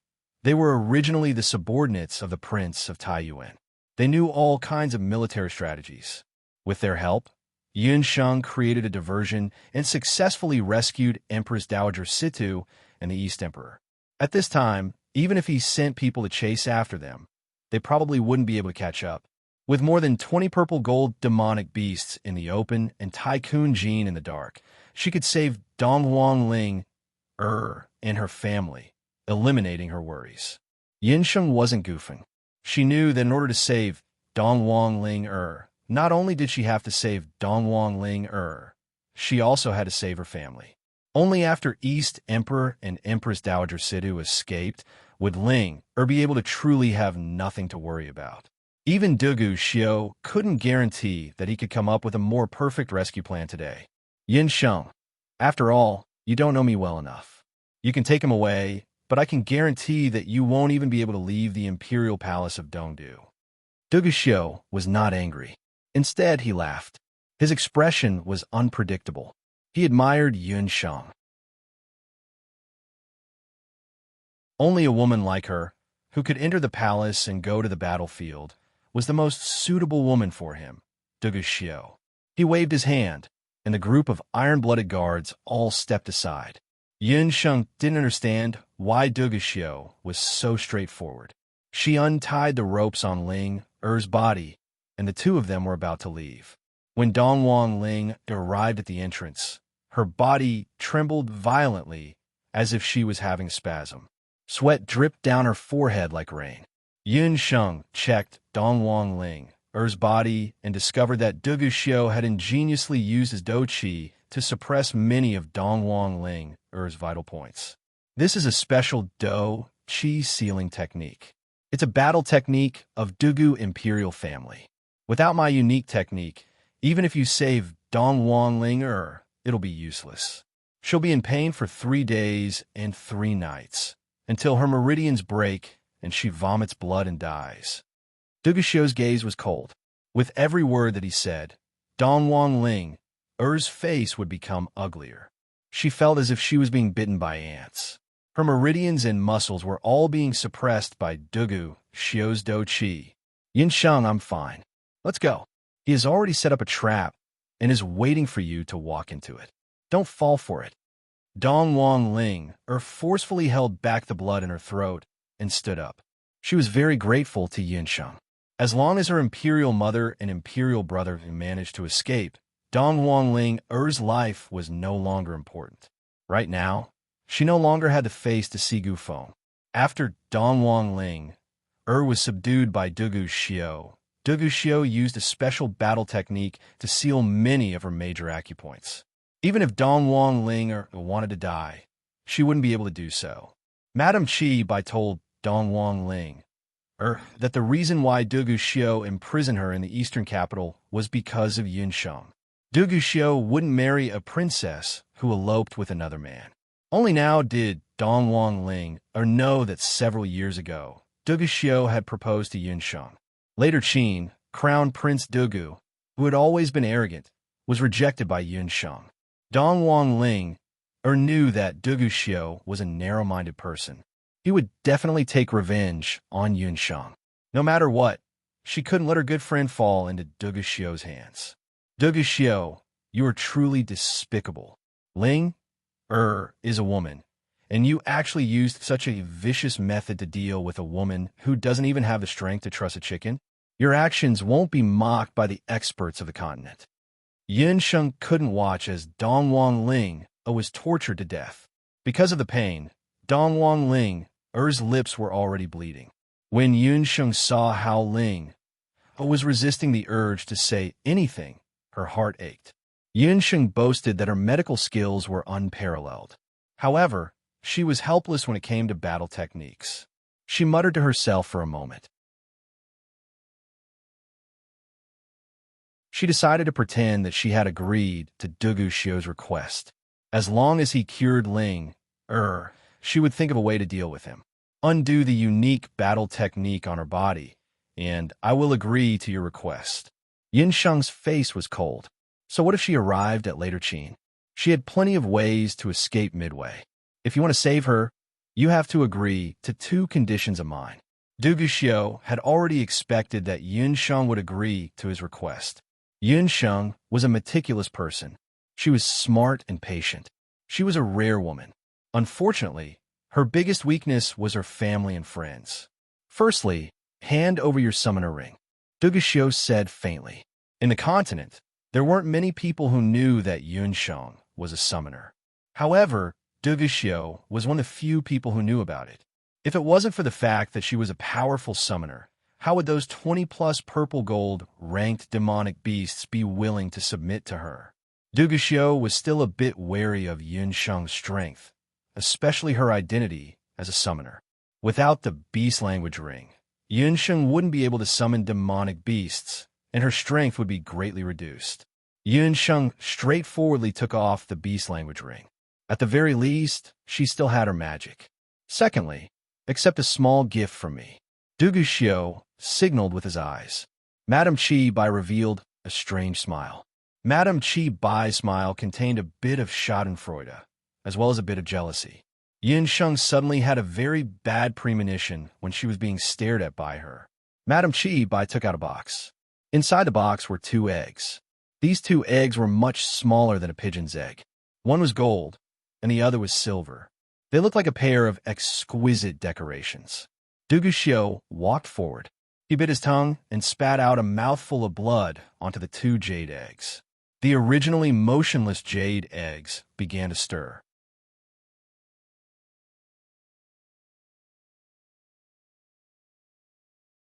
Chapter 847. At this moment, the originally exquisite jade egg let out a crisp cracking sound. The eggshell cracked open, and 2 small snakes popped out from it. The 2 small snakes looked even smaller than earthworms. They were translucent and sparkling like jade. Their eyes were blood red. One of them was completely gold in color, while the other was completely silver in color. Not long after they hatched, the first thing they saw was Dugu Xiu. They stuck out their tongues at Dugu Xiu in a friendly manner. What the hell is that? Yin Sheng didn't have a good impression of snakes. Snakes were ice-cold creatures. They were cold-blooded and temperamental. Although Abandoned Little Green was also a snake, Little Green knew people and rarely appeared in front of others. Especially these snakes, they reminded her of the soul snake that Madame Qi Bai used to harm Dongwang Ling and Dongwang Tianqi. Dongwang Ling was saved in time by Yun Sheng and Gu Feng's patient care, which allowed her to escape the fate of becoming a retard. Compared to Ling Er's brother, Dongwang Tianqi wasn't as lucky as Ling Er. Yin Sheng had already ordered the 2 tiger lion beasts to escort Empress Dowager Situ and her son to the Hunters Guild in the eastern capital. There would be people there to receive them and send them to Skywing City. With Su Da's treatment, Empress Dowager Situ and her son's lives would be safe for the time being. But even so, Dongwang Tianqi felt that it would be hard for him to escape the fate of becoming a retard. These 2 gold and silver snakes looked even stranger than Madame Qi Bai's soul snake. Yin Sheng couldn't help but think that Dugu Xiu, this big pervert, couldn't be thinking of using the soul snake to control her, right? Thinking about how she would become a puppet and Dugu Xiu's plaything, Yin Sheng couldn't help but frown. Dongwang Ling also had a terrified expression on her face. She pulled Yun Sheng and shook her head incessantly. Don't worry, this crown prince has no interest in turning you into a puppet. If that happens, this crown prince's life would become dull and boring, Dugu Xiu joked. Wooden beauties, there were plenty of them in Later Qin. Later Qin's harem was filled with women who wanted to please him. What he wanted was a real Yin Sheng. Sometimes, even he himself couldn't understand why he was so infatuated with Yun Sheng, who was fierce and unfeminine. These 2 snakes are called Soul Yearning and Double Yearning. They were personally fed by this crown prince's heart blood. After 79 days, they hatched. The golden one is called Soul Pull, and it's the female snake.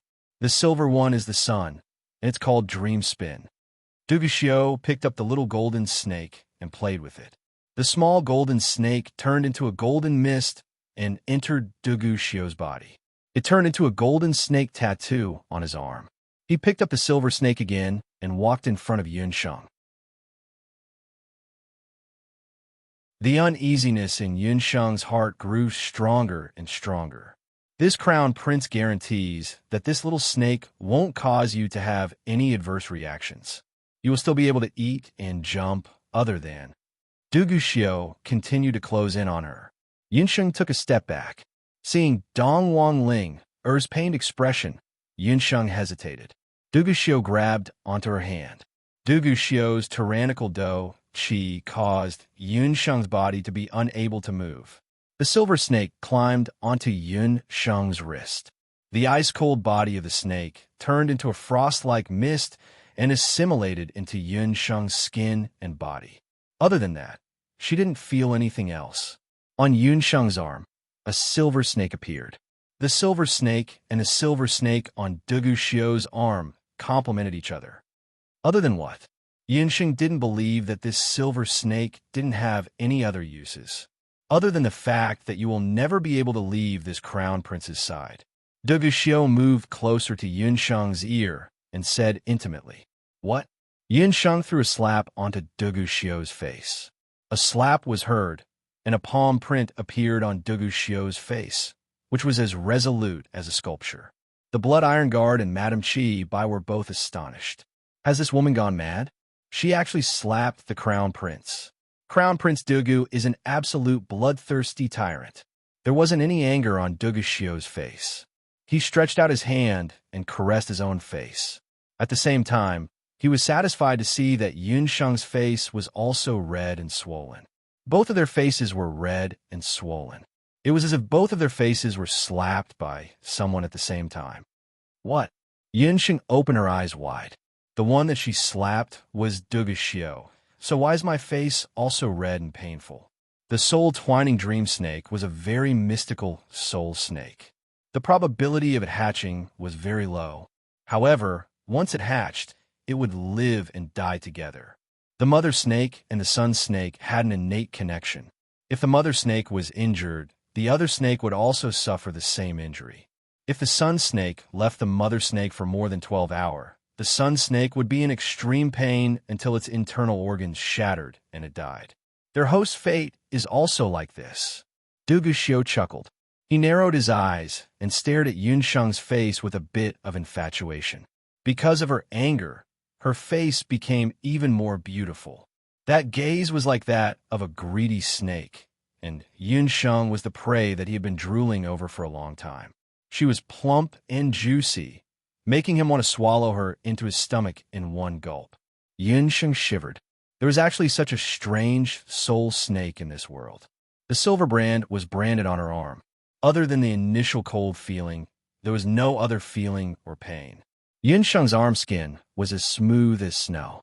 That touch of silver on her hand actually had a bit of a demonic feeling. Duguxiu, is there something wrong with your brain? Get rid of this thing. When Yunsheng heard this, she almost vomited to death. Get rid of it? This crown prince is also very willing. As long as you are willing to let this crown prince do it once, this crown prince will help you get rid of it. You can carefully consider this condition. Duguxiu was very ambiguous. Duguxiu said such hooligan words in front of so many people, but his face didn't turn red and his heart didn't skip a beat. His expression didn't change. His eyes were like torches as he stared at Yunsheng with a burning gaze, as if he could see a hole in her face. Yunsheng's strength wasn't bad, but it was impossible for her to kill Duguxiu. Only Duguxiu could cure the soul-yearning dream snake that was fed with his heart's blood. Duguxiu liked Yunsheng. He could use force, but he wasn't willing to do so. With his status, what kind of woman didn't he have? He had yearned for this woman day and night. He had even used his own blood to feed the soul snake and nurtured the unparalleled soul-yearning dream snake. He wanted her to accept him, whether it was her body or her heart. He believed that he wasn't inferior to Yi Baiming. As long as Yun Sheng returned to later Qin with him, he would have a way to make Yun Sheng slowly accept him. He wanted to tie down Yun Sheng like this for the rest of her life, so that she would only have him. Dugu Xiu was secretly pleased. Yun Sheng was very angry. Without the summoner's ring, she couldn't teach Dugu Xiu a lesson. Wouldn't she become a useless person? Yun Sheng held the magic scepter in her hand until her knuckles turned white. She had an impulse to use Thunder Flash to hack Dugu Xiu into pieces. I agree to your conditions. Save Ling first. Yun Sheng gritted her teeth.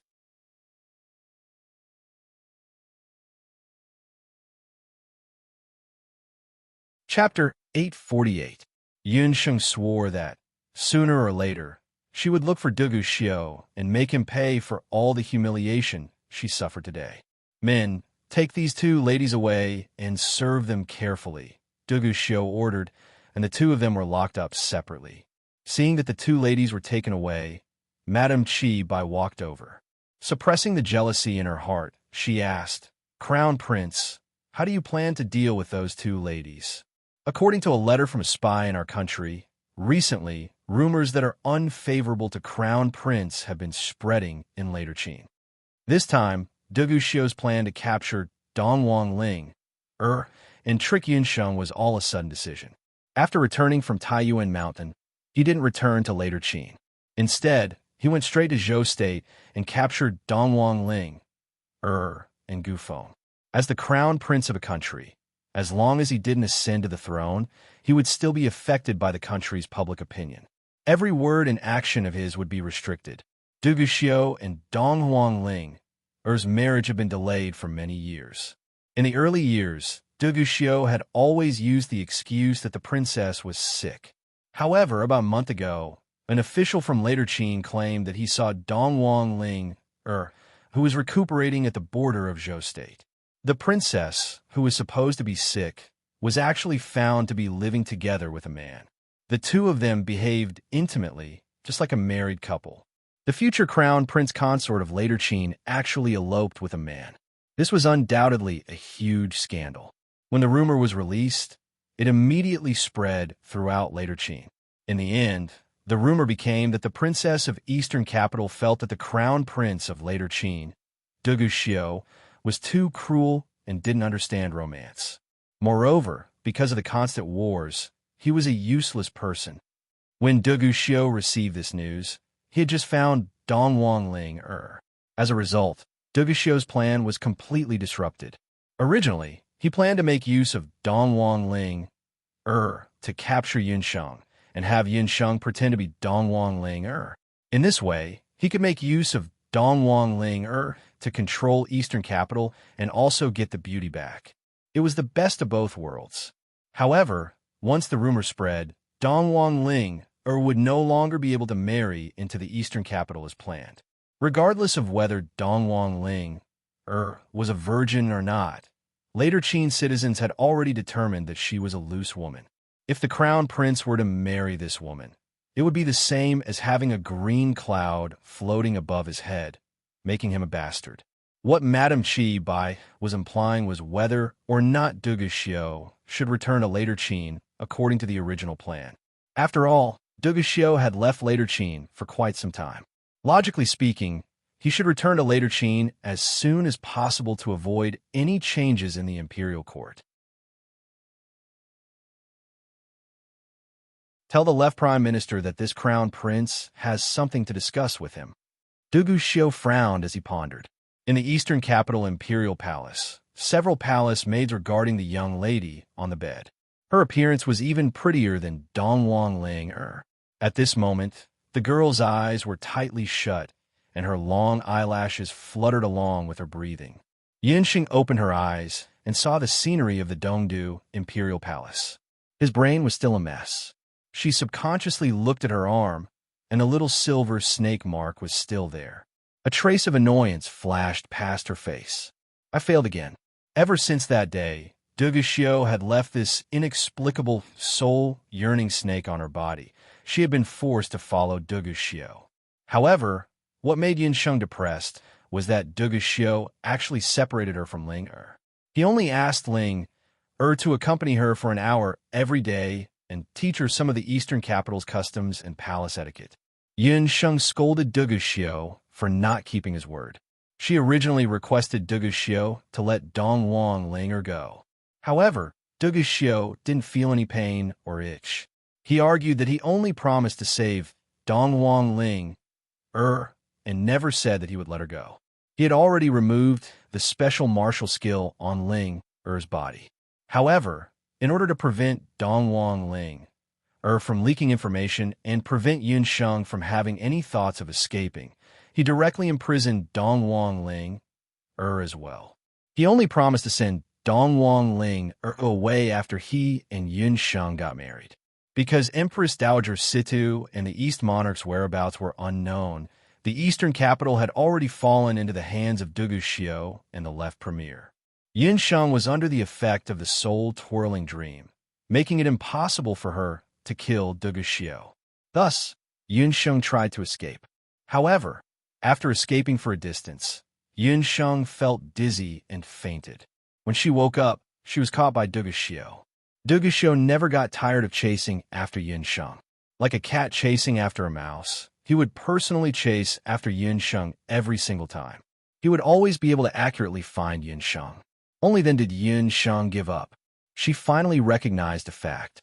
This damned soul-twirling dream was even more powerful than the binding magic she used on Yi Baiming. Binding magic needed to be within a certain distance in order to be effective. However, this soul-twirling dream would exhaust her stamina and make her unable to move. As a result, Yun Sheng's sixth attempt to escape was interrupted, and she was once again carried back by Dugu. Crown Princess, you've woken up. It's time for you to bathe and change your clothes. These palace maids were brought over by Dugu from later Qin. They all knew some martial arts. They were ordered to take care of Yun Sheng. Who's your crown prince consort? Yun Sheng was furious at the mention of this. Crown Princess, have you forgotten? You are the late emperor's orphan that the left premier found among the commoners. Not long ago, you returned to the eastern capital and fell in love with the crown prince at first sight. Because Dong Wang Ling's body was unwell, she volunteered to marry into later Qin in place of the eldest princess. The entire eastern capital already knows about this. What kind of lousy identity and reason was this? She even fell in love with Dugu at first sight? Only a ghost would fall in love with that bastard at first sight. Yun Sheng was depressed by the weird excuse that Dugu came up with. However, other than being depressed, she had no other choice. The head palace maid had served Yun Sheng for a few days and knew the temper of this second princess. Facing Yun Sheng's anger, she didn't even frown and ordered the maids to dress Yun Sheng. These palace maids were all carefully selected by Dugu. Although they were palace maids, they were proficient in martial arts since they were young. They didn't know Yun Sheng's true identity, but they could see that the crown prince was very attentive to this yet-to-be-married crown princess. Even Madame Qi Bai, who was favored by the crown prince, didn't receive such favor from him. Yun Sheng had just learned from the palace maids that when Dugu went to Taiyuan Mountain, something happened in later Qin's imperial court. The princes who didn't get along with Dugu heard some groundless rumors. They had already spread rumors in later Qin that the eastern capital's princess, Dong Wang Ling didn't get sick. Instead, she eloped with a wild man. This news spread like wildfire. Now, everyone in later Qin knew that Dugu had been cuckolded before he even got married. In order to calm the public opinion in later Qin and to be able to marry the beauty logically, Dugu put in a lot of effort. In the name of left prime minister, he ordered 2 women to pretend to be Empress Dowager Situ and Dong Wang Ling. He said that he had found the orphan of the late emperor, who was the current Dong Wang Sheng. He even held an ancestral recognition ceremony, as if this was a serious matter.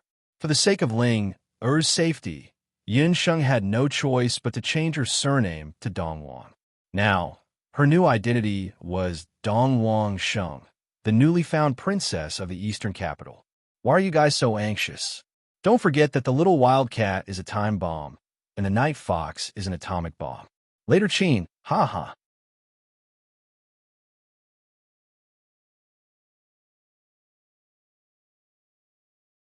Chapter 849.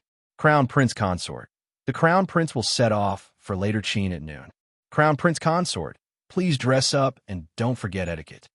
After saying that, the palace maids brought in a red palace dress and several boxes of rare treasures. The palace dress was woven with the feathers of a fire lawn from the north. It was light and elegant, and the color was like fire. Among the rare treasures, there were all kinds of pearl jewelry, pearl hairpins, and accessories. Each of them was priceless. These were all personally selected by Dugashio in the past 2 days. As a martial artist, when had he ever done such a thing? What surprised Dugashio was that Yunsheng didn't have a good impression of him, but Yunsheng accepted all the things he gave her. As for the 3 meals, Yunsheng also ate and drank well. Other than showing a sour face when she saw him, everything else couldn't be more normal.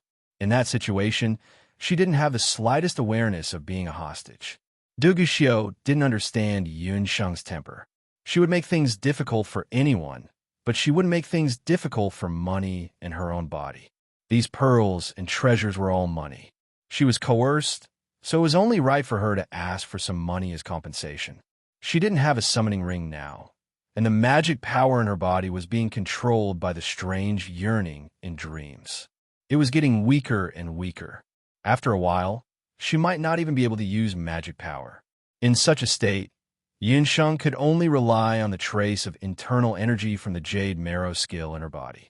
She had to conserve her strength and find the right time to undo the yearning in dreams before escaping. Seeing that Yunsheng didn't say anything, the palace maids took turns to do it. With exquisite makeup, the young girl's black hair was combed into a high bun. These palace maids were very skillful. When they saw that Yunsheng's hair was extraordinarily large, they carefully divided her hair into several strands and braided them into small braids. Then, they decorated the small braids with roses made of accumulated gems.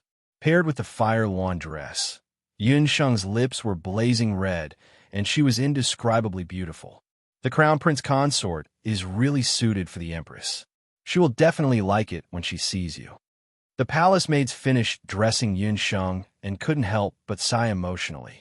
They were all palace maids trained in the later Qin imperial palace. Later Qin emperors all liked to enrich their harem. Later Qin was also a great country. Every year, as many beautiful women entered the palace, there were as many as the clouds in the sky.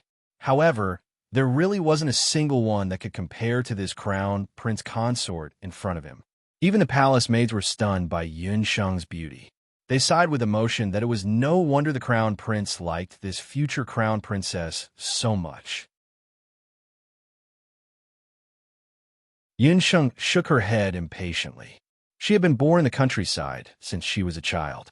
When she grew up, she often appeared as a hunter. She had never dressed up so grandly like today. When Dugashio entered, he just happened to see this scene. He couldn't help but hold his breath. Most of the Yunsheng that Dugashio had seen wore a magician's robe, which made her look natural.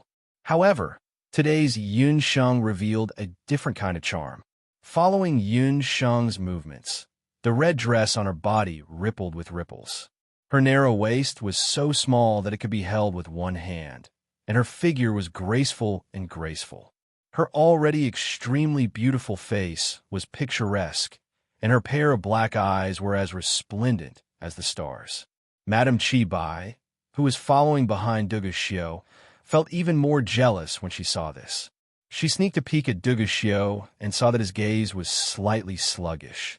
His eyes stopped on Yunsheng's body, unable to move away for a long time. This was crazy. The crown prince had really fallen in love with this woman.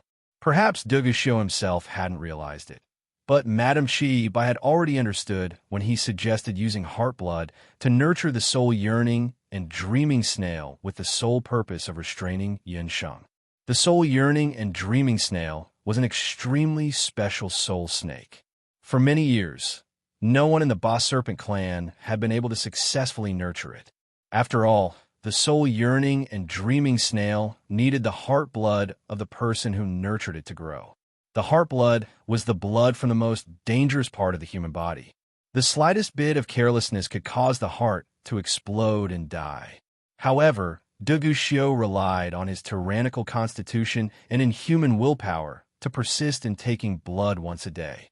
After a total of 49 days, he finally succeeded in hatching the soul-yearning and dreaming snail. The moment he gave the snake away, it was equivalent to giving away his own heart. Madame Chi Bai's heart was bleeding. She had always thought that Duguxiu was a heartless person. However, she didn't know that he wasn't heartless. It was just that he had never found someone to entrust his heart to. The funny thing was that Yunsheng didn't care about Duguxiu's special favor at all. However, Yunsheng, don't think that you could be unbridled and fearless just because Duguxiu dotes on you. When we reach the later Qin dynasty, this madam will naturally let you see that the imperial harem of the later Qin dynasty isn't a place where just anyone can stay. Upon seeing Duguxiu, Yunsheng's expression became gloomy. You don't have to glare at me like that. You want to look for Dong Wangling, all right? I've already brought her to you. Upon seeing Yunsheng's expression that seemed as if she wanted to eat him up, Duguxiu's heart started beating faster. Behind him was Dong Wangling. Yunsheng. Upon seeing Yunsheng, Linger felt guilty and sad. She hugged Yunsheng, and her eyes turned red. It was all her fault. She had dragged Yunsheng down. Dong Wangling, her martial skill had already been undone. She planned to disguise herself as a palace maid and follow Yunsheng to the later Qin dynasty. Firstly, the two of them could take care of each other. Secondly, this time, Yunsheng was pretending to be the princess of the imperial capital. Since young, Yunsheng had always been undisciplined. Thus, Dong Wangling was afraid that she would expose herself in front of the emperor of the later Qin dynasty. Thus, she decided to accompany Yunsheng. I don't need any palace maid. Duguxiu, I won't be able to run away anyways. Let go of Ling. Yunsheng winked at Dong Wangling. This stubborn girl. How can she not understand what I mean? This time, Yunsheng came out in a hurry. Thus, she didn't even have the time to tell anyone that she had arrived at the eastern capital. Duguxiu was also very cautious. Not only did he leave the soul binding technique on Yunsheng's body, he even used his qi to temporarily seal Yunsheng's magic. The current Yunsheng, firstly, didn't know magic. Secondly, she didn't have a summoning ring. If she wanted to escape from the heavily guarded army of the later Qin dynasty, it would be as difficult as ascending to the heavens. If Dong Wangling was able to escape and find Gu Feng, she would be able to spread the news that she was being controlled by Duguxiu. However, no matter what, Dong Wangling wasn't willing to leave Yunsheng alone. Sheng, I advise you to stop scheming. This crown prince won't let her go. Before you and I get married, she will follow you to the later Qin dynasty. Duguxiu destroyed Yunsheng's last hope. Don't call me Sheng. Seeing that Duguxiu was pretending to be intimate with her, Yunsheng had goosebumps all over her body. She wanted to give Duguxiu a slap. However, when she thought of the effect of the soul binding technique, Yunsheng could only endure it. Don't count on Yi Baiming. This crown prince heard that his current situation isn't much better than yours. Duguxiu laughed heartily. Hearing that, Yunsheng's heart thumped. Duguxiu said that Yi Baiming's current situation isn't good. Didn't he go to attend Senior Marshal Brother Cheng's wedding? How could he? Or could it be that Yi Baiming encountered something in Zhou State? Remember, from today onwards, you are this crown prince's fiancée. In your heart, you can only think of this crown prince. Duguxiu was extremely domineering. He grabbed Yunsheng, who was already dressed up by the waist, and carried her. Then, he strode towards the carriage of the later Qin dynasty. The carriage rumbled. After several months, the wedding procession of the later Qin dynasty was once again heading towards the later Qin dynasty.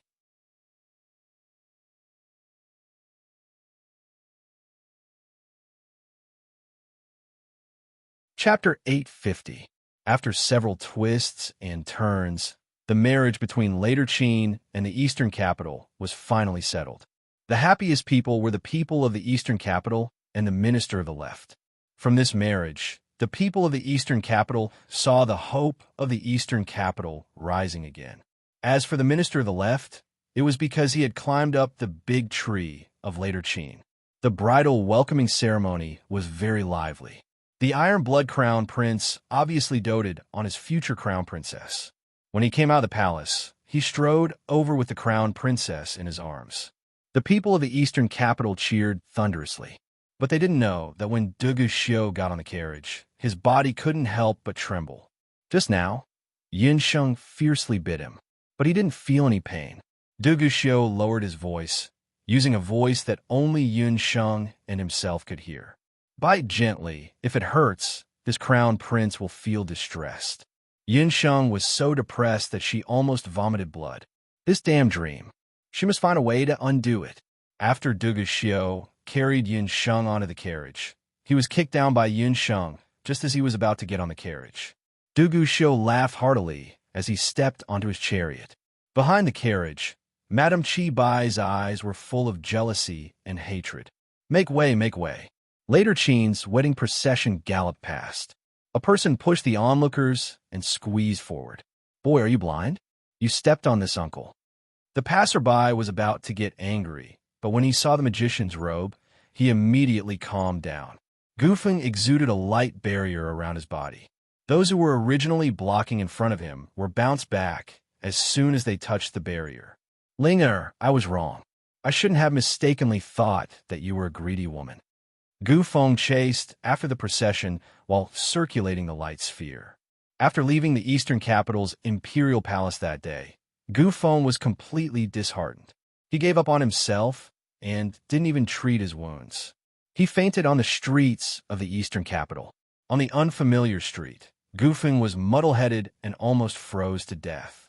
Just when he was on the verge of death, he suddenly recalled the words that Dongwang Linger said in the prison. Gufeng, you must become a great light magician. Her shoulders slumped and she trembled slightly. She was crying. In the darkness, Gufeng opened his eyes. He suddenly realized that he had misunderstood Ling. Once, for the only time in his life, Gufeng and Dongwang Linger got drunk in a tavern. At that time, Dongwang Ling cried until she was a mess. She kept repeating the same sentence. Gufeng, if possible, I really don't want to be in the imperial clan. How could the Dongwang Linger that he knew be someone who despised the poor and loved the rich? After understanding everything, Gufeng miraculously pulled through. However, at that time, he received news that Dugu Xiu was going to pick up the princess and head to Later Qin to complete the marriage. Gufeng desperately chased after Dongwang Linger. The wedding procession in Later Qin was very long. There were tens of carriages in total. Other than the first carriage that the crown prince was in, the second carriage was the crown princess's carriage. The carriages were covered with curtains, and the people inside could be seen clearly. Ling. Gufeng rushed forward with all his might, tried to attract the attention of the people inside the carriages. At this time, he noticed that there was a familiar figure in the procession. In order to accompany Yin Sheng, Dongwang Ling didn't hesitate to lower herself. She dressed up as Yin Sheng's personal palace maid and mixed in with the wedding procession. Both sides of the street were bustling with activity. Dongwang Ling faintly heard a voice. She turned her head and glanced over, only to see Gufeng. Gufeng also saw Dongwang Ling. However, her dressing made Gufeng very confused. Isn't Ling who going to marry Dugu Xiu? Why is she dressing up like this? Dongwang Ling, who was in the procession, quickly mouthed the words and deliberately slowed down her footsteps. After living together with Dongwang Ling for several months, Gufeng's tacit understanding with her had improved by quite a bit. Dongwang Ling winked at Dongwang Ling then waved her hand to the phoenix carriage and mouthed the words Yun Shang Kuma, Yujing, and Baiming Lord. Gufeng was even more confused. What's going on? Why did Ling, and Yun Sheng exchange identities? No, Dugu Xiu is going to marry Yin Sheng. Gufeng immediately remembered. Several years ago, Dugu Xiu had proposed to Yin Sheng. At that time, it was Baiming Lord who snatched the initiative and became Yin Sheng's fiancée. Yin Sheng doesn't like Dugu Xiu. She must have been forced to marry Dugu Xiu. I must tell Baiming Lord about this. Gufeng shivered. Seeing that Goofing understood, Dong Wang Ling had no choice but to catch up with the procession after being urged by the female official beside her. Goofing thought for a bit. With his lousy magic, it was useless for him to catch up with the procession. Right now, the most important thing was to contact Baiming Lord as soon as possible. He was Yun Sheng's fiancé. Yi Baiming definitely didn't know that Yun Sheng was being forced to marry Yun Sheng. Goofing looked at the procession that was leaving and gritted his teeth. Then, he rushed towards the direction of Zhou State's Yujing City. Almost at the same time, in Yujing City, Yi Bei, Cheng Bai, and Bu Fong were sitting in the tavern where the three of them often drank. "Bai, you really don't look like someone who is going to be a groom with that frown on your face," Yi Baiming teased. Cheng Bai, this brat, could be said to be the most unpredictable among the three of them. He boasted that he was a playboy and had many female friends. Who would have thought that Cheng Bai was the first to get married? "Don't say any more. I have no choice but to do this. It's hard to disobey a father's order. You two don't just laugh at me.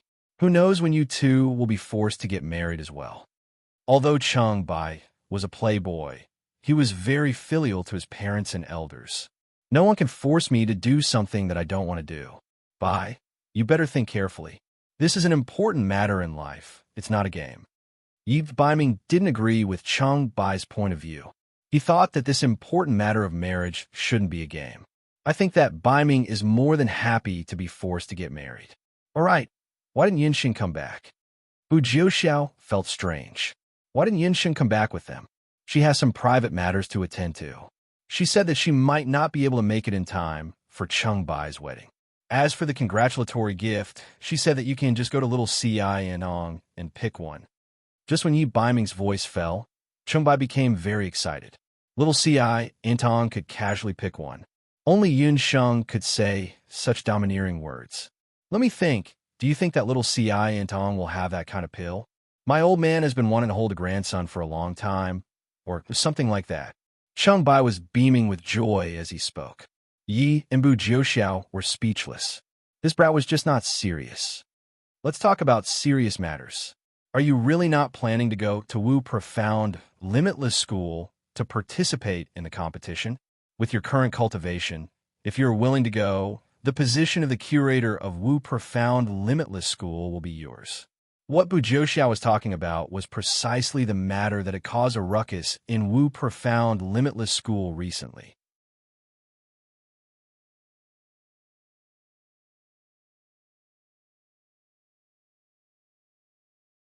Chapter 851. Qi Tian had been the deputy curator of Wushuan Limitless Hall for many years. For many years, the position of the curator of Limitless Hall had been undecided. To put it bluntly, it was just that the Emperor of Zhou State was unwilling to let Wushuan Limitless Hall fall into the hands of outsiders. For many years, he had been secretly controlling the dojo. Because of this, Qi Tian had been dissatisfied for a long time. However, with the Yun residents around, Qi Tian remembered Yun Ba's kindness in nurturing him and did not leave Wushuan Limitless Hall. After the Yun residents moved out of Jade Capital and Yun Songlong became a hunter, Qi Tian already had the intention to retreat. Yin Songlong had also invited Qi Tian many times to join the sky attack. This time, Yun Sheng had obtained Taiyuan City as a stronghold, so Yin Songlong sincerely invited Qi Tian to go. Qi Tian simply resigned from the position of the deputy curator of Wushuan Limitless Hall. This way, the position of the deputy curator of Wushuan Limitless Hall was empty.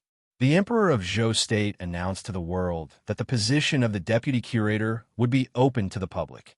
As long as one could obtain first place in the dojo competition, regardless of their background, they would be able to become the deputy curator of Wushuan Limitless Hall.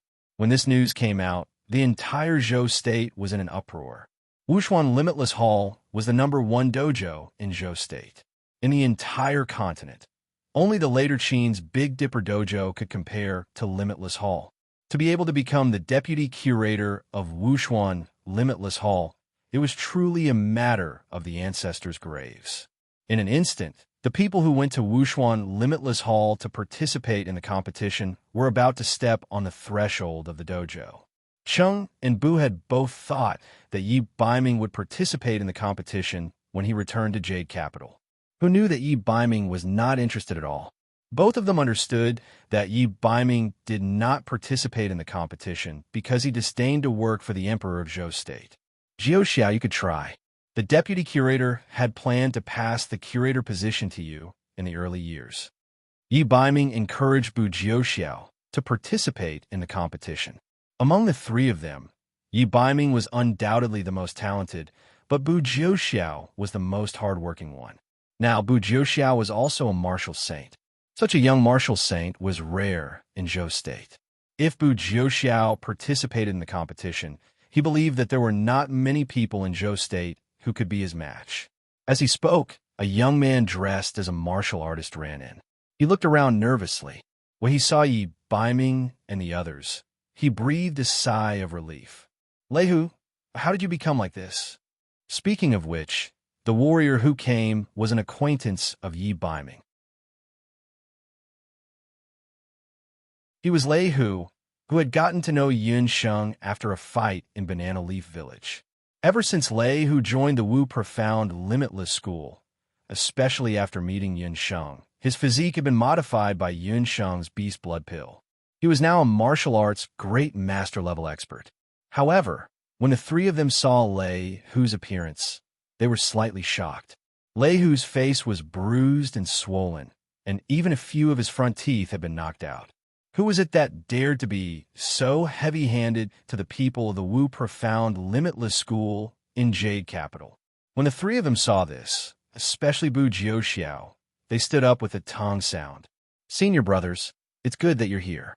Someone came to the Wu Profound Limitless School to cause trouble, saying that they're here to participate in the competition for the position of deputy curator. Lei Hu's face was full of shame. He roughly explained what had happened in the martial arts hall more than an hour ago. It turned out that ever since Deputy Curator Qi Tian had left, the Wu Profound Limitless School had publicly recruited a deputy curator. As the recruitment this time was open and fair to the outside world, there were no restrictions. There was an endless stream of people who came to participate in the competition. Among them, there were experts with extraordinary strength, but most of them were mediocre people who passed off as fisheyes. Bu Jiaoxiao and the other disciples of the Inner Hall had set the rules. Only after defeating the Inner Hall disciples would they be qualified to enter the final competition for the position of deputy curator. As a result, nearly 80% of the people were blocked. Today, it was Lei Hu and another Inner Hall disciple's turn to be on duty. Just in the morning, the two of them had forced back 50 to 60 people who had come to compete. But in the afternoon, a female martial warrior came. She only brought one companion with her, but she managed to repel many martial artists from the outer martial hall. That was not all. That female martial warriors even insulted them, saying that the #1 martial arts hall in Zhou State was filled with a bunch of good-for-nothings. When Lei Hu and the rest heard this, how could they let it go? And then you lost? At first, Cheng Bai and Bu Jiaoxiao thought it was just an ordinary challenge. However, when they saw Lei Hu's expression, their expressions turned serious. Lei Hu is useless. Not only did he lose, he lost within 3 moves. Lei Hu was ashamed and lowered his head. Within 3 moves? Even Yi Baiming had a look of surprise. Lei Hu is currently ranked 30th among the 50 disciples of the Inner Hall. In terms of strength, he could be considered an expert of the martial arts hall. That female martial warrior was able to injure Lei Hu in 3 moves. It was obvious that her strength had long surpassed Lei Hu, who was a martial arts grandmaster. Lei Hu, which country is that female martial warrior from? What battle technique is she using? Bu Jiaoxiao was most suspicious that this female martial warrior was from Later Qin's Big Dipper Martial Arts Hall. Just like the relationship between Zhou State and Later Qin, as the #1 martial arts hall in Zhou State, Wushuan Wuji Martial Arts Hall and Later Qin's Big Dipper Martial Arts Hall had been like fire and water for many years.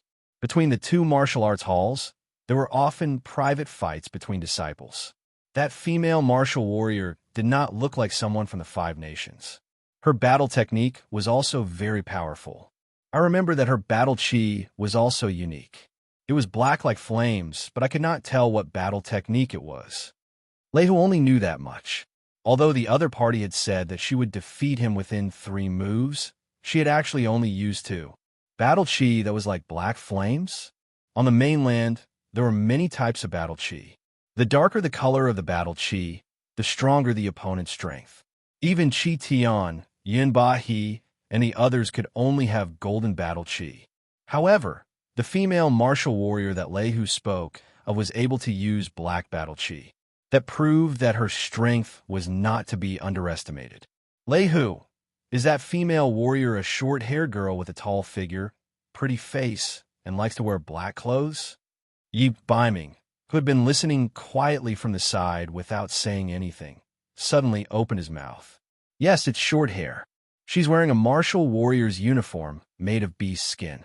She looks very beautiful. Lei Hu scratched his head in embarrassment. Actually, he still had some things that he was hiding from Yi Baiming and the others. When that female martial warrior appeared at Wushuan Wuji Martial Arts Hall, a few outer sect disciples recklessly went to take liberties with her. Who would have thought that their legs would be crippled by that woman on the spot? A few inner sect disciples couldn't stand it anymore, so a conflict broke out. In the end, it turned into the female martial warrior mocking Wushuan Wuji Martial Arts Hall for having no one. It seems that I already know her identity. Let's go take a look at Wushuan Wuji Martial Arts Hall. Yi Baiming's face was covered with a layer of shadow. Hei Linlin, the young matriarch of the Bakra Orcs Black Qilin King clan. Why would she suddenly appear in Jade Capital? Those who came did not come with good intentions. He still wanted to meet that woman.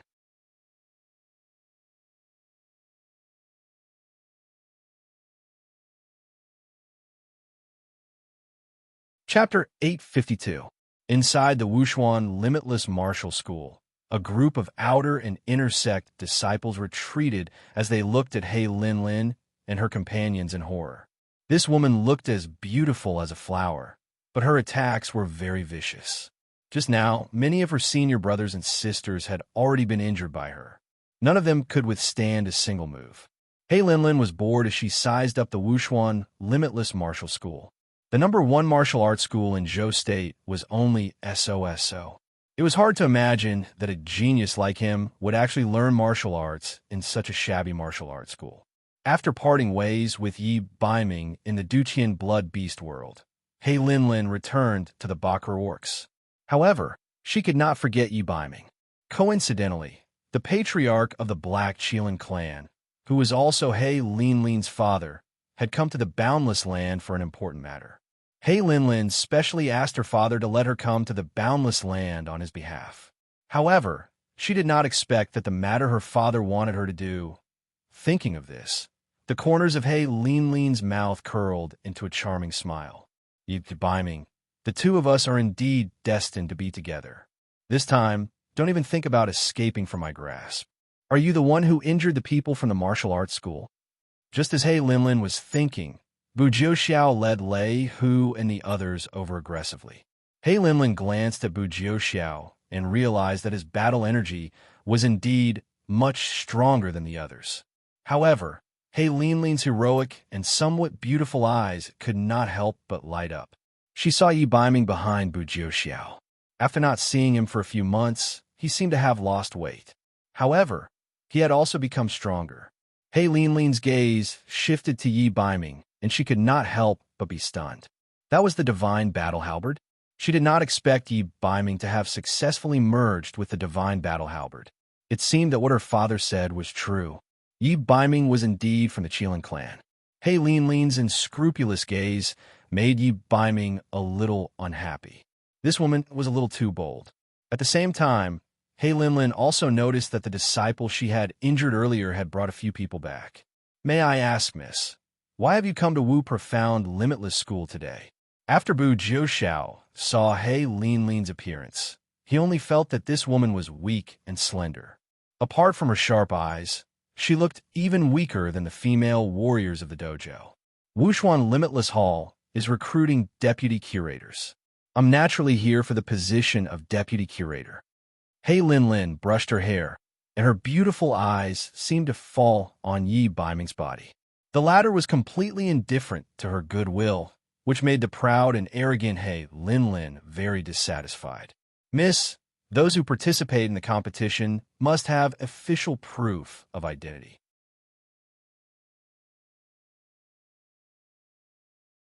If you want to participate, you must follow the procedures of the dojo. Bu Jiuxiao was still considered polite.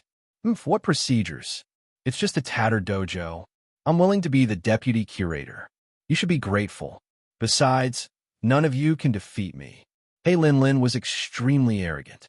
Seeing that Yi Baiming was ignoring her, she vented her anger on the dojo. Hei Lin's words made the disciples of Wushuan Limitless School extremely angry. They all surrounded him. All of you step down. Let me spar with this lady. How could Bu Jiuxiao not be angry? It was just that as the eldest senior brother of the inner sect, he needed to shoulder the responsibility of guarding the dojo. Miss, if you want to be the deputy curator, you still need to pass through me. Bu Jiuxiao took a step forward. Compared to those unrated martial warriors, you can still barely fight with me. As Hei Lin spoke, his feet had already moved. It had to be said that Hei Lin was a rather charming woman. She might not be as agile as Yun Sheng, nor was she as seductive as Ling Long, but her every move emitted a different kind of feeling.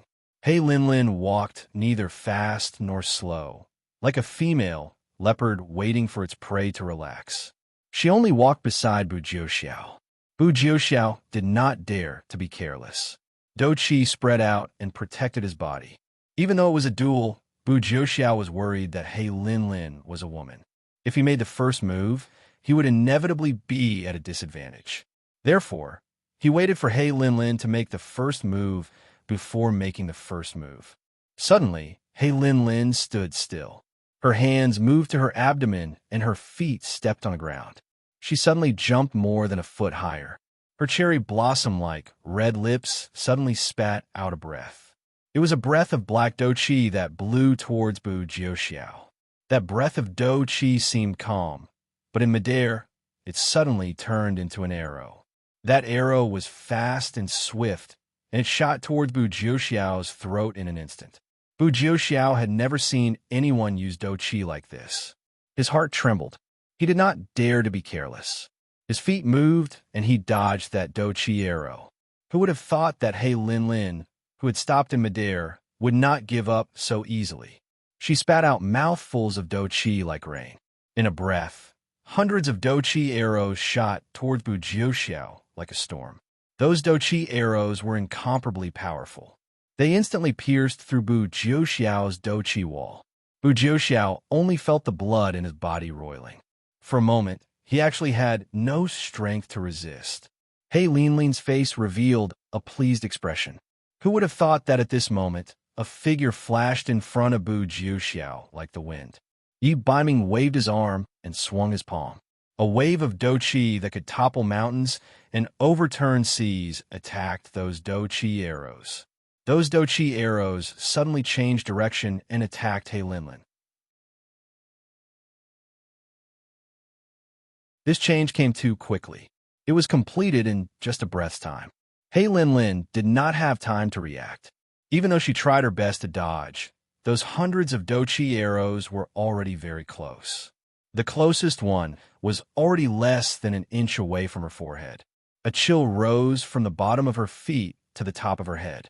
In Hei Lin's moment of danger, those hundreds of Do Qi arrows actually exploded in front of her.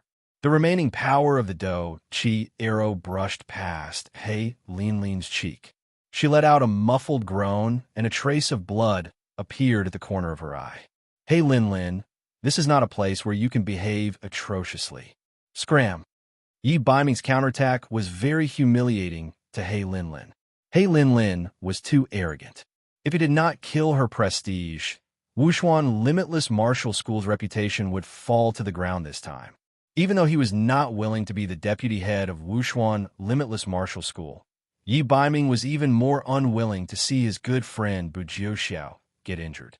Hei Lin, and Yi Biming had fought a total of 3 times. The first 2 times were in the Blood Beast world. At that time, she and Yi Biming had only met for the first time. The two of them had fought to a draw both times. But this time, even if He Linlin was unwilling to admit it, she had lost.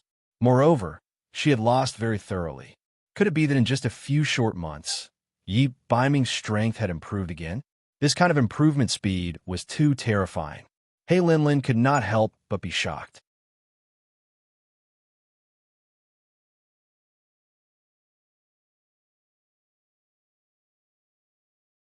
Chapter 853. Before coming to the Boundless Land, He Linlin had always been the most outstanding young genius among the Bakra orcs. Last time, she fought Yi Biming to a draw. This was also the reason why He Linlin looked at Yi Biming in a different light. He Linlin originally thought that when she met Yi Biming again, she would beat him. Who would have thought that she would lose to him instead? He Linlin couldn't help but feel fearful at such an astonishing speed of improvement. But what made He Linlin most angry was that Yi Biming didn't take her seriously. Last time, all his attention was attracted by that woman called Yin Sheng. And this time, he only cared about his friend. Yi Biming, you actually dared to hurt me. Last time, you humiliated me. This time, you hurt me even more. Just wait and see, you will regret it. Even though it was just a false alarm, He Linlin had never lost in front of anyone since she was young. She left with her companions hatefully. Yi Biming and Cheng Bai sent Bu Jiuxiao to the little C.I. Entong. After a check, Dr. Fan discovered that Bu Jiuxiao's internal organs had been injured. What a tyrannical battle, Qi. Jiuxiao, who did you fight with? Dr. Fan had never seen Bu Jiuxiao suffer such a big loss. I'm not sure either.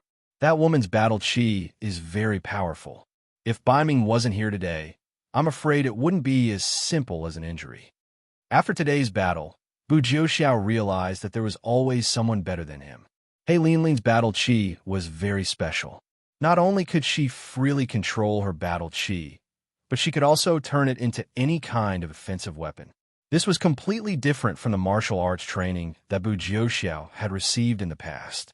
It was because of this that he lost the battle with He Linlin as soon as he entered the arena. Bu Jiuxiao's dejection fell into Yi Biming's eyes. Jiuxiao, don't take it to heart. That woman is not someone you can deal with right now. She is a descendant of the Bakra orcs. Her Doqi cultivation method is different from ours. Yi Biming had fought with the Bakra orcs before, so he had some understanding of their magic and battle techniques. Biming, you said that she's from the Bakra orcs? She dared to barge into the Jade capital? Aren't you afraid of being hunted down by other forces? The deterrence of the Bakra orcs was really not small. Bu Jiuxiao and the rest also did not expect that He Linlin was actually a descendant of the beasts. It was just that just by looking at it from the outside, one really couldn't tell why. After the previous divine artifact search mission, the strength of the few major factions was more or less affected. In the short term, no one has the energy to ask about 1 or 2 descendants of the Bakra orcs. What Yi Biming said was the predicament that the few major factions of the continent were facing. For the few major factions, they did not find the divine artifact during the trip to Taiyuan Mountain, but many of their elites had died. The Zhao state had lost its main representative, and the other major factions had also suffered considerable losses. Even Xiao Wenxiu of the Dharma Temple was inexplicably injured. He Linlin probably knew about it, so she took advantage of this juncture to sneak into the Boundless Land. However, what Yi Biming was truly worried about was not what He Linlin wanted to do to the Wushuan Limitless Hall. What he was worried about was why He Linlin had come to the Jade capital.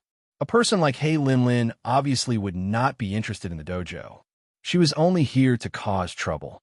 However, the Bakra clan had brazenly come to the capital of Zhou State. Things were probably not that simple. In the palace of Zhou State, the emperor of Zhou State had just finished his morning court session. The imperial study was resplendent. This was also the favorite place of the emperor of Zhou State. The imperial study had also witnessed his painstaking efforts over the years. From an unsuccessful crown prince, He had become an emperor above everyone. However, today, there was a person sitting on the dragon throne in the imperial study. How dare you? Who dares to barge into the imperial study? Sitting on the dragon throne was a beautiful woman. She had short hair and a pair of eyes that glowed with a divine radiance. When she saw the ED of Zhou's state, she did not panic. She only curled her lips, and her eyebrows were filled with disdain. Yi Qingtan, how dare you speak to this saintess in such a tone? As the young girl spoke, a token appeared in her hand.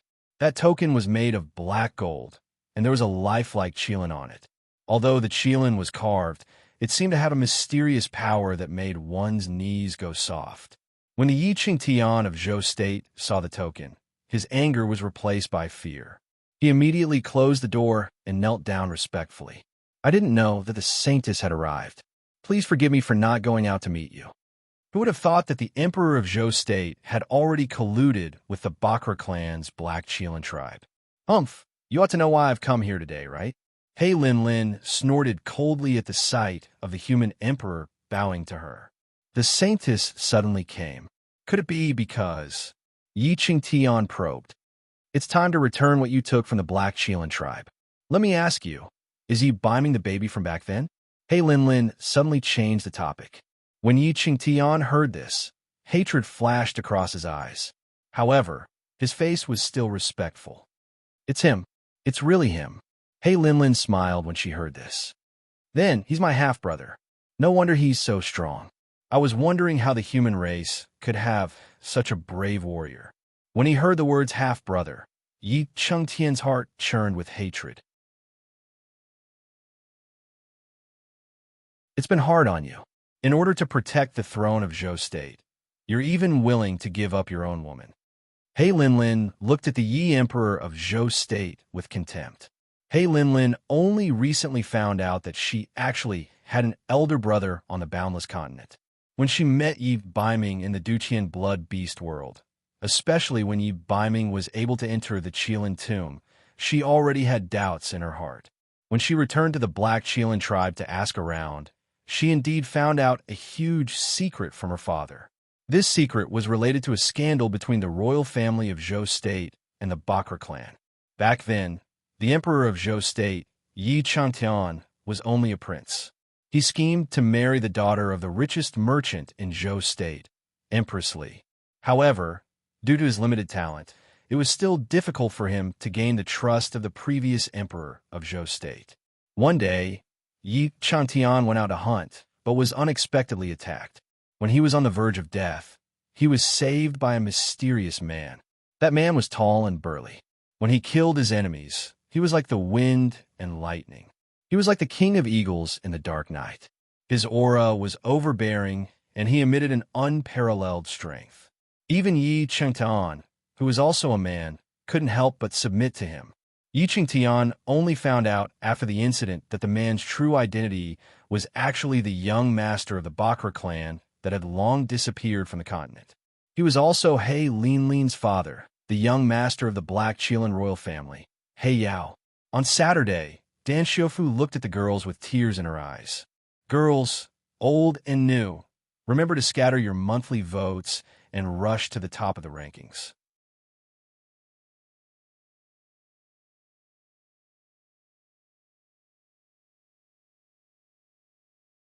Chapter 854. Hei Linlin's appearance caused Yi Qingtian to be immersed in memories from more than a decade ago.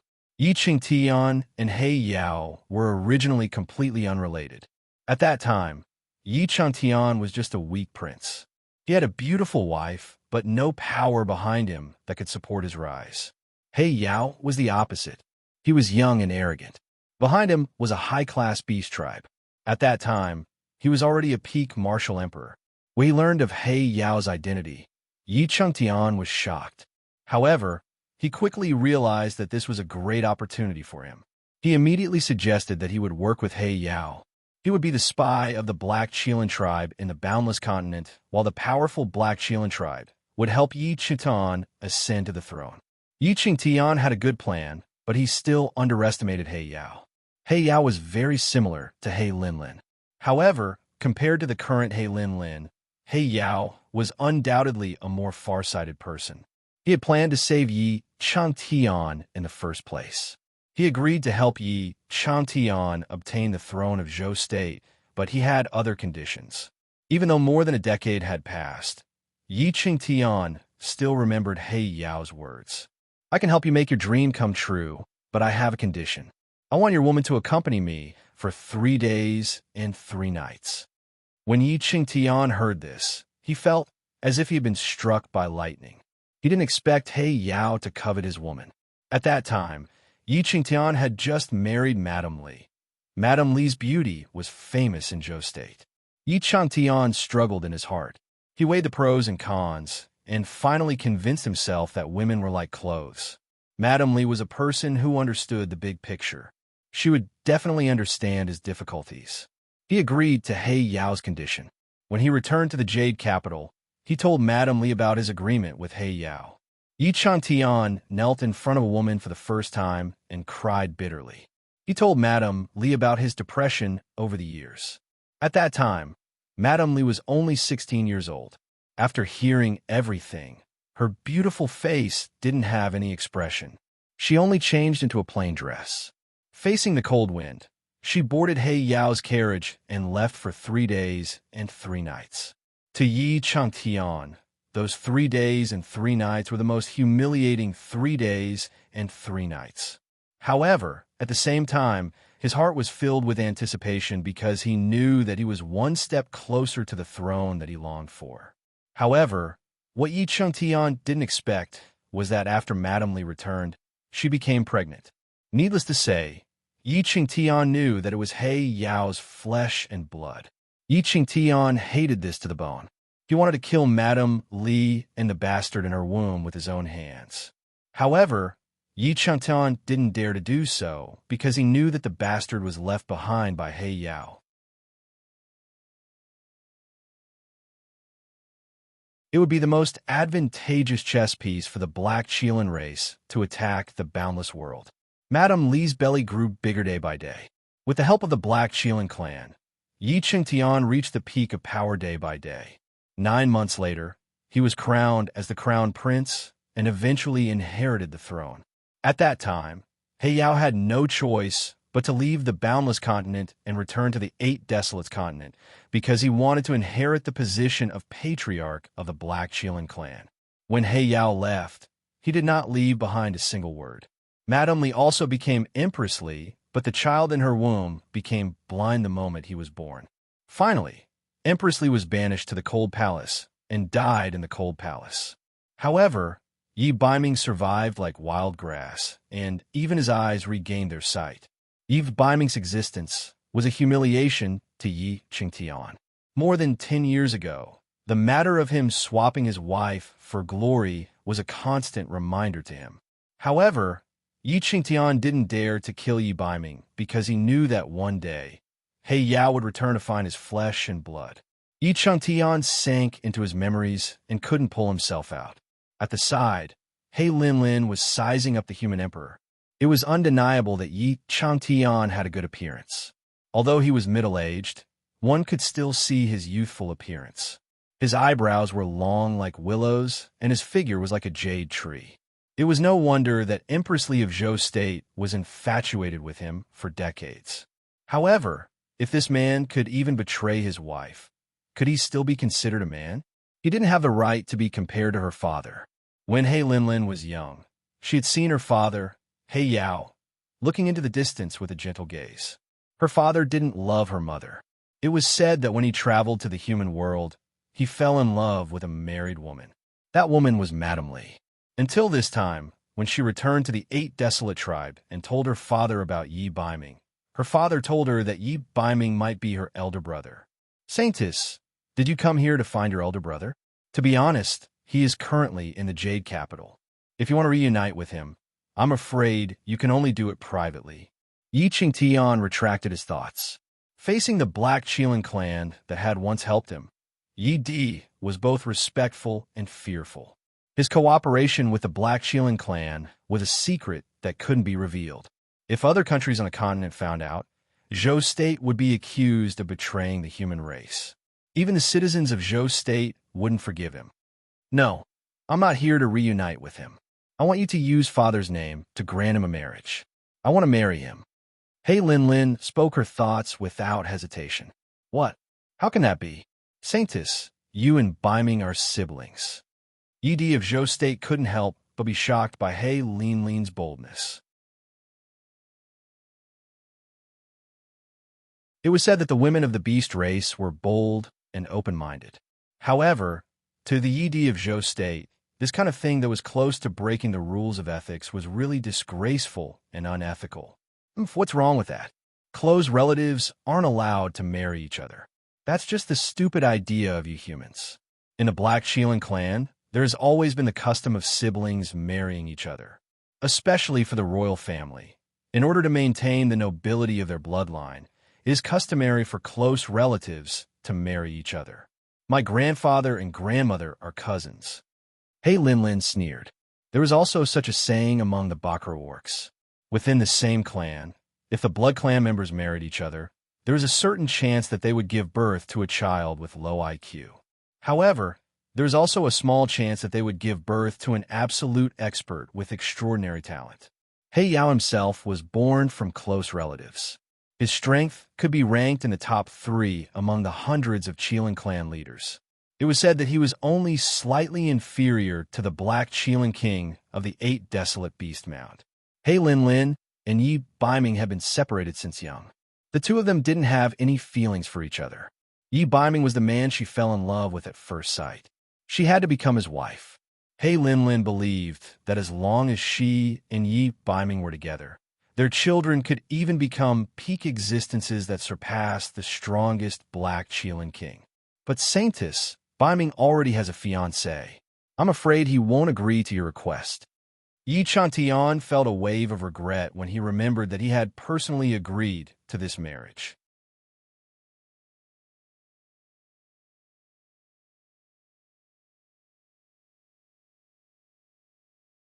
Chapter 855. Are you talking about that woman with the surname Yin? She's not worthy of Yi Biming. You're the emperor of Zhou State. Can't you control a mere prince? Just issue an imperial edict and ask them to cancel the marriage. He Linlin didn't see the ugly expression of Zhou State's Yi Di and gave the order. In He Linlin's opinion, how could the noble bloodline of the Black Qilin king be tainted by a lowly human female magician? Only she was the most suitable wife for Yi Biming. Yi Qingtian complained incessantly. This Black Qilin race's Saintus really didn't know the suffering of the hungry. What kind of personality did Yi Biming have? He was like a smelly stone in a latrine, smelly and hard. Also, who was that Yin Sheng? In just a few years, she went from an orphan girl on the streets to the owner of the continent's #1 medical center, Little C.I. Intong, and the vice leader of the Heaven Hunting Corps. Even the emperor of Zhou State had to give in to her. Yi Qingtian, or do you plan to let the entire Zhou State know that their emperor is a person who swaps wives for glory? He Linlin threatened. Saintus, don't worry. I'll summon Biming into the palace. As for the marriage, Qingtian knows what to do. Yi Chantian didn't dare to offend this female fiend and could only agree.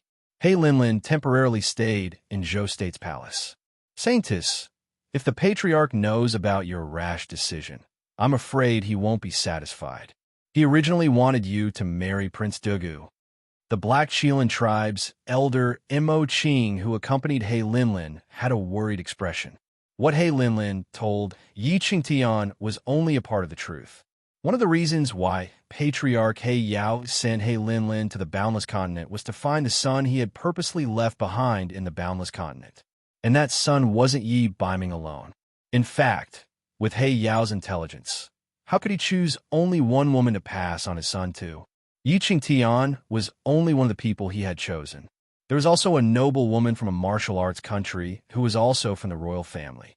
She had also had a brief relationship with him and obtained his flesh and blood.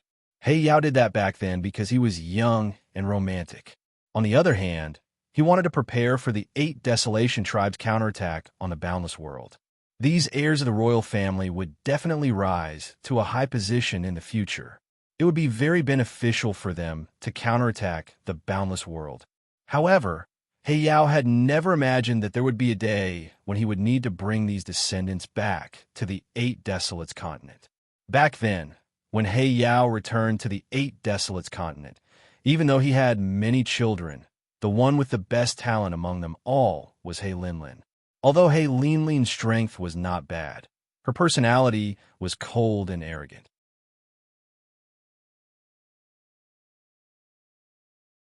She was not the best candidate to inherit the position of patriarch. It was at this time that Lord Shengong of the Beast God Altar divined that a peerless expert of the Black Qilin clan would be born. Under the leadership of this expert, the Black Qilin clan would rebuild the glory of thousands of years ago. According to the Shengong's divination, this expert would appear in the direction of the boundless world. It was only then that He Yao remembered his heirs on the boundless world. He was certain that one of them would be the expert who would lead the Black Qilin clan back to the peak. After a secret discussion with the beast god Altar Shengong, he decided to find this person and bring him back to the Eight Desolates continent. He would marry He Linlin and inherit the position of patriarch of the Black Qilin tribe. When He Linlin heard this news, she thought that since it was her husband, she would have to choose him personally. She would personally head to the boundless world to choose the most suitable candidate for her husband. However, He Linlin chose Yi Baiming as her future husband without the permission of Patriarch He Yao and the beast god Altar Shengong. This was something that the Qilin elder did not approve of. In fact, before coming to Zhou State, He Linlin had already headed to Later Qin. Back then, young Patriarch He Yao had chosen another noblewoman from the imperial family. She was the current empress of Later Qin, Madame Qing. Zhou State and Later Qin were both martial arts powerhouses.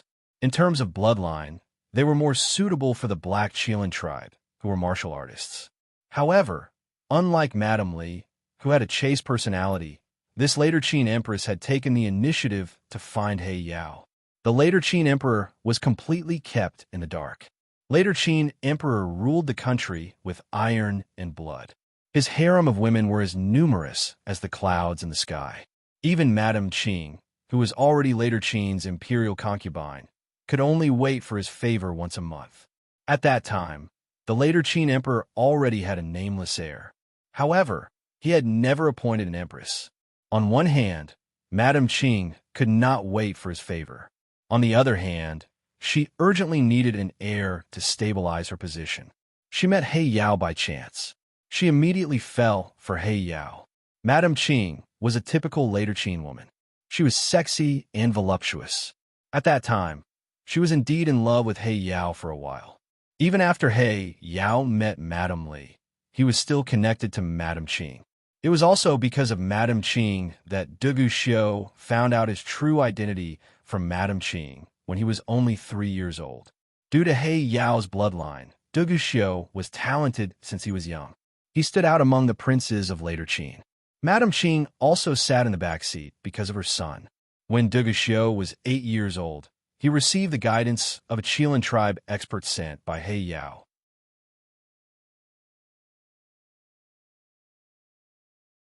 He began to learn the various battle techniques and cultivation methods of the Qilin tribe.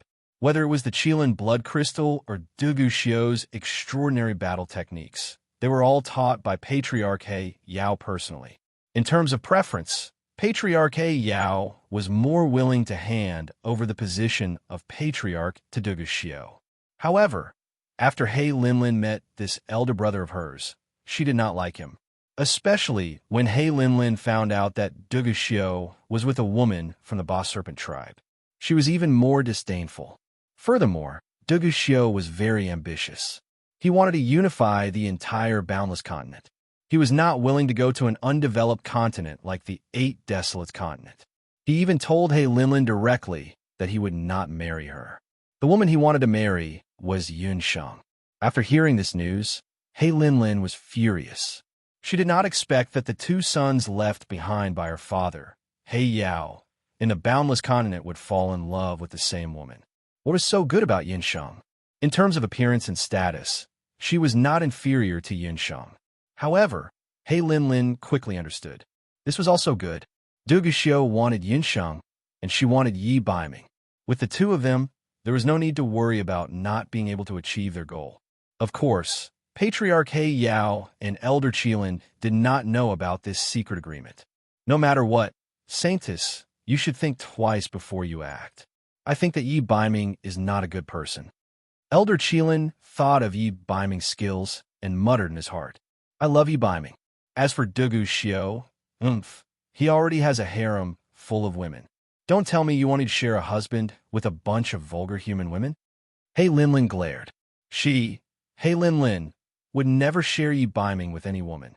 However, at this moment, Dugu Xiao had already brought his crown princess back to Later Qin.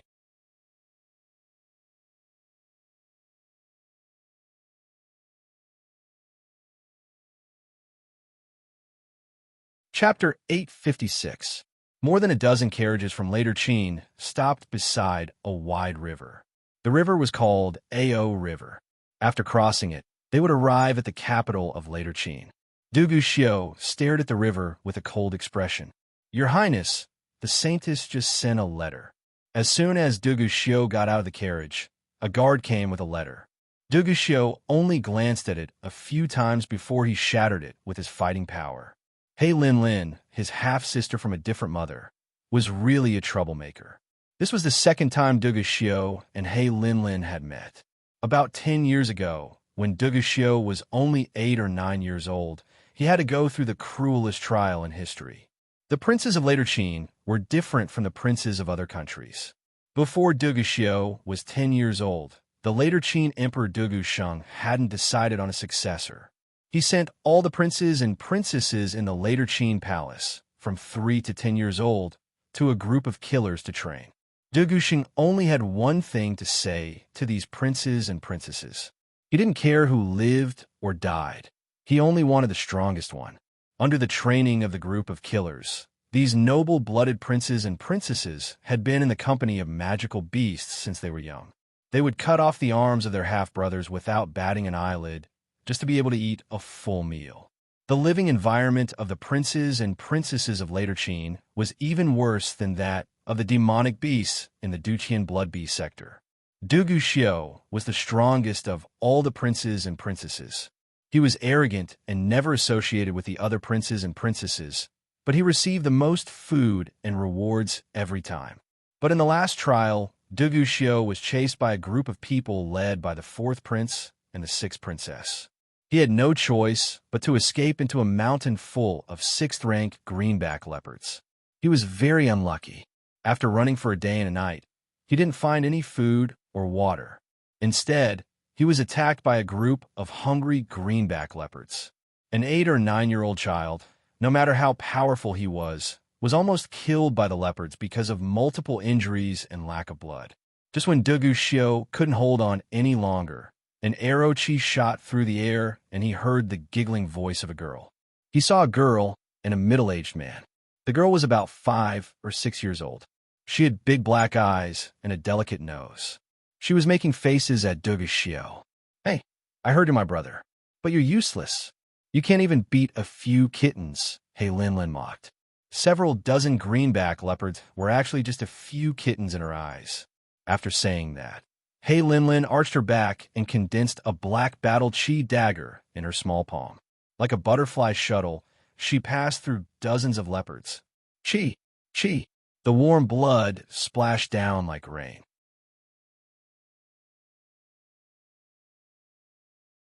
As the girl passed by, the greenback leopards fell to the ground.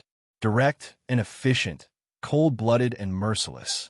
He Linlin of the Qilin clan was already a genius when she was only 6 years old. Are you convinced? You dare to call yourself my brother with this ability? The dagger disappeared from He Linlin's hand. She looked at Dugu Xiao with disdain.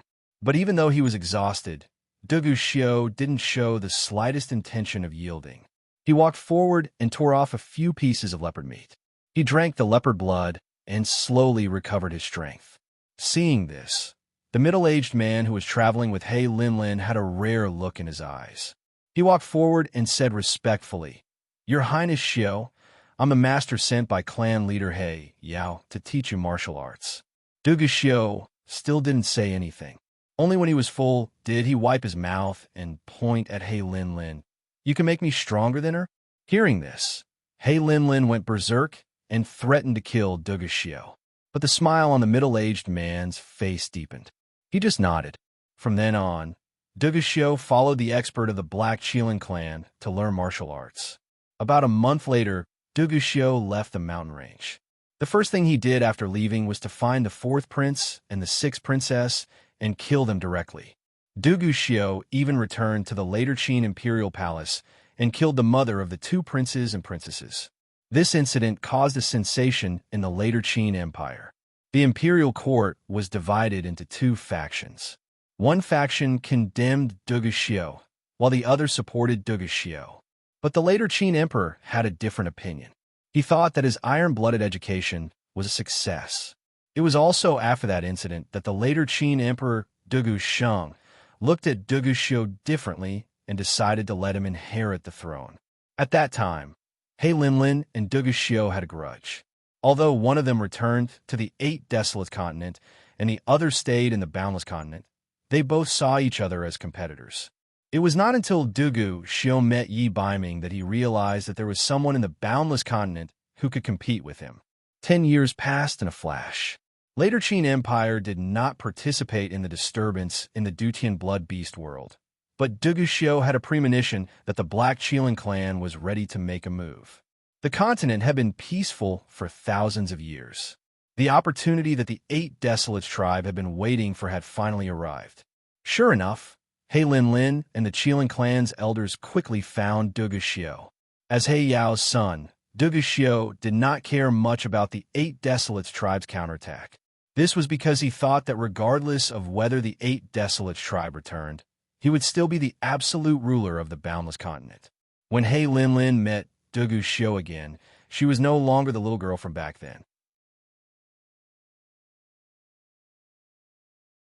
Dugashio had to admit that He Linlin had already grown into a beautiful woman who could move people's hearts. However, Dugashio was not interested in He Yao's idea of him marrying He Linlin. Firstly, although he was a descendant of the Qilin clan, he had grown up in the Boundless Continent after all.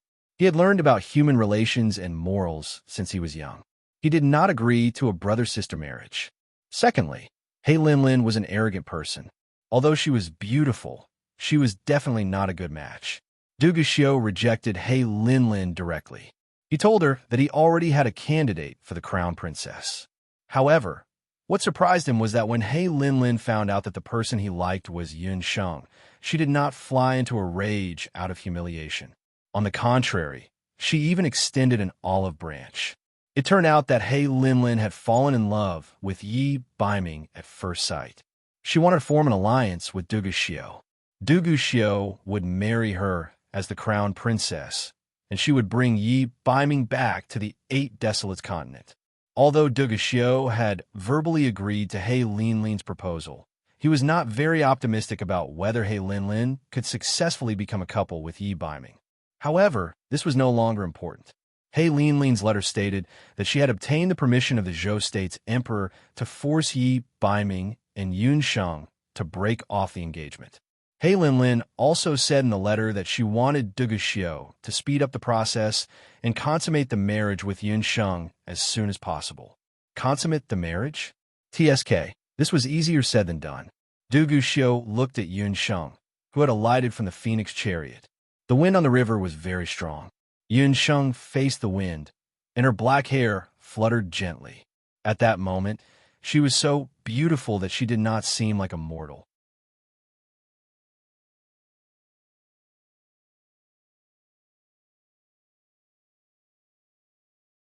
Chapter 857. After crossing this river, she would be in later Qin. It would be even more difficult to escape. Yun Sheng was dressed in a bright red dress, and her hair hung down like a waterfall. Yun Sheng did not know how beautiful she looked. The later Qin soldiers stared blankly at the scene. Yun Sheng stared at the surface of the river. The waves were turbulent, and a sand gull was struggling to fly upstream against the strong wind. Yun Sheng's current mood was like that of the sand gull. She had lived 2 lives, but she had never fallen to such a state like this before. Without the summoning ring, she couldn't summon the beasts, and her Dharma soul was sealed by Dugashio. Now, she couldn't even control her own body. It was so frustrating. This time, she fell into Dugashio's trap because she was too reckless. In the past few days, Yun Sheng had been tossing and turning in the carriage, thinking about how to get rid of the silver snake mark. She had even thought of peeling off his skin and bones, but none of them worked. After thinking about it, she felt that the whole thing was a little strange. Only a few people knew about the whereabouts of Gu Feng and Ling Er. How could Dugashio find them? Also, Dugashio had prepared Soul Attraction and Dream Entanglement to deal with her. It was the same when she couldn't contact Yi Baiming. For some reason, she was a little worried about Yi Baiming. Yun Sheng smiled bitterly in her heart. Only when Dugashio forced her to marry him did she suddenly realize that Yi Baiming was the only one who could accept intimate actions. Maybe she was really used to the existence of the night fox. Shaking her head, Yun Sheng looked away. Now, she had to think of a way to get out of the predicament in front of her. She felt that the whole thing was too carefully calculated. Later Qin is windy. I'll ask someone to make a batch of winter clothes for you in a few days. Dugashio walked up and put his cloak on Yun Sheng's shoulders. She had not rested well for the past few days. Her face had lost a lot of weight, her eye sockets had deepened, and her face had become even more petite. Yun Sheng didn't appreciate Dugashio's obvious goodwill. She threw off Dugashio's cloak and turned to walk towards the phoenix carriage. A gust of wind came from behind, and Yun Sheng was just about to dodge when she felt her arm being grabbed, and she was thrown into the phoenix chariot along with her cloak. Dugashio jumped into the car, and the car spun around due to the vibrations. The dragon horses pulling the carriage were frightened and kept neighing on the spot. When Dongwang Ling saw what was happening, she was afraid that Dugashio would bully Yun Sheng.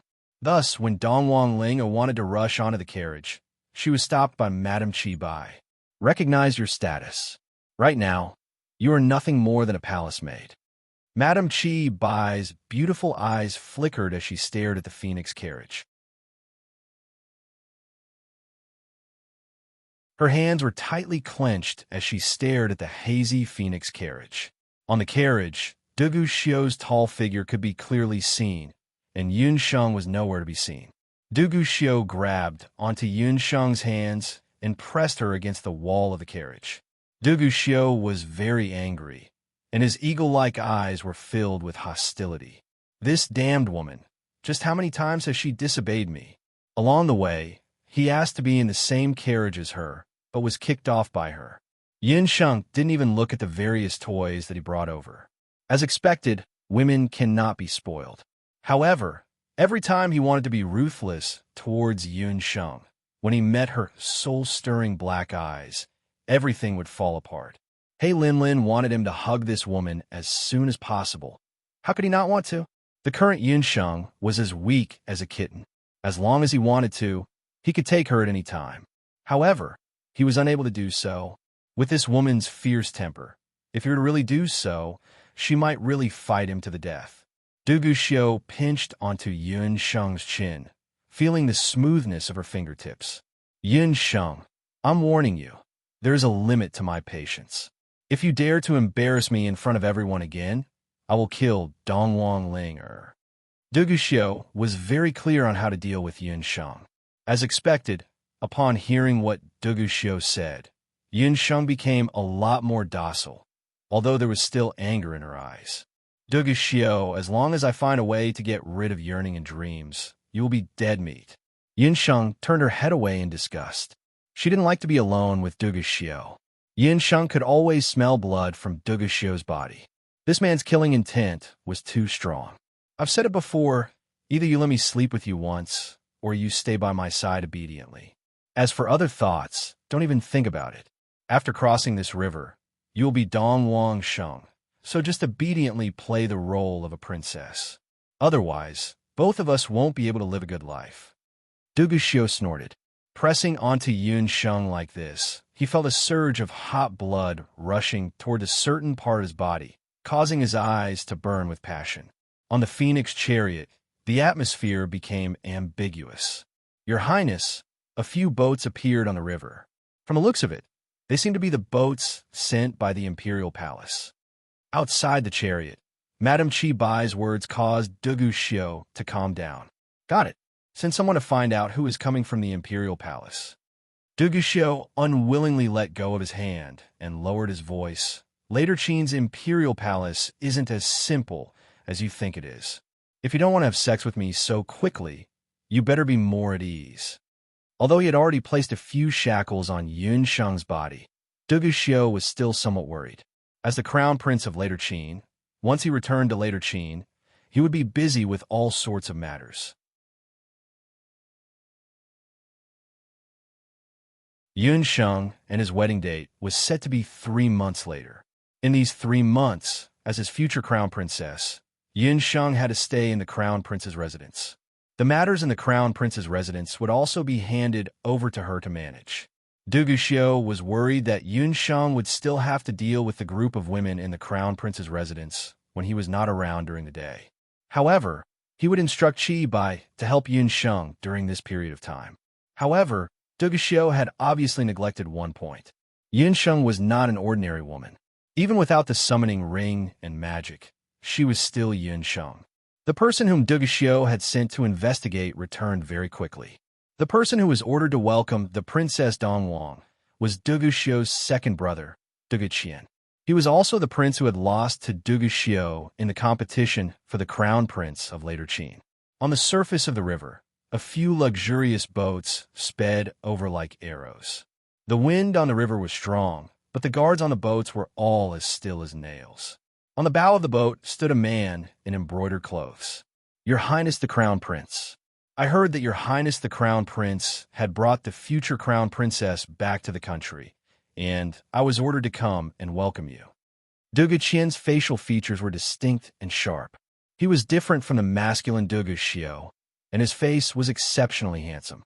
He was like an elegant, noble son who appeared unrestrained and unrestrained. However, from time to time, a glint of shrewdness would appear in his eyes. It could be seen that this person was not simple. Previously, it was Dugu Qian who had ordered people to spread the news of Dongwang Ling eloping with someone. He had wanted to use this opportunity to ruthlessly humiliate Dugu Xiu. However, at the last moment, Dugu Xiu had actually found the second princess Dongwang, who had been separated from the common people. There had long been rumors in the imperial court that this princess was just a cover. She was an impostor that Dugu Xiu had found at the last minute. Dugu Qian had wanted to see what this princess who had grown up among the common people looked like. You're tuning into the Romance Rendezvous YouTube channel. We're so grateful for your support, and don't forget to subscribe to join us on this incredible journey through captivating stories. Your generosity through donations truly makes a world of difference, as it's the primary source of revenue that allows me to expand and enhance this channel for you. Thank you from the bottom of my heart for being a part of this adventure.